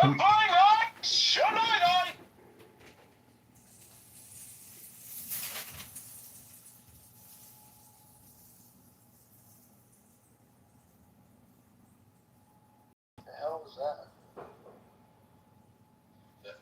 John said something Raboy or something.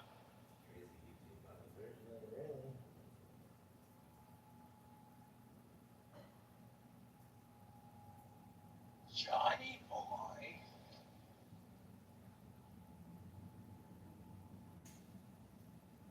Norman! Norman! Coming, mother.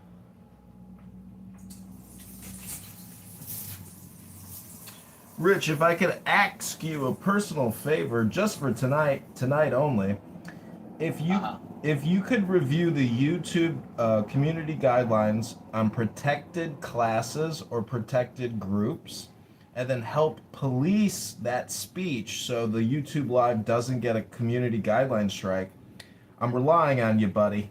Thanks. I'll take it into consideration, and I'll get back to you.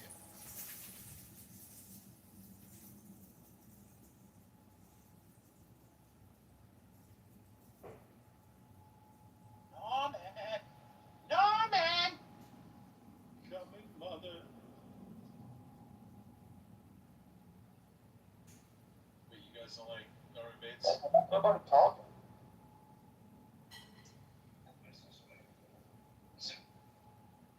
What'd you say, Beaver? How come nobody's talking? Oh, John's being coy. He's being shy. Well, if you'd like, I could read a little poem before I head out for the night. No, we'll talk. We'll talk. Okay, great. We'll get back to work, everybody. So, Don't let me interrupt you. Let's go drink it. Don't let me interrupt you. Keep working, everybody. Johnny boy. Let's go out drink a glass.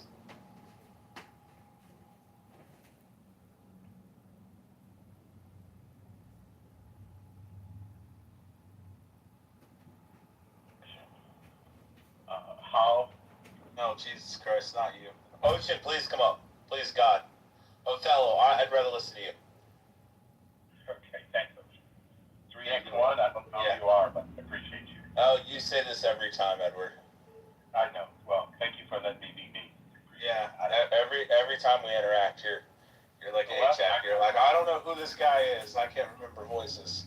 Well, I know. I don't remember your voice, so sorry. No, I know. Edward is a righteous man. Edward, maybe you can like talk down everyone and be condescending again. Okay, I appreciate it. Now you remember Edward. No, Ocean, Edward, goose. It's all good, guys. Yeah. But the question is, with this democratic socialism, do we see the difference between the policies of what they're proposing and not? Or are we just going to ignore it as conservatives? I'd rather listen to this communist show. Anything to say? I'm sorry, Edward. Go ahead. Keep going, Edward. He was moved. Edward, continue, please. Thanks.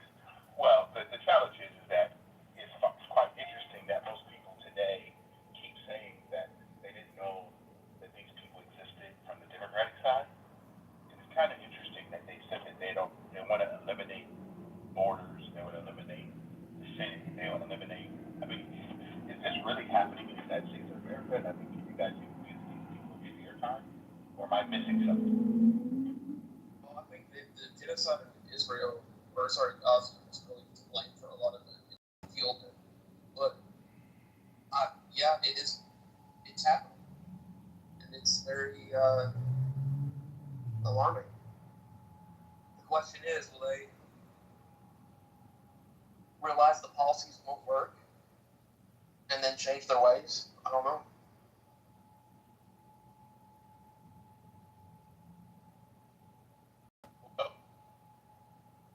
Left California, and the number of productive people that have left New York, when the producers leave, what do? Do you just keep trying to take the money from the producer? I mean, does this make any sense? I'm just lost. The producers being penalized, and the socialists saying we need to have people pay their fair share. But the people that's paying nothing, what are they paying? I mean, I'm just trying to understand the logic. There isn't logic, so I don't know. Yeah, you're not gonna be able to understand it.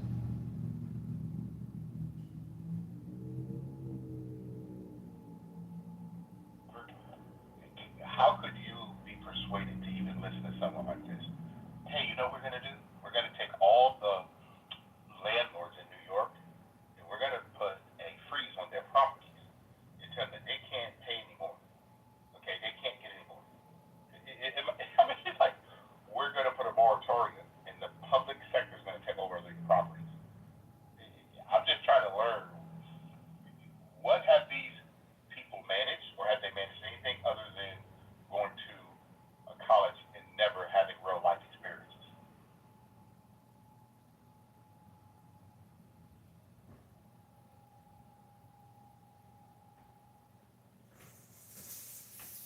Yeah, I don't know. Maybe we should see what Rich has to say about it. Let's see if he mouths off again.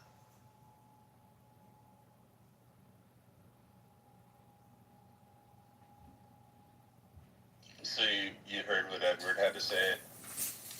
It didn't stimulate you, Beaver. Hey, Edward.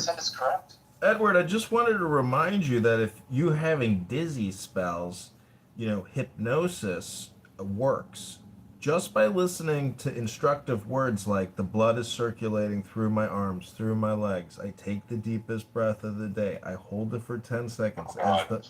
I know it sounds stupid, but words are very powerful. And as a godly man, you believe in the word. The word is a program for the brain. Hello? Okay, ding the gong now. Ding the gong again. I'm just saying that meditation is prayer. You see how he slowed down his speech and he was like trying to concentrate on picking it up.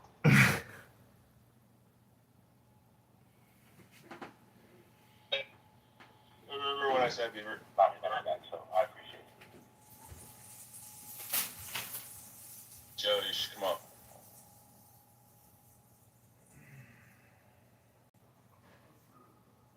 So, to Edward's question, Joe Hero. Mondami's freeze is temporary, lasting until September 2027. I feel like you missed out, you didn't mention that, and it's an important part of that. But it's wrong. Yeah, it's wrong. It sounds like it's not going to do anything. It's temporary. Wait, is that MGK from Chillism? Yeah, but my question is, when did the government get the right, the public sector get the right to freeze anybody in a capitalist society? I'm just curious, when did that become a proposal? The government does that all the time. The government sets minimum prices all the time. They set taxes on stuff. They bail out companies all the time. America is no different than communist China when it comes to that.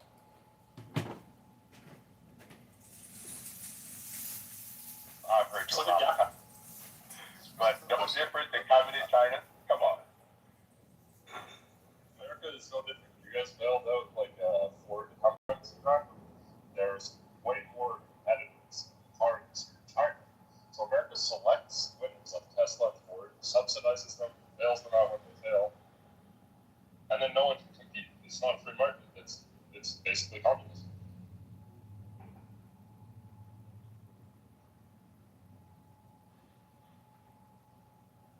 Of what communist or socialist is to you? It's a comparison, but if you're taxing people and then you're giving that to corporations or the rich, I mean, I guess that's not really what communism is, but that's how I'm looking at it. It's not a free market. It's not true free market capitalism. I thought we were lots of rules and regulations, and the government just bails out who they want to win. And, right, the new AI technology, the government said, nope, can't release that. They're policing that. If it was a free market, they wouldn't have been able to. Excuse me, faggot Canadian retard. I'm about to head out for the night to go look at perfect tens and have a neutral. Many people don't know what a neutral is, but it's the new cranberry vodka of 2026. And I just want to shout out to Matt Cool and Beaver here, especially Matt, who apparently is the only Trump MAGA organizer on this godforsaken app. Cheers and kudos to you. MAGA, MAGA, MAGA. MAGA, MAGA, MAGA. MAGA.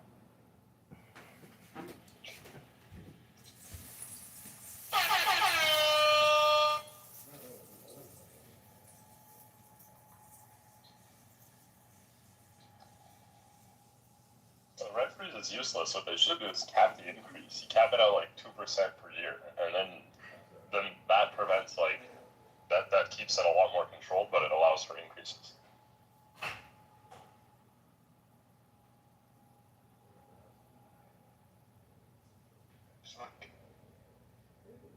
Open a business and hire people and hope customers come.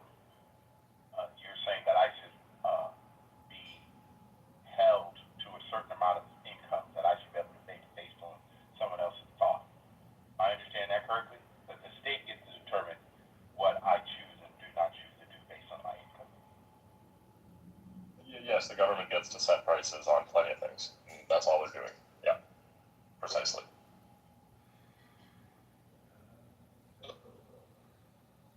On anything that we sell.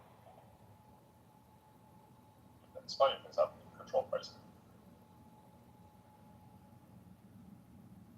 In my funeral cemetery business, where the government has priced me and told me what I should sell something for, please name 3 things.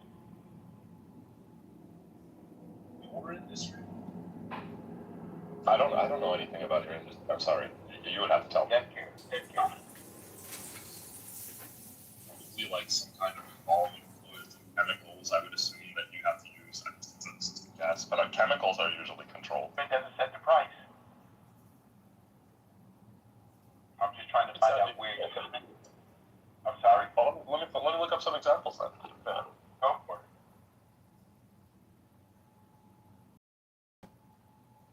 I just want to say that America shouldn't have stopped at the border with Canada. We should have taken out these British faggot retards when we had the opportunity to take the entire northern continent known as America. There is no Canada. Let's be honest. They're 1/1000th of the economy of our massive empire here on the mainland. And we have to deal with these obnoxious faggot retards like Jarl. I am complete. I know I haven't said much. I just wanted to get up here and point out how this is where we're at with political discourse. Jarl just gaslights the stage and the audience and says, well, there's many. It happens all the time. And then he's like, when he's called on actually having to make some points, he's like, don't actually know one off the top of my head, so I'm going to have to, let me look some up to reaffirm my gaslighting. You can think of many examples, like general examples, and I mentioned them. Usually they're going to be like minimum prices, but I don't see a problem with setting a maximum price either. I just don't know anything about his industry. It seems weird, like I wouldn't know anything about his industry. I just want to point out in discourse, what you just did, you completely contradict yourself and what you said prior. Not contradict myself. Let me list out a few examples of controlled pricing in the United States. So apartment rents already in parts of the United States have controlled pricing. Electricity and natural gas, prescription drugs, obviously, that one's obvious, everyone knows that. Automobiles, didn't know that one. Health insurance, didn't know about that one. Raw milk, federal milk marketing orders establish minimum prices. Oh, okay, so it's the minimum. Emergency necessities, so they maximum. So if you had an ambulance company, you'd have fixed pricing. Medical services, yeah, those are the common ones. I don't think it's a big deal. What a lot of those things have in common is necessities, right? Like utilities, energy, housing. Housing, I think, is a necessity. So I would see why, like, it makes sense, right? It's all like the medical stuff. It's all like the basic necessity stuff. Can we do a quick diagnostic here? Because I think a lot of people forget that when you are having an intellectual conversation on a conference call, free conference call with random people, you're bound to meet faggot retards that can't even, that's why I like to do a diagnostic. Jarl, what is 100 times 170? Listening, what's the question? What? You want me to answer a math question? If I heard correctly, just add the zeros.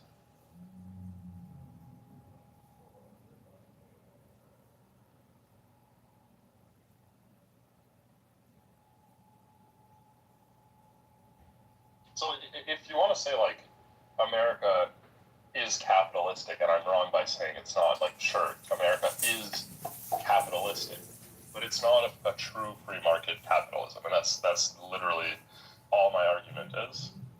We get and I it. think a We lot of don't people have have no idea this. separation of state and economy, Jarl. I mean, we've read Ayn Rand. What else do you have to contribute for us to consider not wasting any of our time listening to you on a beautiful Friday summer night? I mean, make it valuable, Jarl.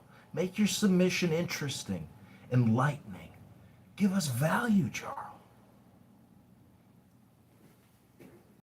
Ask you a question. Give us value. I mean, if you want value, I don't want to. Whatever you guys want to talk about.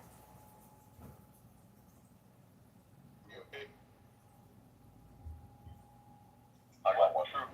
What truth do you hold to be? What truth do you hold to be self-evident? I don't know. I don't think I hold any truths to be evident. I don't believe in truths being self-evident.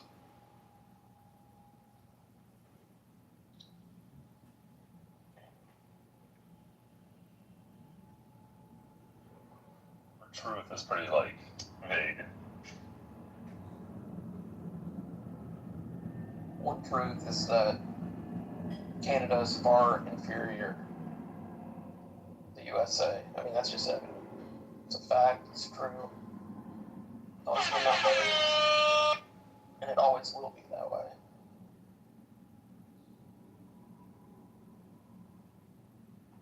So that should get you started, Carl. Keep insulting me. I'm gonna go start more forest fires and pollute your air. Okay. Okay. I didn't insult you. I insulted Canada. Trump made me patriotic, so. Who made you patriotic? Trump made like half of Canada patriotic. Your former prime minister affirms transgender. He divorces his wife. He giggles. His brother dies in a ski accident. Is he still married to Katy Perry? He arrests truckers, and the current, Trump is hip to the fact that your liberal, progressive, Democrat, pluralist, faggot retard society is full of faggot retards. You're just the byproduct of that faggot retard industrial complex known as Canada. Hello? I think all Canadians, or most Canadians, would admit Justin Trudeau is a bit of an idiot. But I know Americans have such a hard time admitting Trump is an idiot. They're both idiots.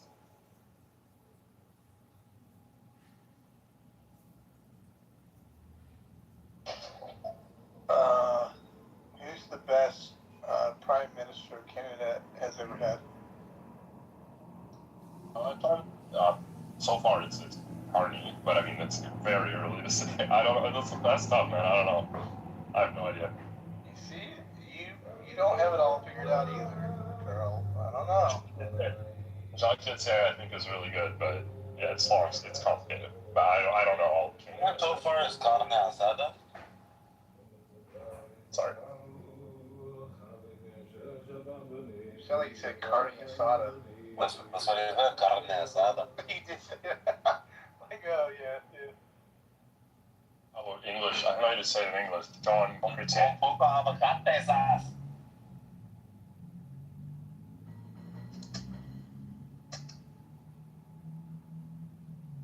How you been, man? Long time no see, man. How's life? How's life? Good. Everything good? How's everything with you? Well, just I've been sitting soccer all day.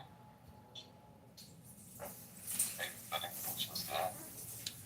Who did you have to pick to win the whole thing?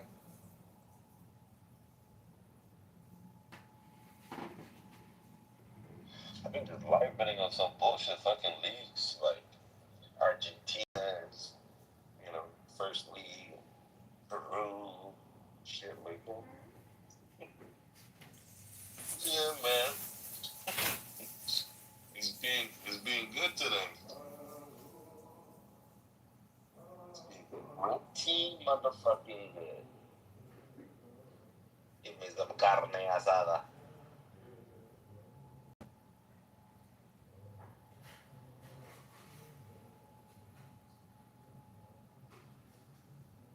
It's a slow night tonight. I figured it'd be a little bit spicier out there, but Isn't it Friday night? People are fucking.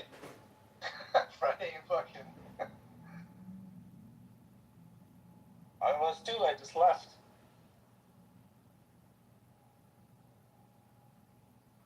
There's no point to this app if the libtards aren't gnashing their teeth.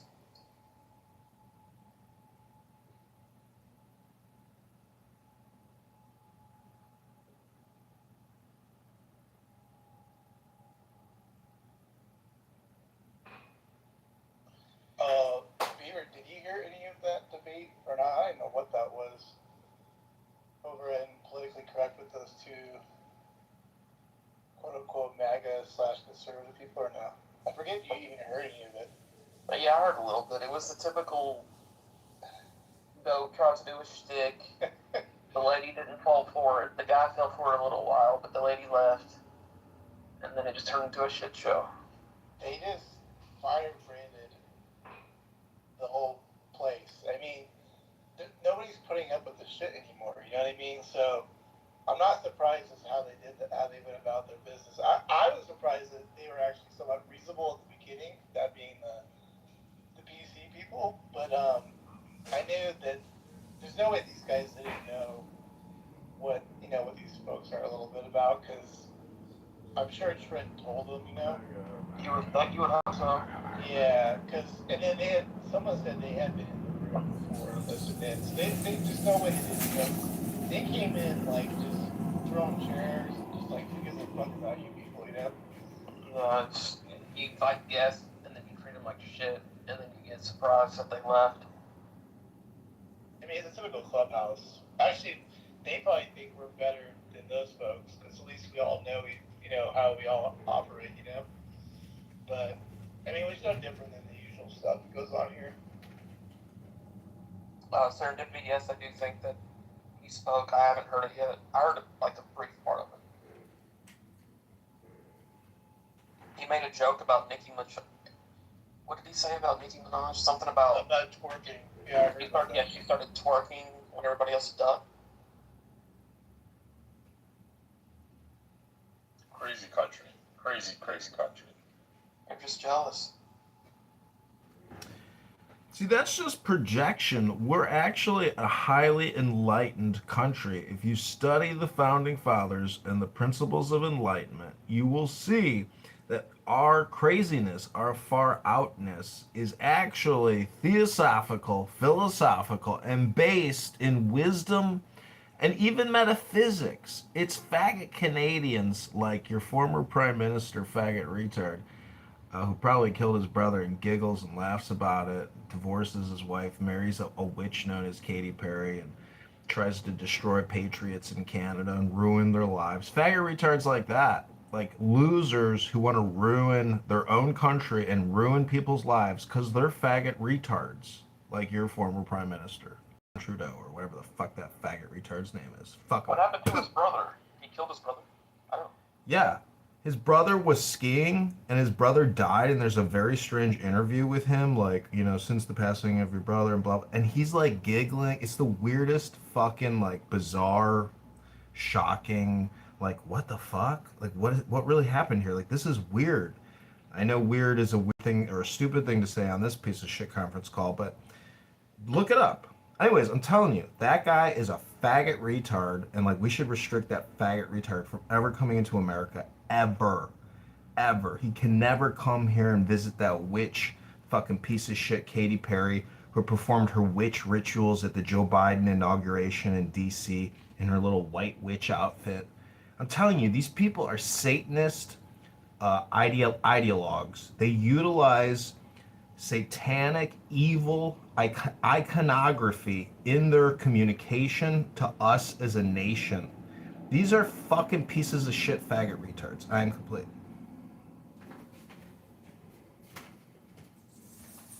Yeah, I don't think Justin Trudeau. I don't think you need to worry about him. But I don't think he's like, he has no power anymore. He's like an irrelevant, like, like, I don't know why you're worried.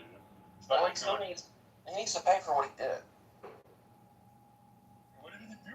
Other than be like a terrible prime minister. Well, didn't he fuck over his truckers? Not really.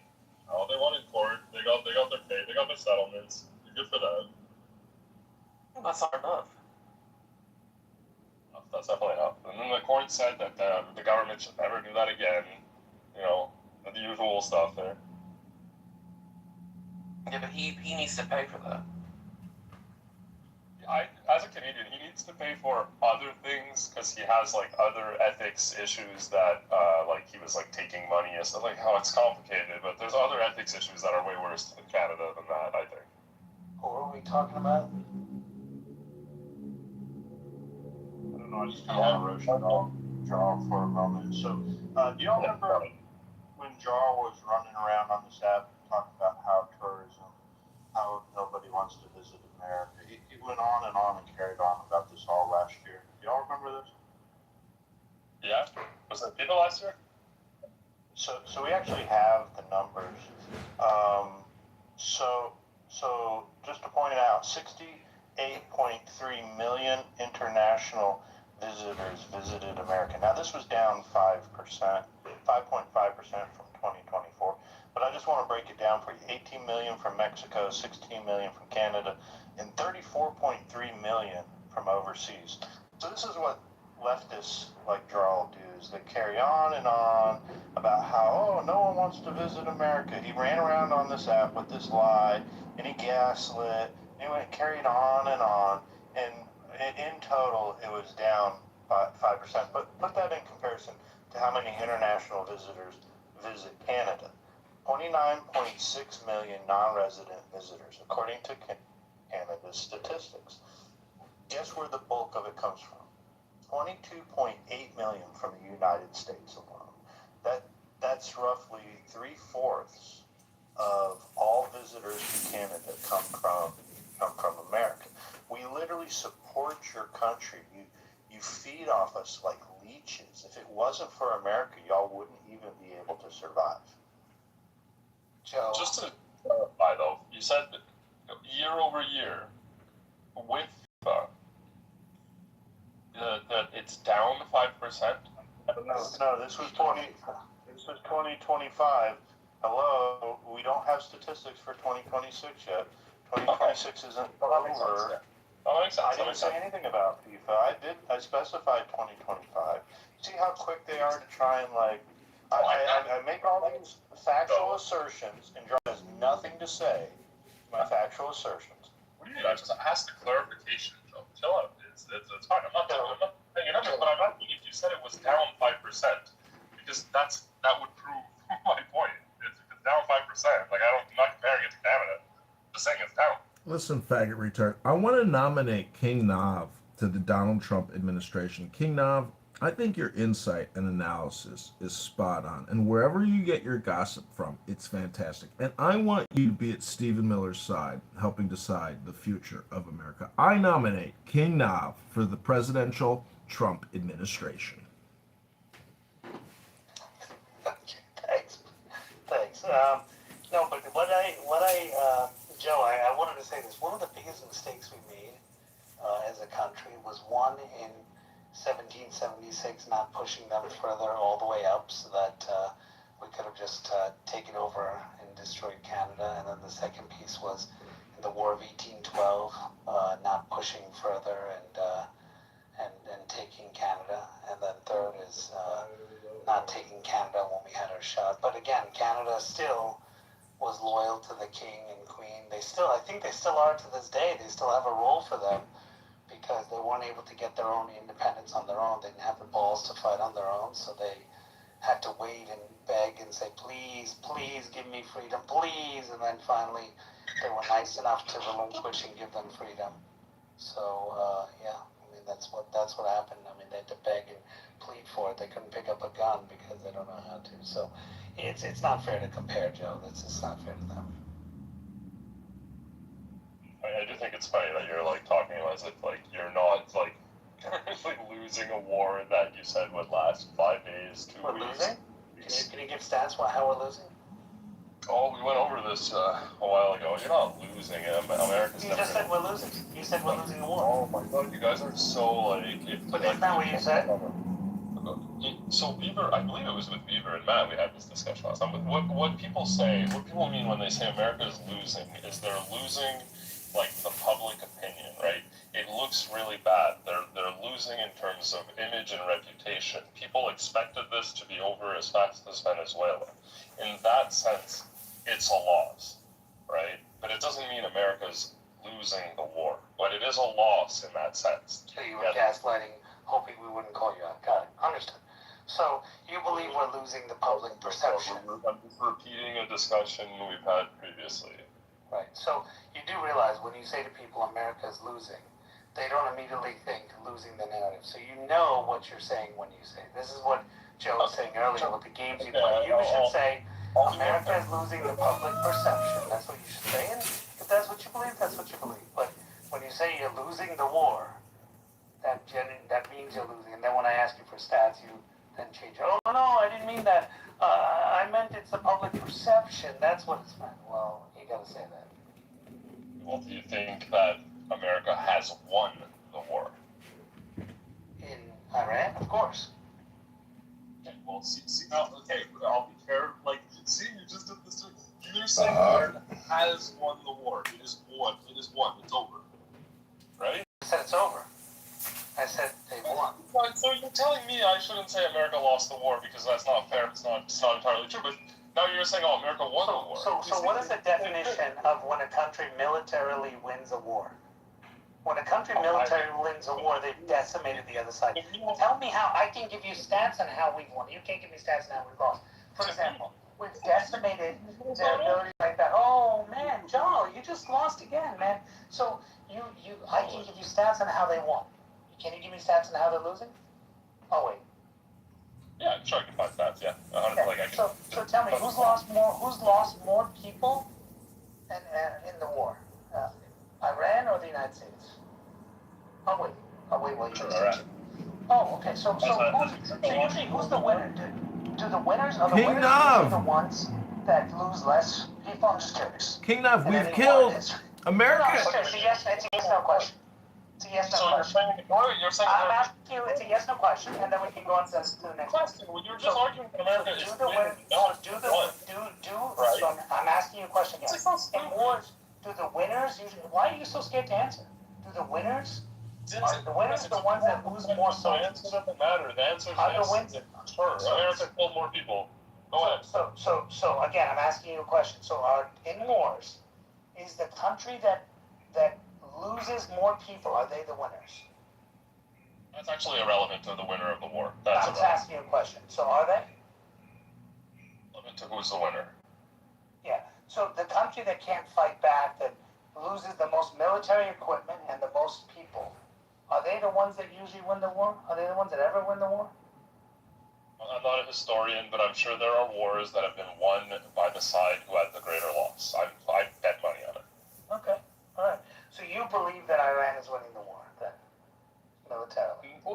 I don't. No, I don't. Okay. I wouldn't You say said that that. I prefer to say America. If you're going to correct me and be semantic, America is facing a loss in the sense of, like I said there. I'm not going to repeat it. Yeah. Yeah. So you believe that America is losing the war in public perception, but you don't believe they're losing militarily. Correct? No, but I do think, like, if I can elaborate, it's a lot more expensive, a lot more drawn out, a lot more long than America had intended, and that is, in a sense, I don't want to say a loss. How do I word it? It's not a good thing. Period. There. Is that better? So do you believe that America lost the Iraq war? No, I guess. Wait, but that was a lot longer than expected. Hold on, I'm going by your argument. But do you believe Canada lost the Afghan war because they joined and the war went a lot longer than expected? If you actually look at Canada at that time, I'm just going by your definition. They expected the war, and they expected it to last 1 year. It went longer than that. So do you believe that Canada lost that war and in defense of what happened in 9/11? Sure. Okay, so you believe Canada lost. Cool. So Canada lost that war. So Your people waged a war that went on 11 years or 12 years and lost it, along with America. That's what you believe. Wow. That's I don't know why we argue over nothing. I just think like if the war's still happening, you're right. No one has lost it. I think no one has won. So I'm wrong. I should have bet that America lost. But I think you're wrong if you're saying America won. When there's literally a war happening right now, how could that make any sense?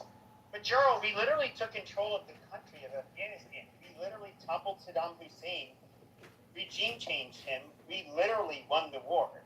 Militarily, we won the war. You can say that the outcomes were not beneficial. That's a whole different point. But when it comes to the actual war, the military won.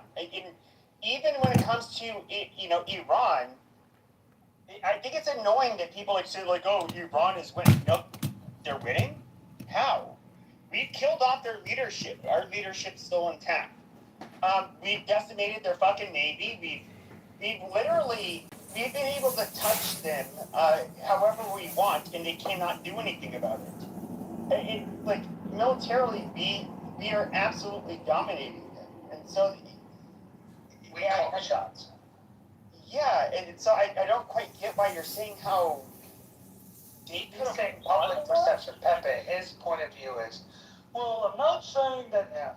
Even though earlier in the war he was saying America was it's all about. But he's trying to say it's like you're factoring the entire oil for the whole world. Like there's a lot of factors at play here.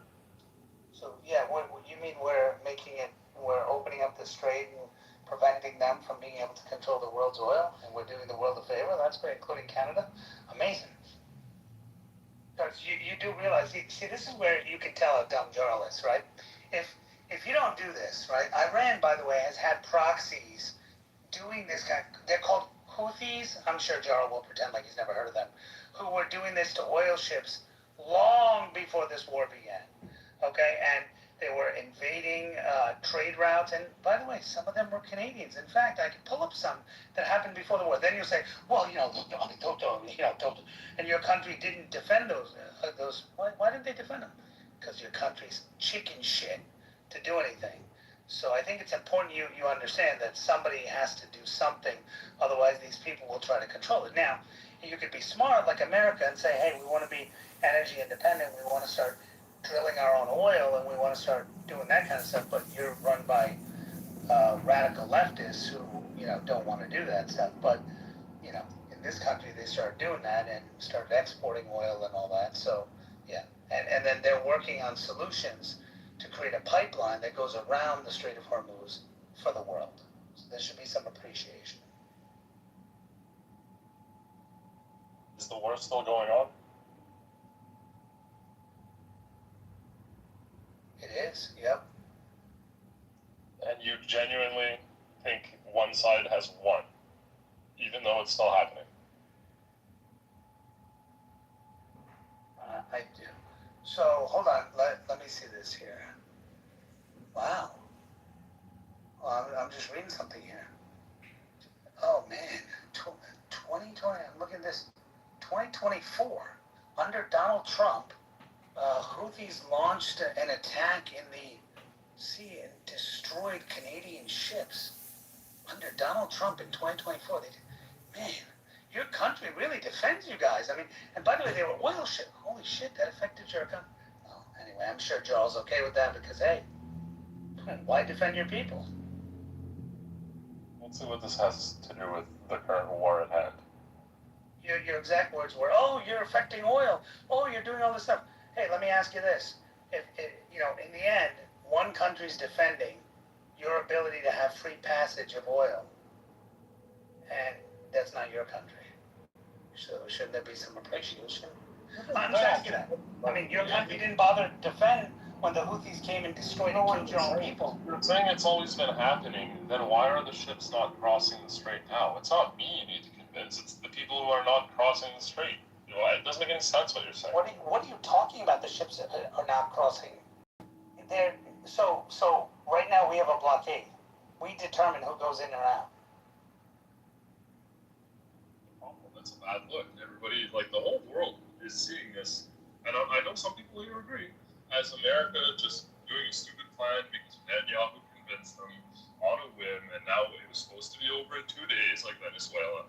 It's lasting way longer than expected. The American economy is drying out of oil, and just like the weapons, like a bunch of shit's running out of America. It just doesn't look good to the rest of the world. Disorganized. This is terrible. We don't look good to the rest of the world. Oh my God. No, he's right. No, Joe, I'm going to agree with you. You were right. You're making the point you're going to attack Canada, but you couldn't attack Canada right now. You're very busy with another war. Joe, I got a question for you again. Do you believe, I'm being honest with you, honest question, before Donald Trump took office, Houthis attacked your people. Do you say, holy shit, my country should have defended my people? Would you say, it's okay, they died, big deal. Some oil got destroyed. What's your view? I've never thought about it. I've never looked into it. You don't care. And that's fair. That just tells you who you are. You don't care. I mean, the first thing I hear if somebody says an American died, I'd say, fuck them. Nobody has a right to destroy my people. But you, on the other hand, what amazing patriotism. You just lose all credibility. Amazing.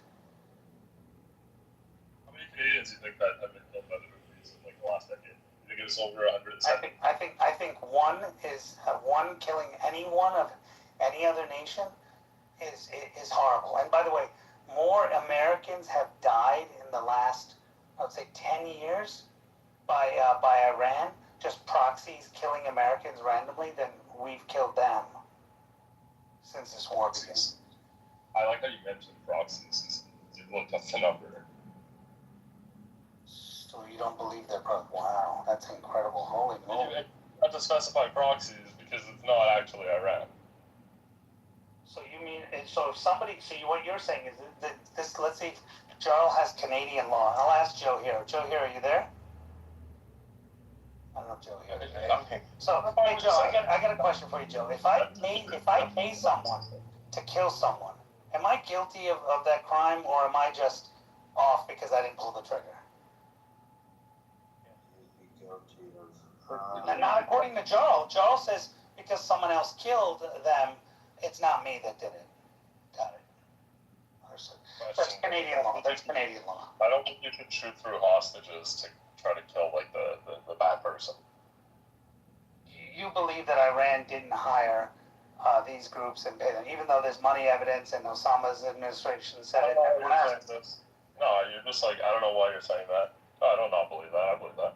So then I just said, so Iran is directly responsible for the murder of Americans all across the world. More American, and my view is when you kill our people, you should go back. Your view is and Ocean, welcome to the room. I don't know if you were here earlier, but we were talking to Jarl, and I was saying, Jarl, there's examples in 2024 of the Houthis killing Canadians, on ships and all that stuff. What would you say about it? Well, I don't know. I said, dude, you should say fuck them up, but your country just sat on their ass and was like, help me, United Nations, NATO, somebody, and nobody did anything, and you guys were like, okay, well, I guess they just died.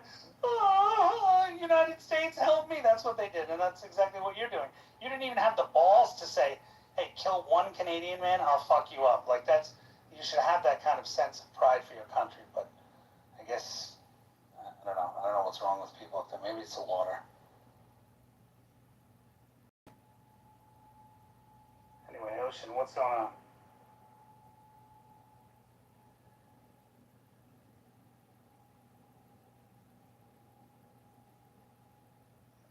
I put a link in the chat. It's a World War II song titled "We've Done It Before and We Can Do It Again."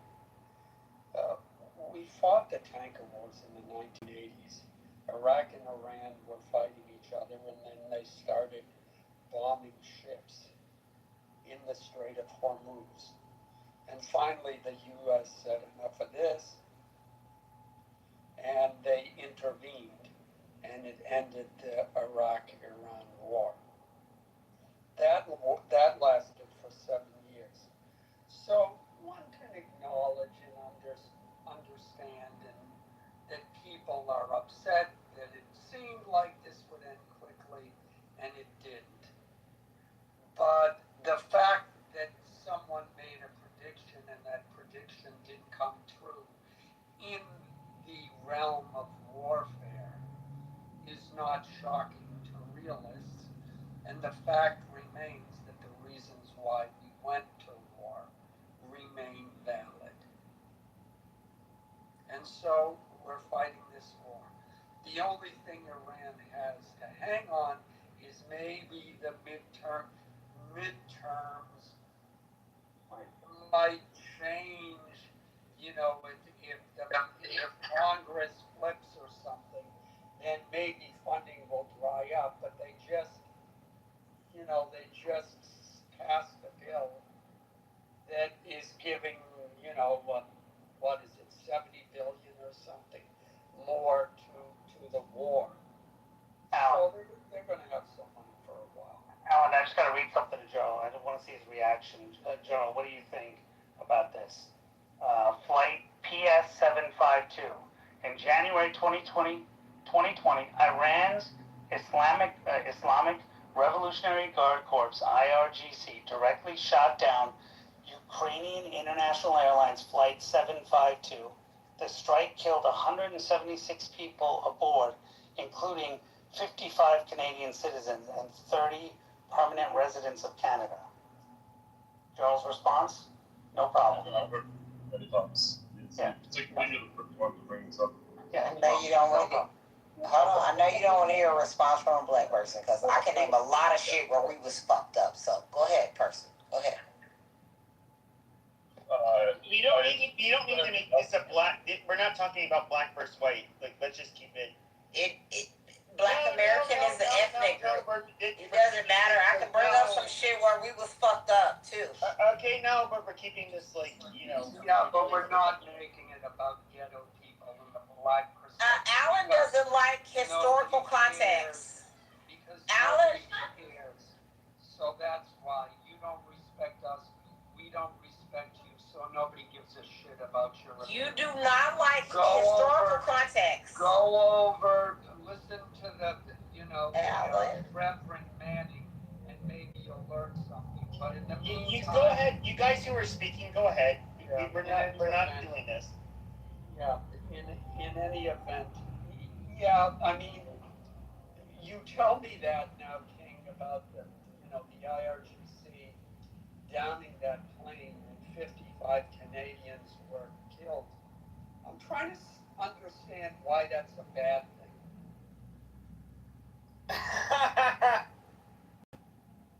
So, King, how many children were killed in that school that America bombed?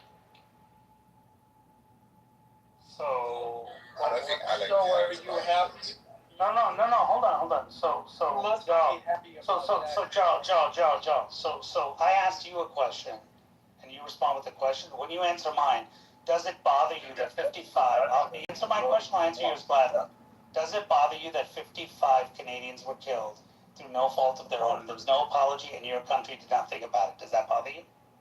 Yeah, of course that bothers me, and I think my country did think about it. You're wrong with that. What did they do about it? We did travel, and we put out advisories, and there was other stuff, but that's a good start. So I'm actually looking right now. There was no response from Canada. So there was no response from Canada. No sanctions put against the IRGC, and the IRGC claimed credit for it. No response from Canada. Your country did shit, and you brag about your country all the time. It's time to shit on your country and say 55 people died. Well, they did do shit. What did your country do after bombing the little girls' school? Yeah. So American school? Because you kill our people, we'll decimate. King, you know what? You fucking Indian piece of shit. I'm really sick and tired of you.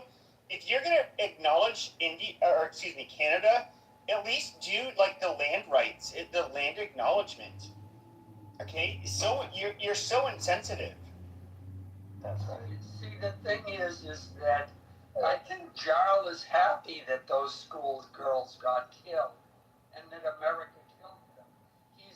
He gets more pleasure from the idea of America fucking up. But the fact remains that Canada did nothing.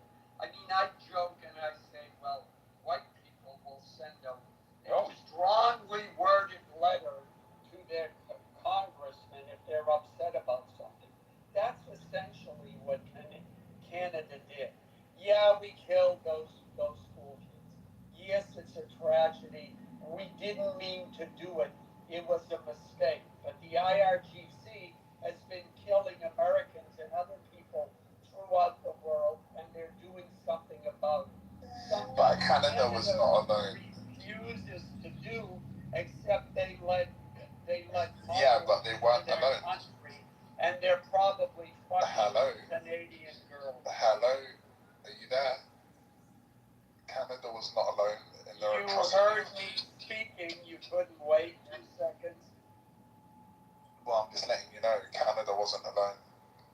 So I just have to point out. We're gonna hold on. No, this is how this shit starts. We're gonna let Alan finish, then Adam can respond. Well, I'm done. Thank you. Thank God.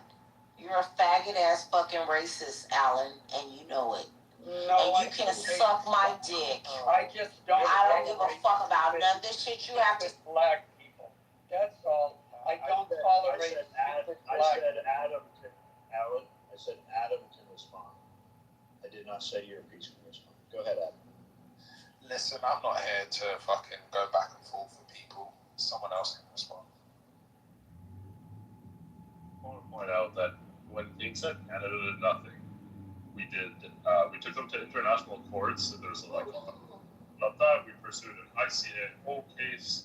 We applied sanctions and immigration bans, and we created, various initiatives. So Canada did really quite a bit, and that is exactly what I expect a modern democratic country to do, is to not just start a fucking war. So big countries international. did they do it again after? Let's see your knowledge. Did they do it again after that? And kill Canadians? But you just lied.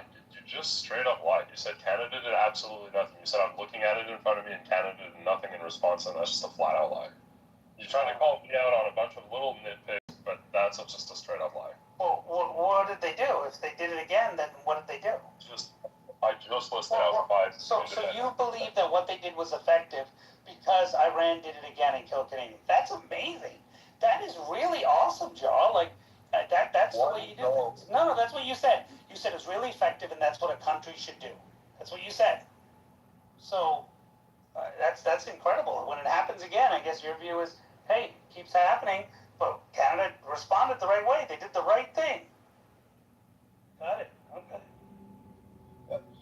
It's a basic. In a delusional manner that this is better, and it's not. This war is not working. So you believe it's okay if a country kills one of your people, you don't take an eye for an eye. Your view is, hey, we'll do it. That's it. That's fine. That's cool. I don't think it's okay to just go rogue, dude. Within your country, if somebody comes and robs your house, you don't get to just go do your own investigation. Actually, Joe, if someone breaks into my house in America, I have the right to beat the shit out of them. If I feel like I'm in harm, I have the right to beat the shit out of them. Maybe not in Canada, but in the U.S. I can beat the shit out of them. If you were in a fucking plane and it got shot down, okay, you have to do your own investigation to figure out what happened. It's not the same. It's not self-defense. Give me a break. What are you talking about? You just gave an example. Someone breaks into your house, and I gave that example, and you say you don't have the right when someone breaks into your house to beat the shit out of them. Yeah, I do. It's a basic part of interpersonal communications, that in order to communicate effectively, you have to speak in a way that the other person understands. The IRGC does not understand, nor do they care about anything from the any international sanctions, anything that the UN might do, anything that the World might do. They just left. That's all. They had no respect for Canada. The fact that all of those things you listed, they left. The only thing they understand is military force and severe economic force, such as blowing up their ability to export oil or cutting it off. That's what they understand. So when you're talking about what Canada did, no, it was completely ineffective. Just Just one second, Alan. I just want to add to this. So there was a protest that happened in January of this year, and the Canadian Foreign Affairs Minister Anita Anand talked about a Canadian being a Canadian citizen, and it was a major citizen, actually a member of government, that was killed at the hands of Iranian authorities, and was basically their throat was slashed and everything. Wow, Canada's response was, we're not going to do shit. U.S. is going to do it, and then we'll condemn U.S. Yeah, amazing. Joe, what a country. And then it also says was killed by security forces. The victim's name has not been given. Canadians, since Canada put sanctions on IRG, which you said were effective, IRGC has harassed, captured, wounded, and killed Canadians who are traveling. Wow, through the region. That's incredible. And according to Canadian intelligence and victim associates, IRGC has also subjected Canadian citizens within Canada to surveillance, online harassment, death threats in efforts to silence their demands for justice, has beaten and abused them, and the Canadian government has not responded. Wow. In the years following the crash, the IRGC has placed exit bans on relatives of victims living inside Iran, such as the mother of a prominent Canadian activist, Hamid Ismail, barring them from leaving the country. Well, Canadian, man, they're fighting hard to get their people released. I mean, they took a prisoner. They basically have a prisoner, Canadian prisoner, who's actually a prominent person as a prisoner that's still there in Canada. Man, your Prime Minister's really negotiating for that release, man. But according to Jarl, that's the right way to do things. This is the right approach to do things, to get our people back and to avenge our people. It's good to know. Good to know how you think. I remember in the war in Iraq and also in Kuwait, one of the things they talked about was the culture and how if two men started arguing, that literally the only way the argument would ever stop is they had to be torn apart because neither one would ever admit that they were wrong. That's the culture. The only way that you will convince them to give up fighting and to give up any kind of control of the country is they need to be overwhelmed with force. That's that part of the world. That's the way it works. You can't change that. And the problem that the West has, and the problem that the liberals have, and we saw that with Obama, with we negotiated this. It wasn't even a real agreement. It was a political understanding with no teeth. But the problem that a lot of Americans have, and especially the West has, is they believe that people in the Middle East are operating under a Western sense, a Western set of values, and they don't. And they probably won't ever. They negotiate with the West, they walk away, and then they laugh and they do whatever the hell they're going to do.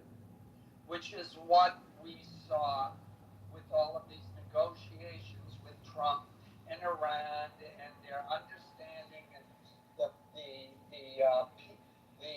ceasefire agreements. We always knew they were going to break it. But Trump has to let it play out so that the United States and the world can see, they keep breaking their agreement. So now I guess it's time to take more drastic measures, which is where we're slowly getting to. Well, Alan, I think that now that Trump played, he made massive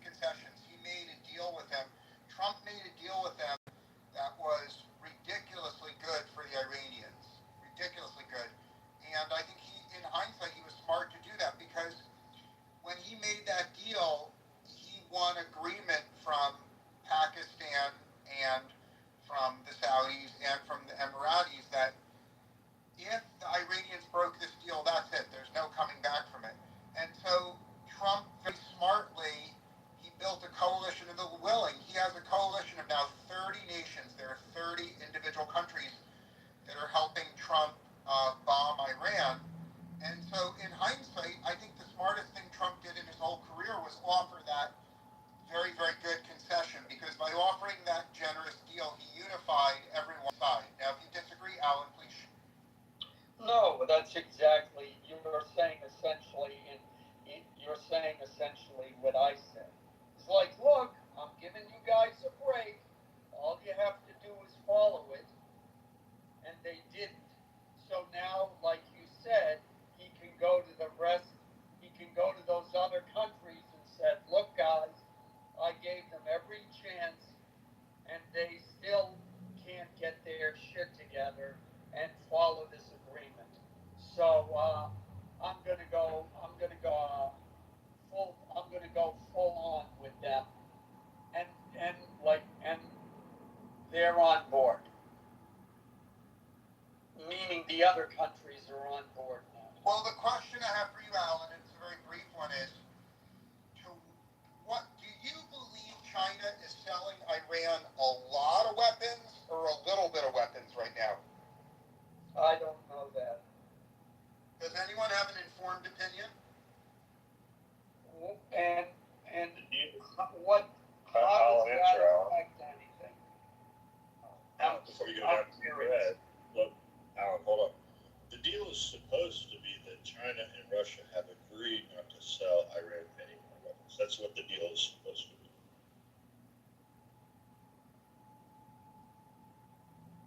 I mean, look, I for fuck's sake,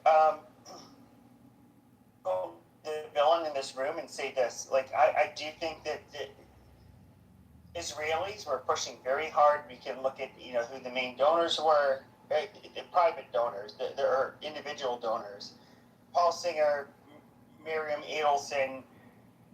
We can look at the pro-Israel lobby. They were obviously, they saw something in Trump, and they were absolutely correct in this evaluation, where they felt like he could be probably maybe not the last president, but the last president for who knows how long, who would end up doing what he did for the state of Israel. I just look, Iran is a pain in our ass. Yes, I get it. They call us the big Satan. They say all of this shit. They've killed U.S. troops. It's always been within the vicinity of the Middle East when they've done it. There's a lot of conflation that I've always heard going on between, like, oh, well, they're your enemies, and, okay, ISIS, which, for example, committed a lot of terrorist attacks on Western soil. We're not affiliated with them. In fact, the Iranians, the Shias, hate groups like ISIS, which are Sunni, with the fucking passion. They will kill each other. I think that, that's why Israel, for example, is happy Jolani is in power in Syria. There's no longer this route in which weapons can be, smuggled from Iraq and Iran into Lebanon. I just, like, at the end of the day, I feel like we are fighting. They're going to try to give you this turd. They put on an ice cream cone, a waffle cone, and they put sprinkles on it. It still smells like shit and will taste like shit. But they want you to just, like, say, hey, this is the best thing for America to do, where I absolutely disagree. And, it's not, I love Jews. Like, I have no problem with Jews. But obviously, I look at the world through a much different lens. I'm not a small minority. I'm not a group of people that, there's been a lot of anti-white, I guess you could say, rhetoric for the last, decade or so. But at the end of the day, who's going to do anything to us? Nobody really can. But they're scared. Israel's always has always felt or had to deal with like an existential threat, and so they've always kind of gone overboard in comparison to us, who we never really felt imperiled like they did. But, and I'm not saying this out of malice or because I dislike Israel, but I feel like this war was completely sold to us to basically, as if it's in our best interest. But in reality, I think it was in the best interest of Israel, obviously. And I'm trying to, I just because I actually care about Jews enough to say this, like, this is going to backfire and people are going to fucking hate you. On the left and the right, this is just like the worst route you can fucking go. Like, this is where you want to push everyday Americans into a war. It's going to, whether which class they're in, people are going to have to see their sons and daughters die. And I don't know, I don't know what else to say. And in a weird way, they should be mad at Jews, or I should say Zionists, if this war ends up happening. This is like, I don't know, this is fucking, it's crazy. I don't even know how else to put this.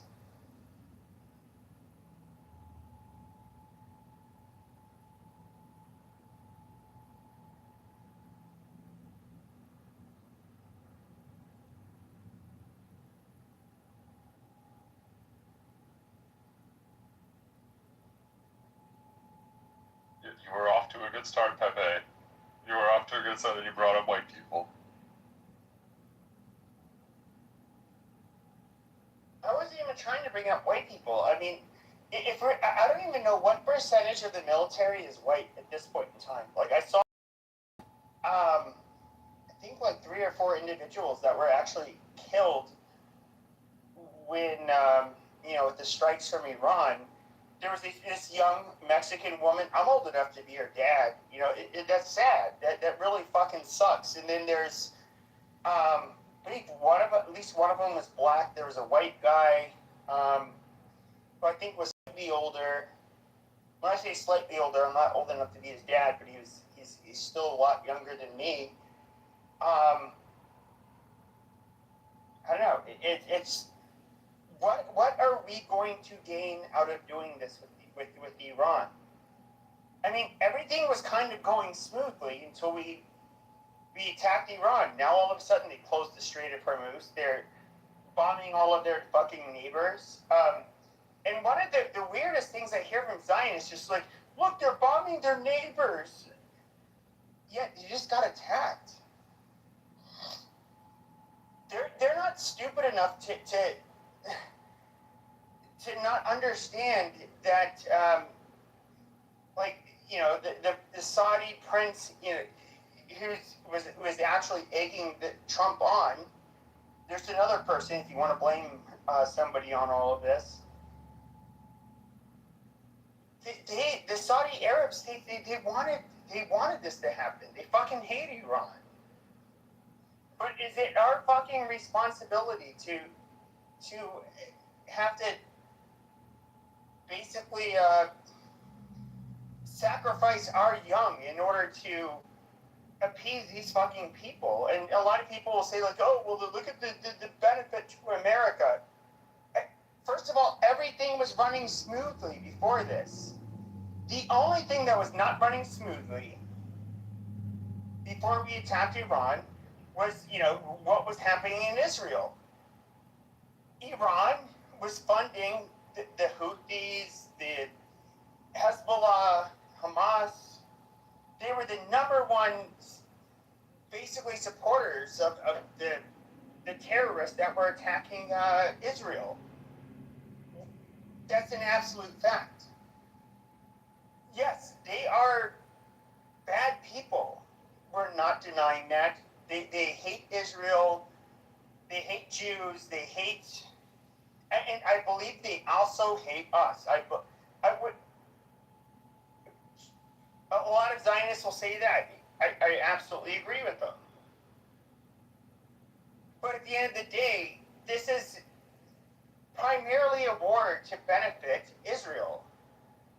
And like people like me, I'm not willing to stay silent over something like this. Like if Israel was just like, hey, look, we're just like this little fucking podunk state. Yes, we punch way above our weight. We're very industrious and innovative. We help out in a lot of ways. But look, you guys are the 800-pound gorilla. We're the little, 4-pound baby brother. Can you please protect us? See, I would actually listen to them a lot more so. But it's like the level of manipulation that we have to listen to. Where it's just like, no, you know what, fuck you guys. And then they take it a step further. It's just like, you guys are cowards. You are not fighting the fight that your children will have to fight. Or you're an anti-Semite. They do all of this bullshit. And no, it's... I'm sorry. And I'm gonna land here. I just feel like, just be fucking level with us. Like, the amount of bullshit we have to listen to. Look, I am somebody who's largely been on your guys' side, and you would call myself a Zionist. I think that your enemies are fucking animals too. I'm not on their side. And fuck Qatar, fuck Saudi, I won't say Saudi Arabia, but fuck Qatar, fuck, Hamas. Fuck the Palestinians too.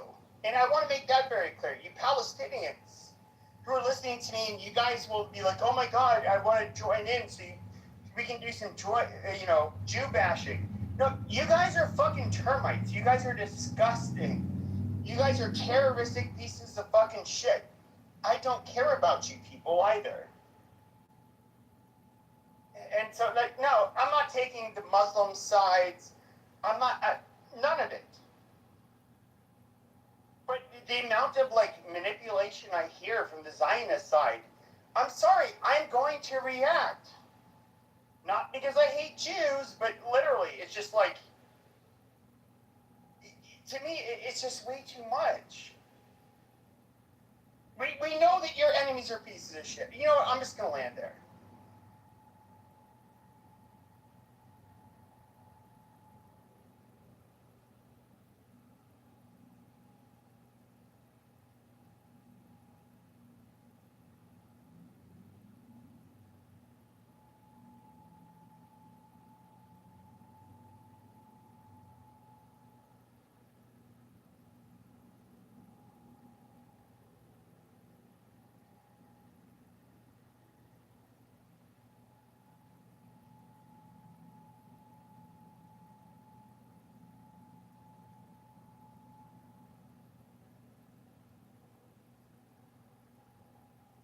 I don't know, is it just me or is nobody speaking? Nobody's talking. Well, I'm just curious. Is there any of you people? So, what I love about this I have a very specific gripe with Israel, and it more has to do with how they, what I would call Israel firsters, trying to fight with other Republicans that are not Israel first. Them trying to talk us into conflicts, which I don't think are necessarily in our best interest. But I am curious, are any of you diaper-head Muslims in the audience? Would you like to try to maybe say your part of the story? Why we should be on your side, which, obviously we shouldn't. Or is there any Zionist in here that just thinks I'm like a horrible anti-Semite and I'm a retarded person who just, my proverbial diarrhea that's coming out of my mouth is just, it's nonsense. I'd love to hear from either group. I have something to say. I think it's way deeper than just who is supporting who. I think this whole war is just straight off of just like the oil reserves. I think that's really that's all that the United States cares about. I'm still trying to figure out how does Israel come into the to everything, but I know on Trump's behalf, I know he wants like Iran's just how he took over Venezuela. He wants to do the same exact thing with Iran because Iran does have a very big, large oil reserve. So it's like if you look it up, you can see that Venezuela has the biggest oil reserve in the world, and that's already taken over by Trump. So the next after Venezuela is Saudi Arabia, which is an ally. So it's not gonna too much press them. So after that, it goes Iran, and Iran so-called has nukes. I just feel like that's just like like a dummy to kind of just go at Iran for their oil reserves. So I think this whole thing is just straight out for oil reserves. And that's like it's kind of like me personally. I don't want to go back and forth with everything else because I truly know what it is. It's literally the oil reserve. That's why Trump is invading Iran. I disagree completely, but you're entitled to your opinion. It's cool, bro. 100%. So I'll take it one step further. Can I share something about you? I just wanted to say it's not just the reserve, it's the control of the flow of oil to China. Go ahead, Edward. Yep. Yes, that's right. That's part of it, right? Pepe, you forgot to say But- something. Right. Okay, but what we all need to look at is since 1979, the actual supreme leader of Iran has decided to go against the West. It's a theocracy, guys. They're not ran like other countries. Okay, most of the Middle East have been held hostage for many years. Many years, actually. We can talk about 47 years. This is very, very interesting.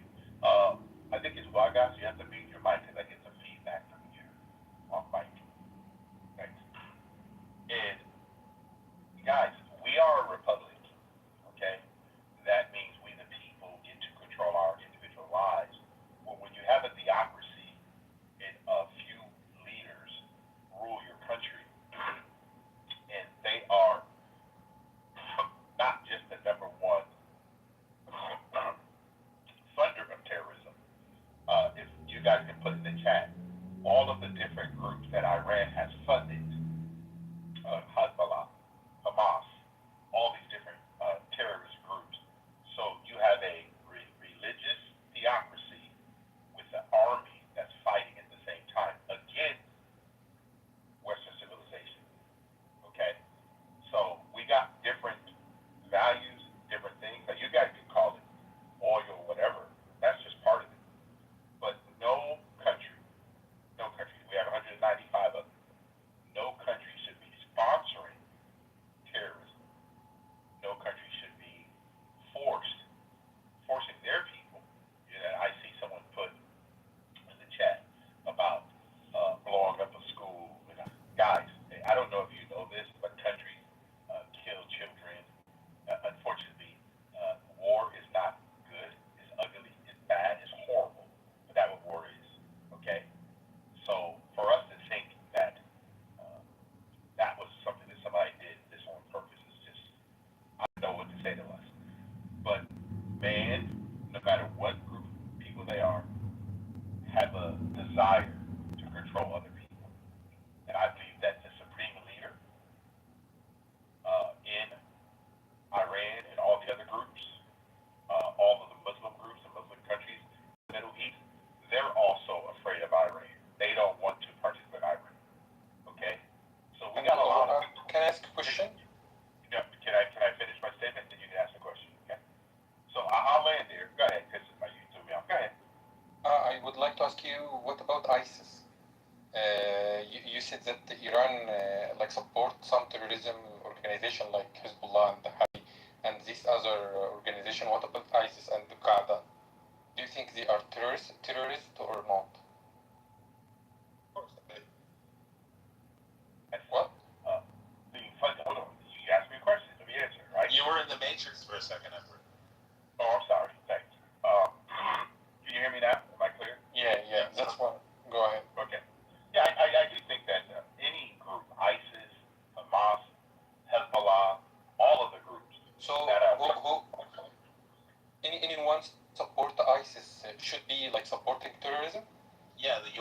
U.S. created a back. U.S. support Okay, he's trying to get cheap point because Israel backed ISIS, but the U.S. also backed ISIS. Hold on, guys. So U.S. is supporting terrorists?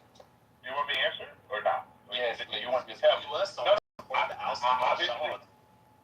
but obviously you guys have decided that the U.S.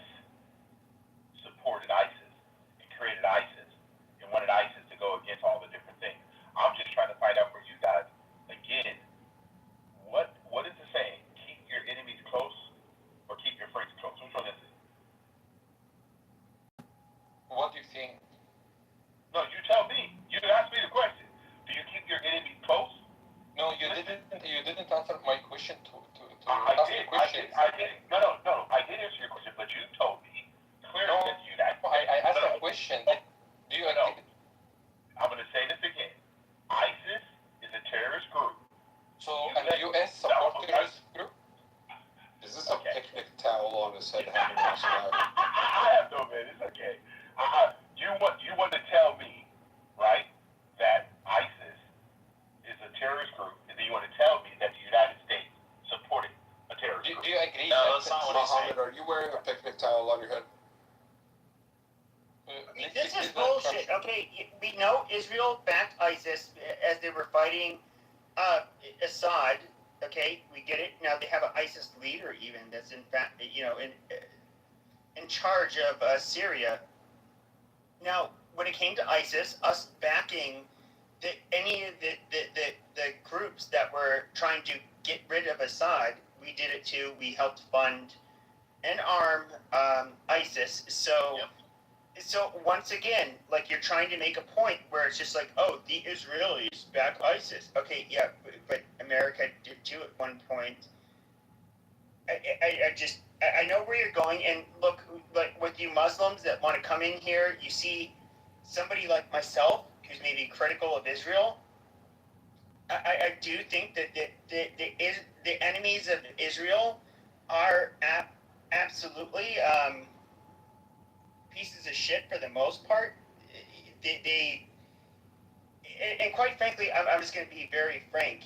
I don't think there's ever going to be brotherhood between Muslims and Christians, just as there's never been. I'll go ahead and listen to your sleazy ass talk about, how great or how horrible Israel is, and somehow how great the Arabs or the Muslims are. Yeah, go ahead, Muhammad. No, I don't talk about it is Arab or how worse is Israel. I just talk now about something. Do you agree or no? Yes something. Or no? You agree yes or no? You agree that ISIS is terrorist organization, and you agree that US and US support ISIS? Do you agree with these two facts that everybody know about now or not? We can build on that. Do you agree with that? Fighting against Assad, yes, that's true. Yeah. Okay, so by why you mean like why do you think? originally? 1 second, Florida. 1 second, Florida, please. Why do you think? What's the reason why? Why US? Why do you think US support ISIS? What's the reasons that make US supporting terrorist organization in the Middle East? We don't anymore. Go ahead, PP. Oh, you PP. Maybe or Edward or anyone. Time, we were supporting anybody who was anti-Assad. Now, Assad is somebody who, for example, was very friendly with the Russians and the Chinese, and somebody that was definitely not willing to work with America's interests. When it comes to why would we want to do that, I mean, we can look at when we were still in Iraq, for example, at the time. The instability that came both from the IRGC and their training and arming of the Shia militias, which, with Syria was obviously, they were a big part of that because the Alawite minority, which a lot of Muslims don't consider them Christian. Okay, I get your point. But do you think if China or Russia supporting some groups or organization in Mexico or Canada or any place or US itself, and these groups are terrorists, and they think that they are supporting them to be against US. Do you think Yes, this we're is the right thing? hypocritical, you smooth brain fucking chap. Yeah, Do you think I would it's the say right thing, that yes, I would say that China does a lot to try to facilitate terrorism. The United States, as does I think Iran, Venezuela at one point at least. Yeah, all of these countries. So you think that this is each So country US can. is terrorists because they support ISIS, right? So you think, Pepe, you think that any country would like to fight another country can like support terrorism in this country? It's fine for you. It's okay to do that. You're talking about like the enemy of my enemy is my friend at certain points. Yeah, alliances change. Not just the kind of enemy. For example, if I have like a country who are enemy to a country that enemy for me, I can support this country. But I mean about terrorist organization, terrorist groups. That's fine. Not just the enemy. I'm listening. Look, I've explained this to you over and over. And look, I want to go to bed. And like, look, you're low IQ. Good night. Just your low IQ diaper brain, chip fucking Muslim brain is not going to comprehend this shit. That's fine. Pepe, leave that. Muslims are bad because they are terrorists, and US is supporting terrorism. And do you think that supporting terrorism is a good thing? Okay, good night, bye. I'm surprised you think that's the flex when it's literally Muslim organizations and terrorist groups that are actually committing the fucking terrorism. You low on fucking troglodyte. How did you walk into that one? You goddamn moron. Your people are so fucking stupid. Is that what you're telling me? That we can fund you into committing fucking terroristic acts where you monkeys act on our behalf? You fucking retard. Like, the dumbest fucking shit. Once again, you know what's interesting? At least when I talk to Jews, they're rather intelligent. Listening to fucking low IQ fucking inbred pieces of shit like you, it just shows what kind of unreasonable fucking retards Israel has to live amongst. Okay, just suck a fucking dick. Okay, you go ahead, come back with your stupid goddamn retort. It's retarded. Pepe, can I speak now?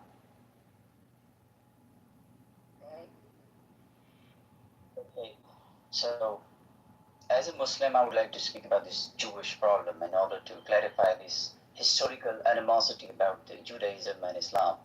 See, there is a crystal clear verse in the Holy Scripture of the Muslims in Quran in chapter 2, I believe it's 122, where God says how the children of Israel are the chosen people and how they were preferred over all other worlds. So there is no doubt about the fact that they are the chosen people. If a Muslim denies that fact, he's actually going against the Holy Scripture. But there is a condition. If you are the chosen one, then the conditions get different for you. So I believe it's written in the Bible, Leviticus chapter 26, verse 24, which says that if you go contrary to the message of God, your sins will be 7 times more than that of a you will be punished 7 times more than that of a common or a non-Jewish person. So considering the fact that being chosen brings a lot of responsibility upon your shoulders, so if you are not true to the message of God, then you will have to face the consequences. And what we see right now in the world, it's up to you. I'll leave it to you in order to answer the question. The vast majority of them did not look at them as the chosen people. Hey, one time I was jerking off to my girl became a tranny, and I was. See, I was. The vast majority of Christians did not look at Jews as being chosen. In fact, hold on. If you look throughout Christian history, okay, we literally we have a new covenant with after Jesus in the New Testament. They like to call it replacement theology, which obviously Christianity was a replacement theology. The vast majority of Christians, up until like a couple hundred years ago with the evangelicals, we did not look at them as the chosen people. The chosen people, first of all, does not mean that they're God's favorite. You know, the evangelicals, they're crazy. They'll believe one thing, but the chosenness means there's a new covenant, and that it can be fulfilled through the church if you become a practicing Christian. It's not this whole thing where we have to look at Jews as a chosen or special people. That is not something most Christians believe.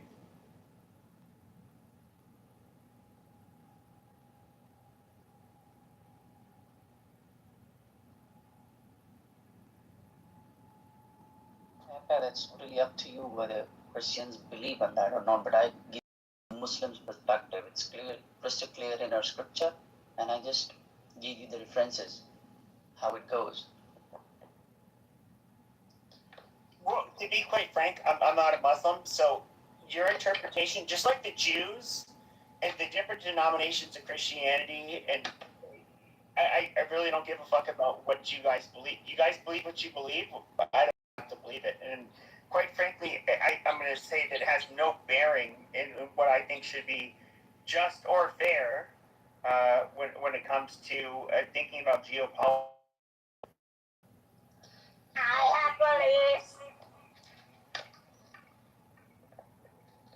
Yeah, I was going to say something because I've been in and out, and people are talking about Israel, and it's the Middle East. I want to say my beliefs. All right. By the way, if it's your individual opinion, that's totally the Christian scriptures acknowledge it. All of this really doesn't make any difference. The United States doesn't care if they're Jews or Muslims or Islam or anything else. The question is if you are useful to the United States. Israel has shown itself to be useful to the United States.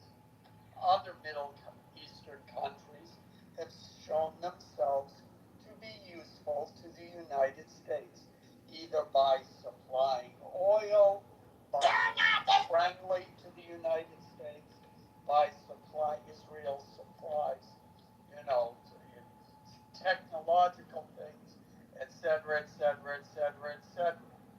If you're useful, then things will go well for you. If you're not, things will not go well for you. It's that simple. And it's a lesson that certain countries in the Middle East refuse to learn because of their own egos. They think they're bigger than the United States. They think they have more power, and they think just because the American consumer buys the oil that they have in the ground, that somehow that gives them some supreme leverage over the United States. It doesn't, and it never did. And Iran is a good example of just how stupid the Middle Eastern mentality is. It has rich oil reserves in the ground, and they couldn't do shit with it. It took the United States and their engineers and their technology to pull that oil out of the ground.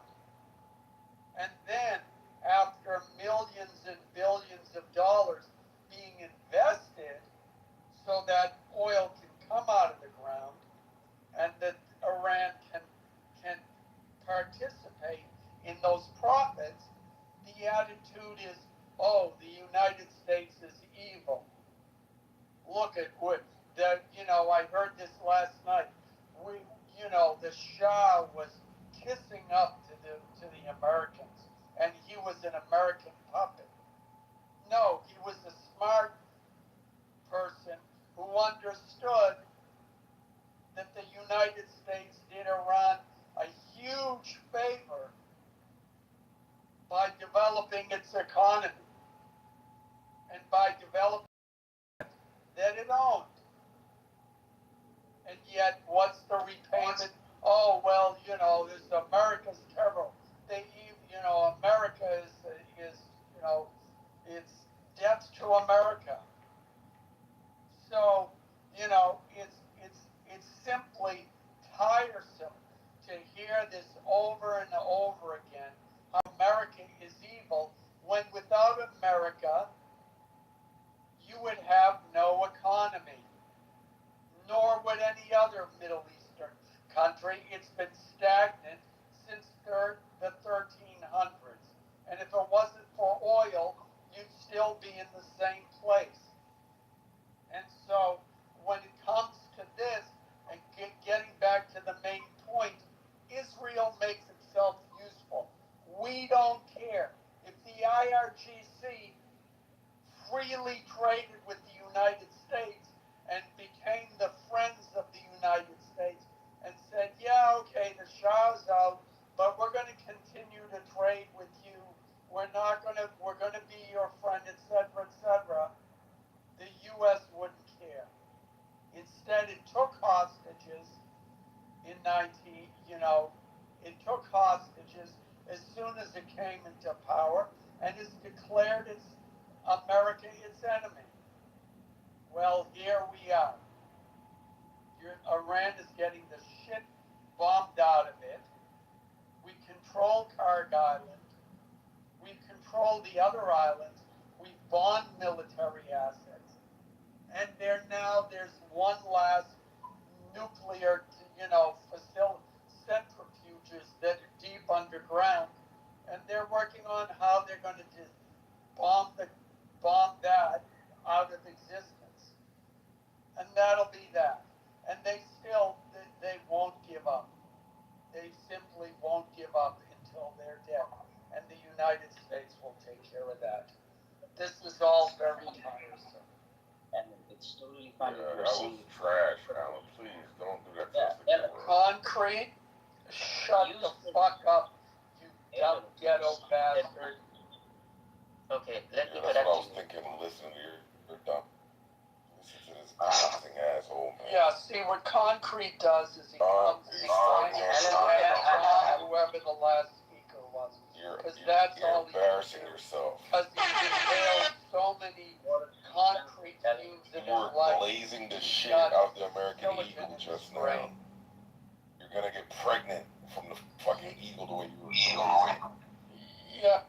Hey, check my brother. My brother, how you doing? Good, we're done. Hey, Chuck. What's up? Good to hear your voice out with you, people. Good to see you guys lots of stuff. No, I have to deal with that problem with my leg, So I've been away. We love this space, we love you guys, and terrible what's going on at the moment. I think you know what makes me nervous? The fact that Israel is quiet, it makes me nervous. I'm like, the Israelis are probably gonna kill one of the Iranian top generals tomorrow or today, or whatever your time frame is. But do you guys feel that way? Whenever Israel is quiet, I get nervous because I'm like, they're after some bullshit. Israel is a failed state, failed project. No, it's not. Israel is the best state in the Middle East. No, I can't speak in squiggly lines, Israel is bleeding money, is bleeding fucking. No, it's not concrete. Calm down, bro. Hold on a check. I know you don't like to hear the truth. You can't overshout the truth, bro. You gotta just calm down. Bro, people have been saying Israel for the last Israel is only 10 million. Wait a second. People like you have been saying Israel's gonna be dying for the last 3,000 fucking years. Nothing has happened. They're still there, they're still powerful, and everything else. Nothing's gonna happen to Israel. And don't get me to be like, oh yeah, something's gonna happen to Israel. Get the fuck out of here. They're scared of Israel. Why do you think Iran is bombing everybody but Israel at the moment? That big bad Iran. Give me a fucking break. They haven't even sent a single ballistic missile towards Israel. You wanna know why? Because Israel's gonna kill Khamenei again. Khamenei is a rat. he died like a dog, like Trump said. And what are the fuck are they gonna do about it? Huh? The Iranians. All these Muslim jihadists, Sunkum, whatever the hell you wanna call them, they're discussing comebacks. Islam has to get out of America ASAP, 100%. And they have to get rid of. You have to get rid of Islam. It's a poison. It's a cancer. It kills everything in your society. White, black, Jewish, Italian, whatever the fuck you are, it doesn't matter. But when you bring in Islam, that's when you get the death sentence. Look what happened in New York City. They elected a fucking Muslim. And you know why they did it?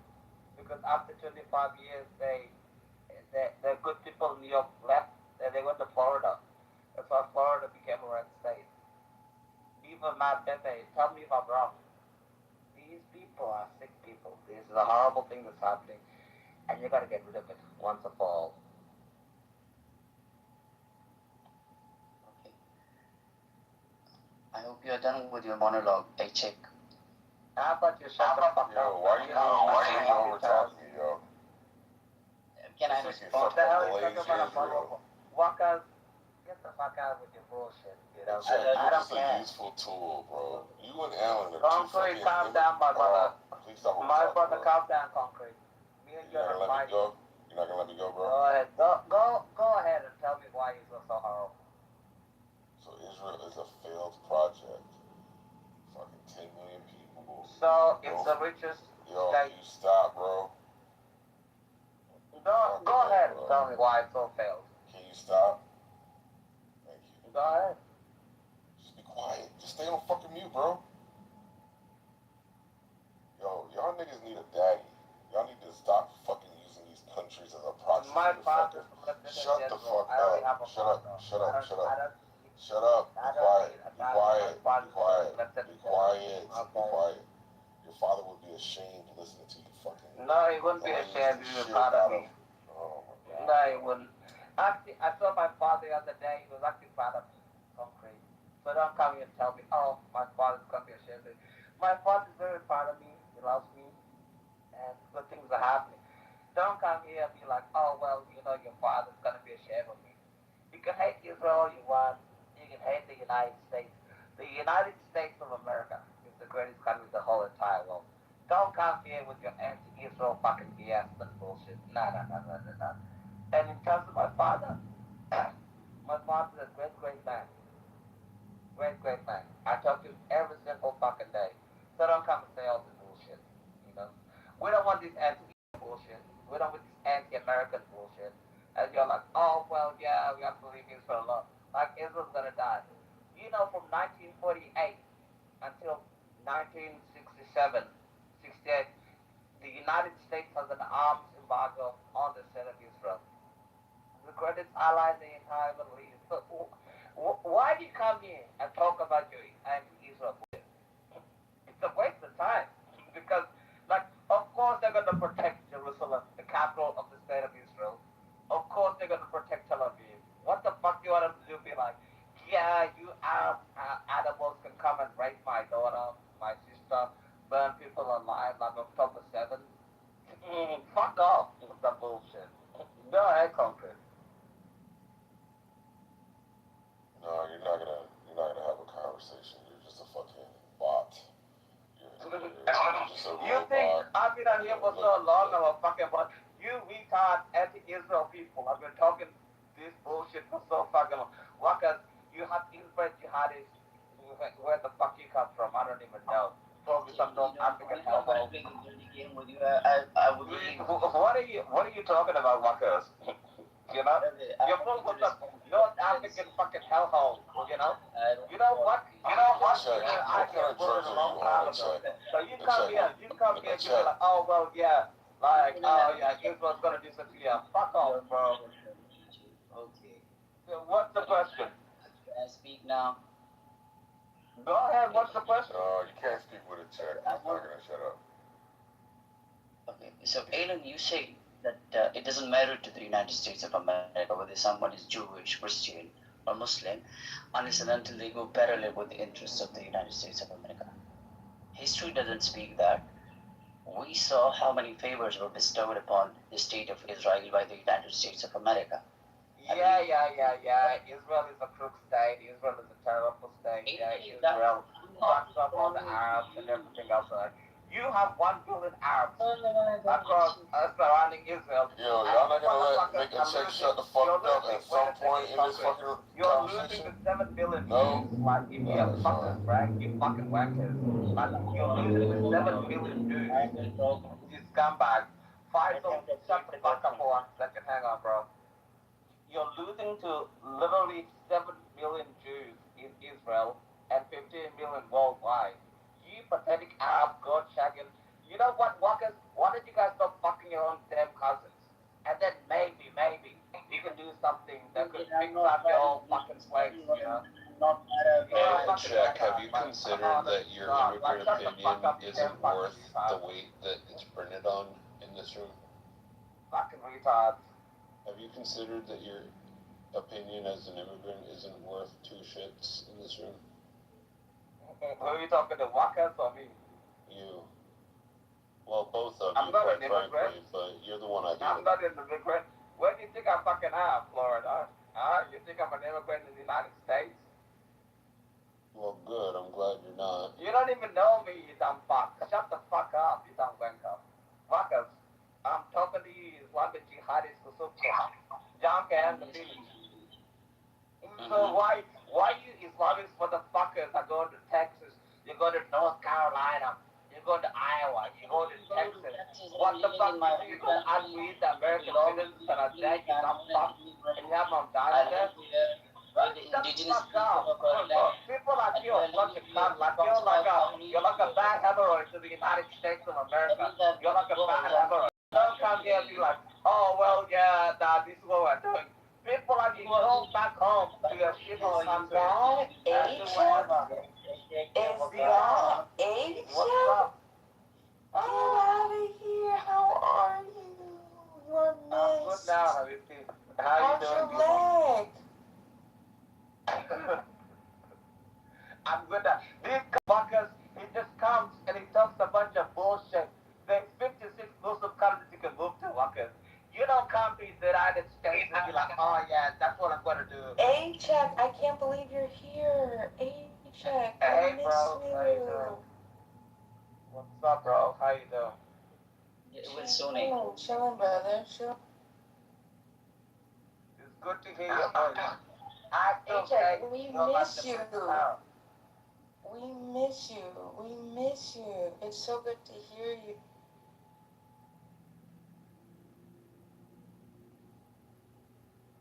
Yeah, we miss you too. Like, I can call it. I'm here every day. My feet were fucked. Remember, I told you, I was like, my feet are fucked. That is terrible. And the thing is, I'm like, I kept saying it. You know what, Bima? When you said that thing, when the Avatar movie was saying, that chick sounds exactly like you. And I'm like, oh my god. Katara. You know what she said? She's like, I know what kind of airbender Aang is. What kind of airbender are you? Blah, blah, blah. And I'm like, oh my god, this is... I gotta get out of here and stuff. Nah, but it's good to hear your voice, bro. You're cool as fuck.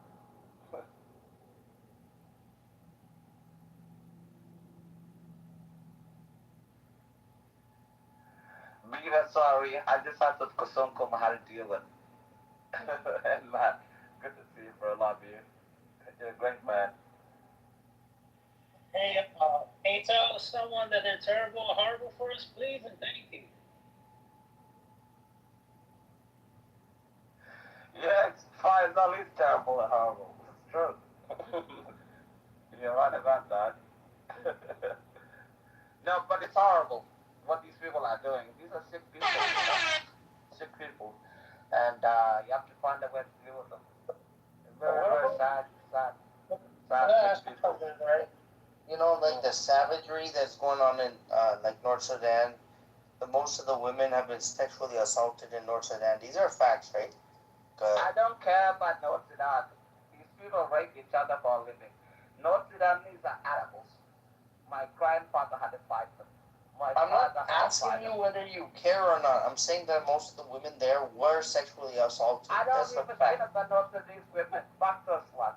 They're the same sluts that come to the West with the fucking hijab and be like, oh, like the Iran Oma type. I don't care about North Sudan. I'm not denying they weren't sluts. I'm not denying. Like even Tiger in the audience. Those women are sluts. Bro, fuck North Sudanese women. All the women that are in Islam are terrible people. Women I are don't the biggest care. sluts. The most closer they related to Tiger, the more slutty they are. These are facts. You're not listening. I don't care about Islamic, Muslim, terrorist, jihadists, Kusumkum, women, North Sudan, anywhere. I don't care. Comments I don't not care. about Do not feel Sudan. sorry. Wait, bro.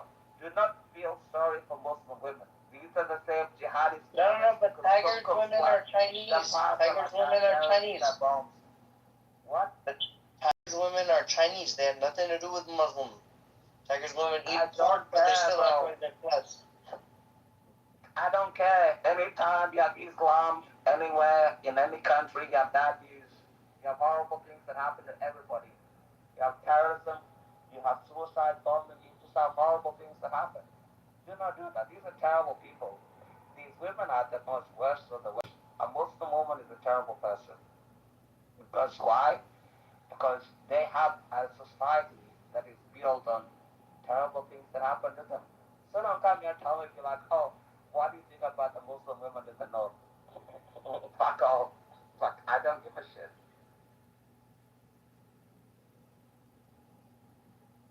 You have a Chick, do you know what your problem is?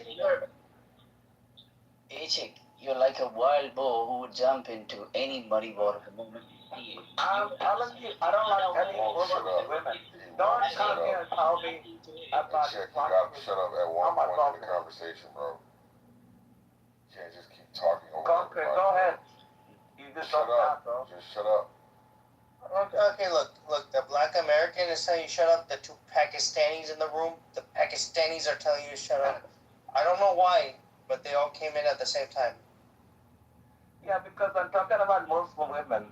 Concrete, I think, wants to fuck like a Somali woman, whatever his thing is. He's a good guy, great guy, amazing. Wakas, I have no idea. He's full Pakistani too. He rapes everything that moves. Terrible people. Should never let them in your country. And the other person is just Pakistan. I don't even know. Pakistan is a horrible country. I don't even know why anybody feels for Pakistan. Have you ever been to Pakistan? Horrible.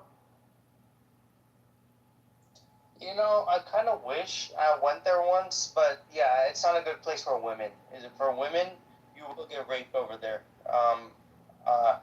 I would want to visit there because I'm a big guy, right? Like I'm pretty big. No one's gonna mess with me. But if I was a woman, yeah, I would get raped over there if I was a lady.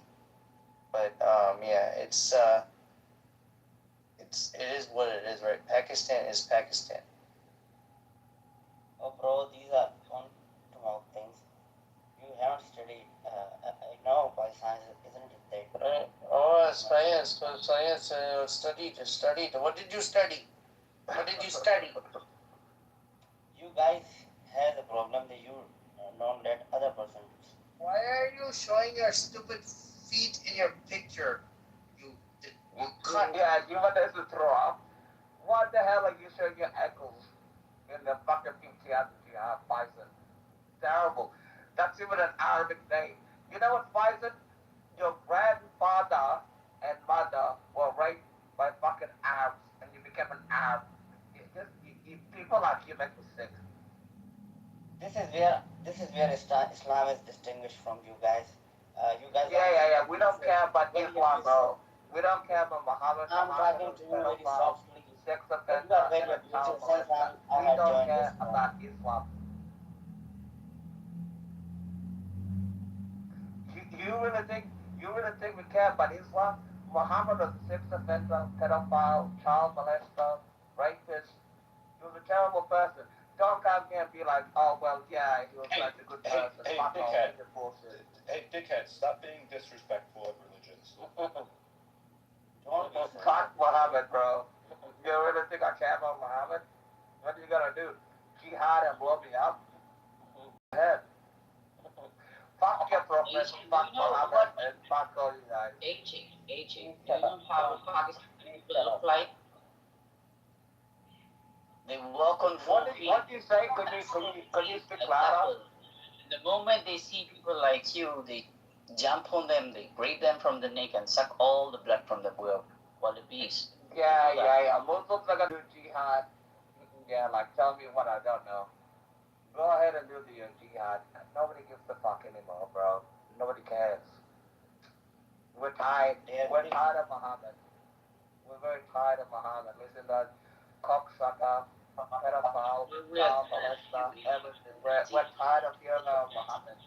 Stop talking about Muhammad. Talk about Jesus Christ. Talking about a particular issue, just learn some ethics, how these rules. Shut the fuck up and don't tell me about fucking ethics. Bro, how about you shut the fuck up and don't tell me about ethics? It's terrible. 30 minutes. Is that what you've learned so far? What are you gonna tell me about ethics? What ethics? What ethics does Muhammad have?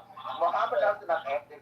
He fucking raped a 9-year-old girl. Okay. Don't tell me about fucking ethics or Muslim. You are a wonderful person. You believe Shut that the you're fuck the up, best bro. of the best. Bro, Why you don't raped you Aisha when she was 9, bro. Shut the fuck up. Don't tell me about morals and ethics of Muhammad.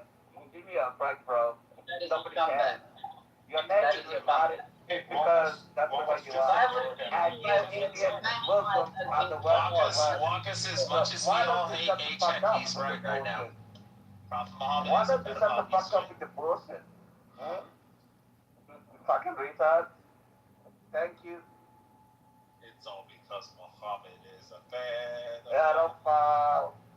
Muhammad is a child molester. Muhammad is a respectfully, guys. And so are all the Muslims. Muhammad is a pedophile. Muhammad is a child molester. Muhammad Hazir. Muhammad Hazir. And so all Muslims. But this guy, You guys are fucking retarded. I don't want to hear about fucking Muhammad, bro. Nobody cares about Muhammad the pedophile and the child molester.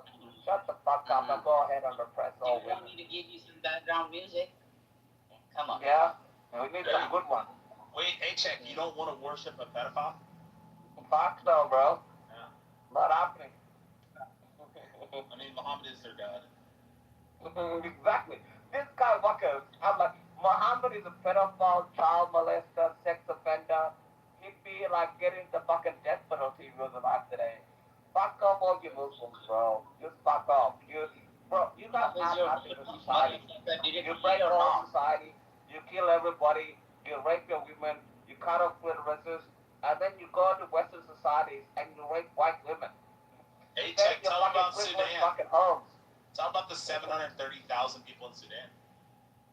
Bro, fuck Sudan. All the South Sudanese being captured by the Sudanese and sold on slave blocks. No South Sudanese are being captured, bro. We eliminated all the enemies in our nose. You know? These motherfuckers came to our border, 1 million. They're like, oh, can I have some food and can I have some water? We're like, you know what, go fuck yourself. We don't want our enemies.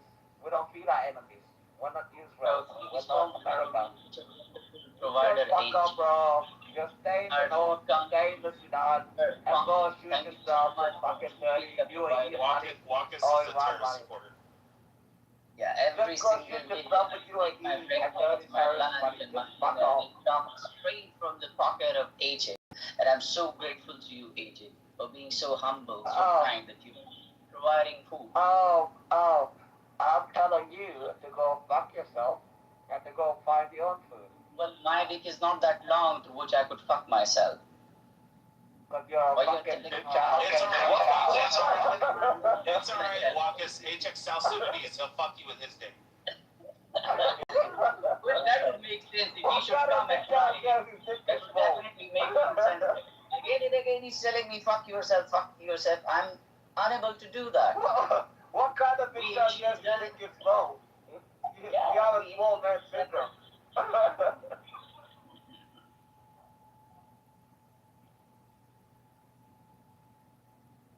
Why the fuck would you say that, you dumb fuck? Walkus, you're Indian. We all know that you can't piss without pissing on your fucking zipper. The guy literally said he's Pakistani. Yo, 3X. The guy literally said he's Pakistani. 3X. Yeah, Pakistani and Indians are the same fucking shit. Okay. Rich, we take it off.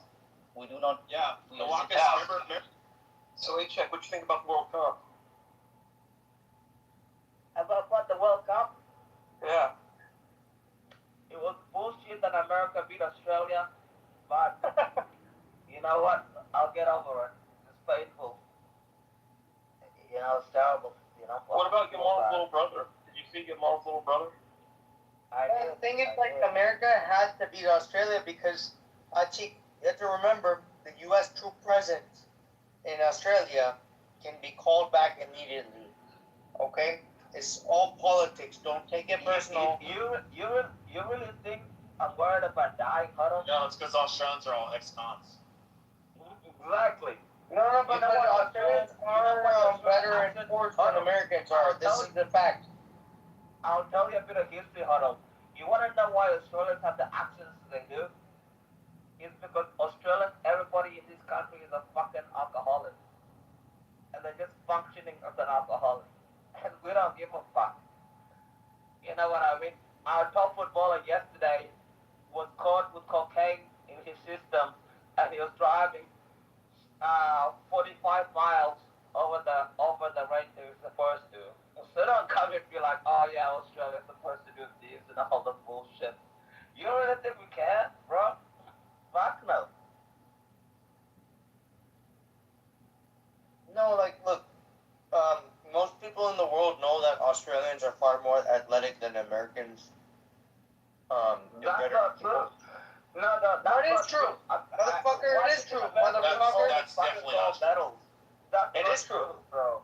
Oh, so you're telling me a nation with 20-something, with 21 million people is supposed to win more medals than a nation with 340 million? Bro, we don't breed like Indians that have like fucking 1.6 billion fucking people that fucking like fuck up the whole world. Yeah, look, you want to bring in anomaly. Wait, let me tell you. You want to bring in anomaly. Without using the word fuck. South Sudanese can be like 7 feet tall, but are they good at any sport? What sport is South Sudan good at? It's not good at any sport. Pakistan does better at sports than South Sudan. Does that mean South Sudanese are worse athletes than Pakistan? Earth to sun, earth to sun, earth to sun. Sun, are you in? Come in, sun. Earth to sun. Hey guys, first I want to apologize because my English is not so good, but I have to apologize yeah. about the PTR, if you don't mind. If you could change that, that would be great. But I would love to hear from you. Tell us, son. Yeah, I just came here from a group that order. I mean, in the just opposite here, a majority of them were so radical Islamist people that were insulting. Actually, my nation, because I'm originally Iranian, and they were insulting us, and they were telling some, I don't know, something so disgusting, fake stories about our history and about our ancient kings and our history and everything. And I was so angry. And even one of them were here that he just went. The Ralph was here. I saw him. Maybe he saw that I'm here and he went. And he was a very, very rude man. And then I came here, and I'm an atheist actually. I'm not believing in any religion. And if you live and grow up in Iran, I think most of the new generation especially are atheists these days. Because of these happening in the world, I just see that you're speaking about, that exactly like here in another group, they're attacking another group. And I just wanted to say that why? You know why there is not any woman prophet in the history because never women are not are gonna. I mean, we're not gonna to be so. I mean, serious about the life because this is so short, too short, and we can just enjoy it. I mean that religious is, in my opinion, I'm respect to all the religions and all the beliefs. I don't want to, I mean, disrespect anybody or But are any you belief. from Iran?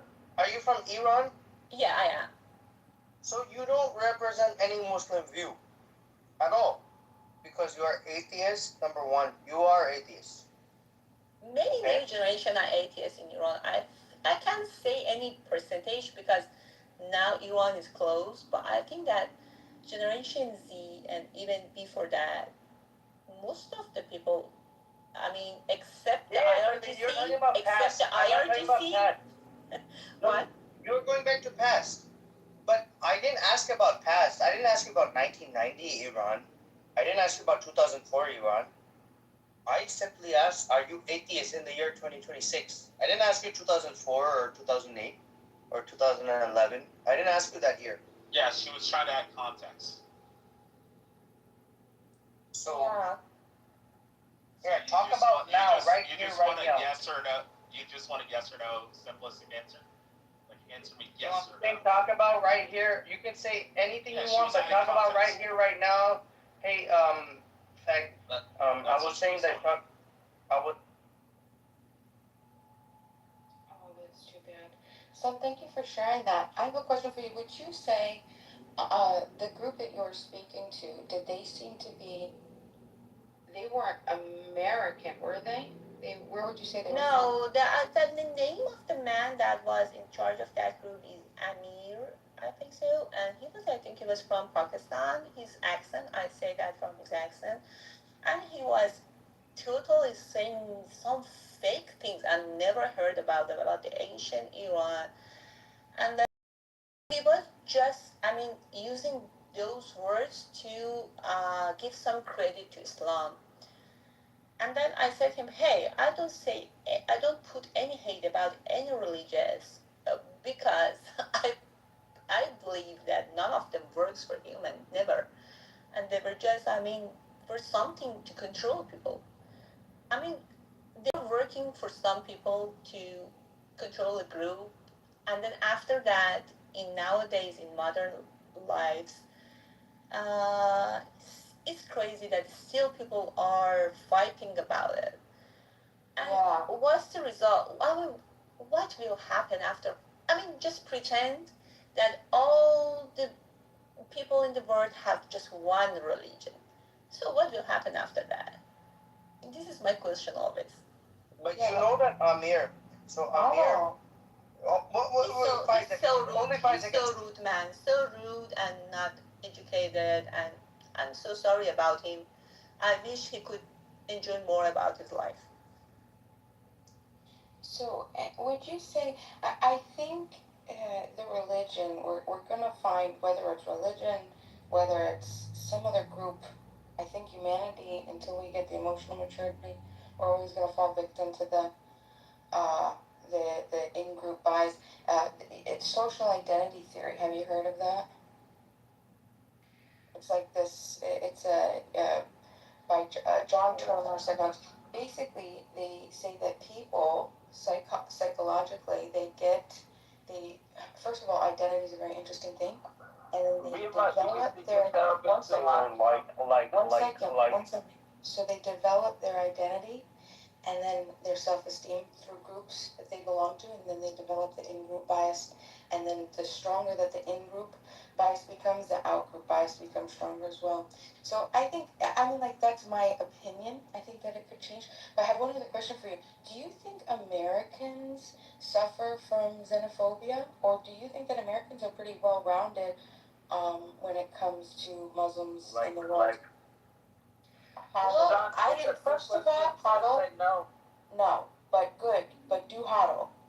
But yeah, I'm living in the USA now, but I lived in Europe, and before that Iran, and you know, I saw different, uh, different points of view about the people, and I think that something that people follow nowadays is just if I wanted to say that who is the prophet of nowadays, it's just social media. The prophet of now is just social media, and people, all of the knowledge is something that they receive from social media. So I think that something happens that somebody in charge want to happen. It's not something that we decide about it. And if we are fighting so bad these days, because maybe we're supposed to fight it.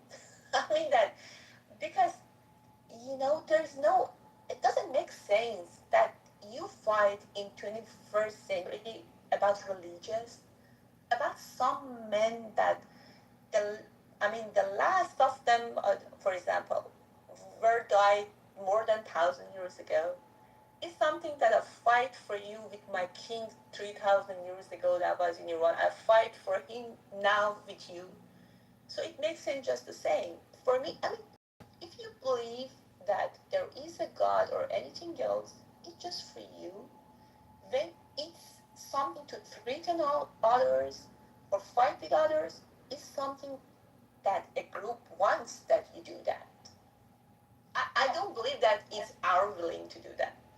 So do you think it's more, let me ask you, so getting back to the Americans and xenophobia, do you think that possibly the a religious frustration, well, hold on, that people look at different religions and they look at them as harmful? Do you think Islam could be considered harmful, or Christianity, or any of the religions? Do you think that they could threaten a peaceful person's way of life? Well, to tell you the truth, I don't have enough information about Christian and Jewish that I tell my opinion. About the Islam, it hurts our people in Iran because of our history, because it was something that forced to us. But for example, that at the same time that the Iranian, many of us don't like Islam now, at the same time in Arabia, Saudi Arabia, they love it. And it makes sense because this is their roots and I respect them because this is something that belongs to them. This is their history. This is their beliefs. And I respect to them. But when they wanted to force it to us that we weren't like that, and we had a lot of, they did it with attack and killing or everything, I don't blame the religious. I blame, the people that did it in history. But in those times, all the nations did that. All the empires wanted to spread and wanted to catch new lands and kill others for that, or slaves or everything. So that time is past. That time passed. So you see there's a little bit of maybe they're using religion as a cover for conquest to get more land. So, but let me ask you, today, right, I think pretty much the country, the world is carved up pretty, like mostly stable, right? There's 100 and something, 90 something countries, maybe 80, I don't know, a few of them. Obviously, the jurisdiction, what is it called? The perimeters are going to change. But my point is,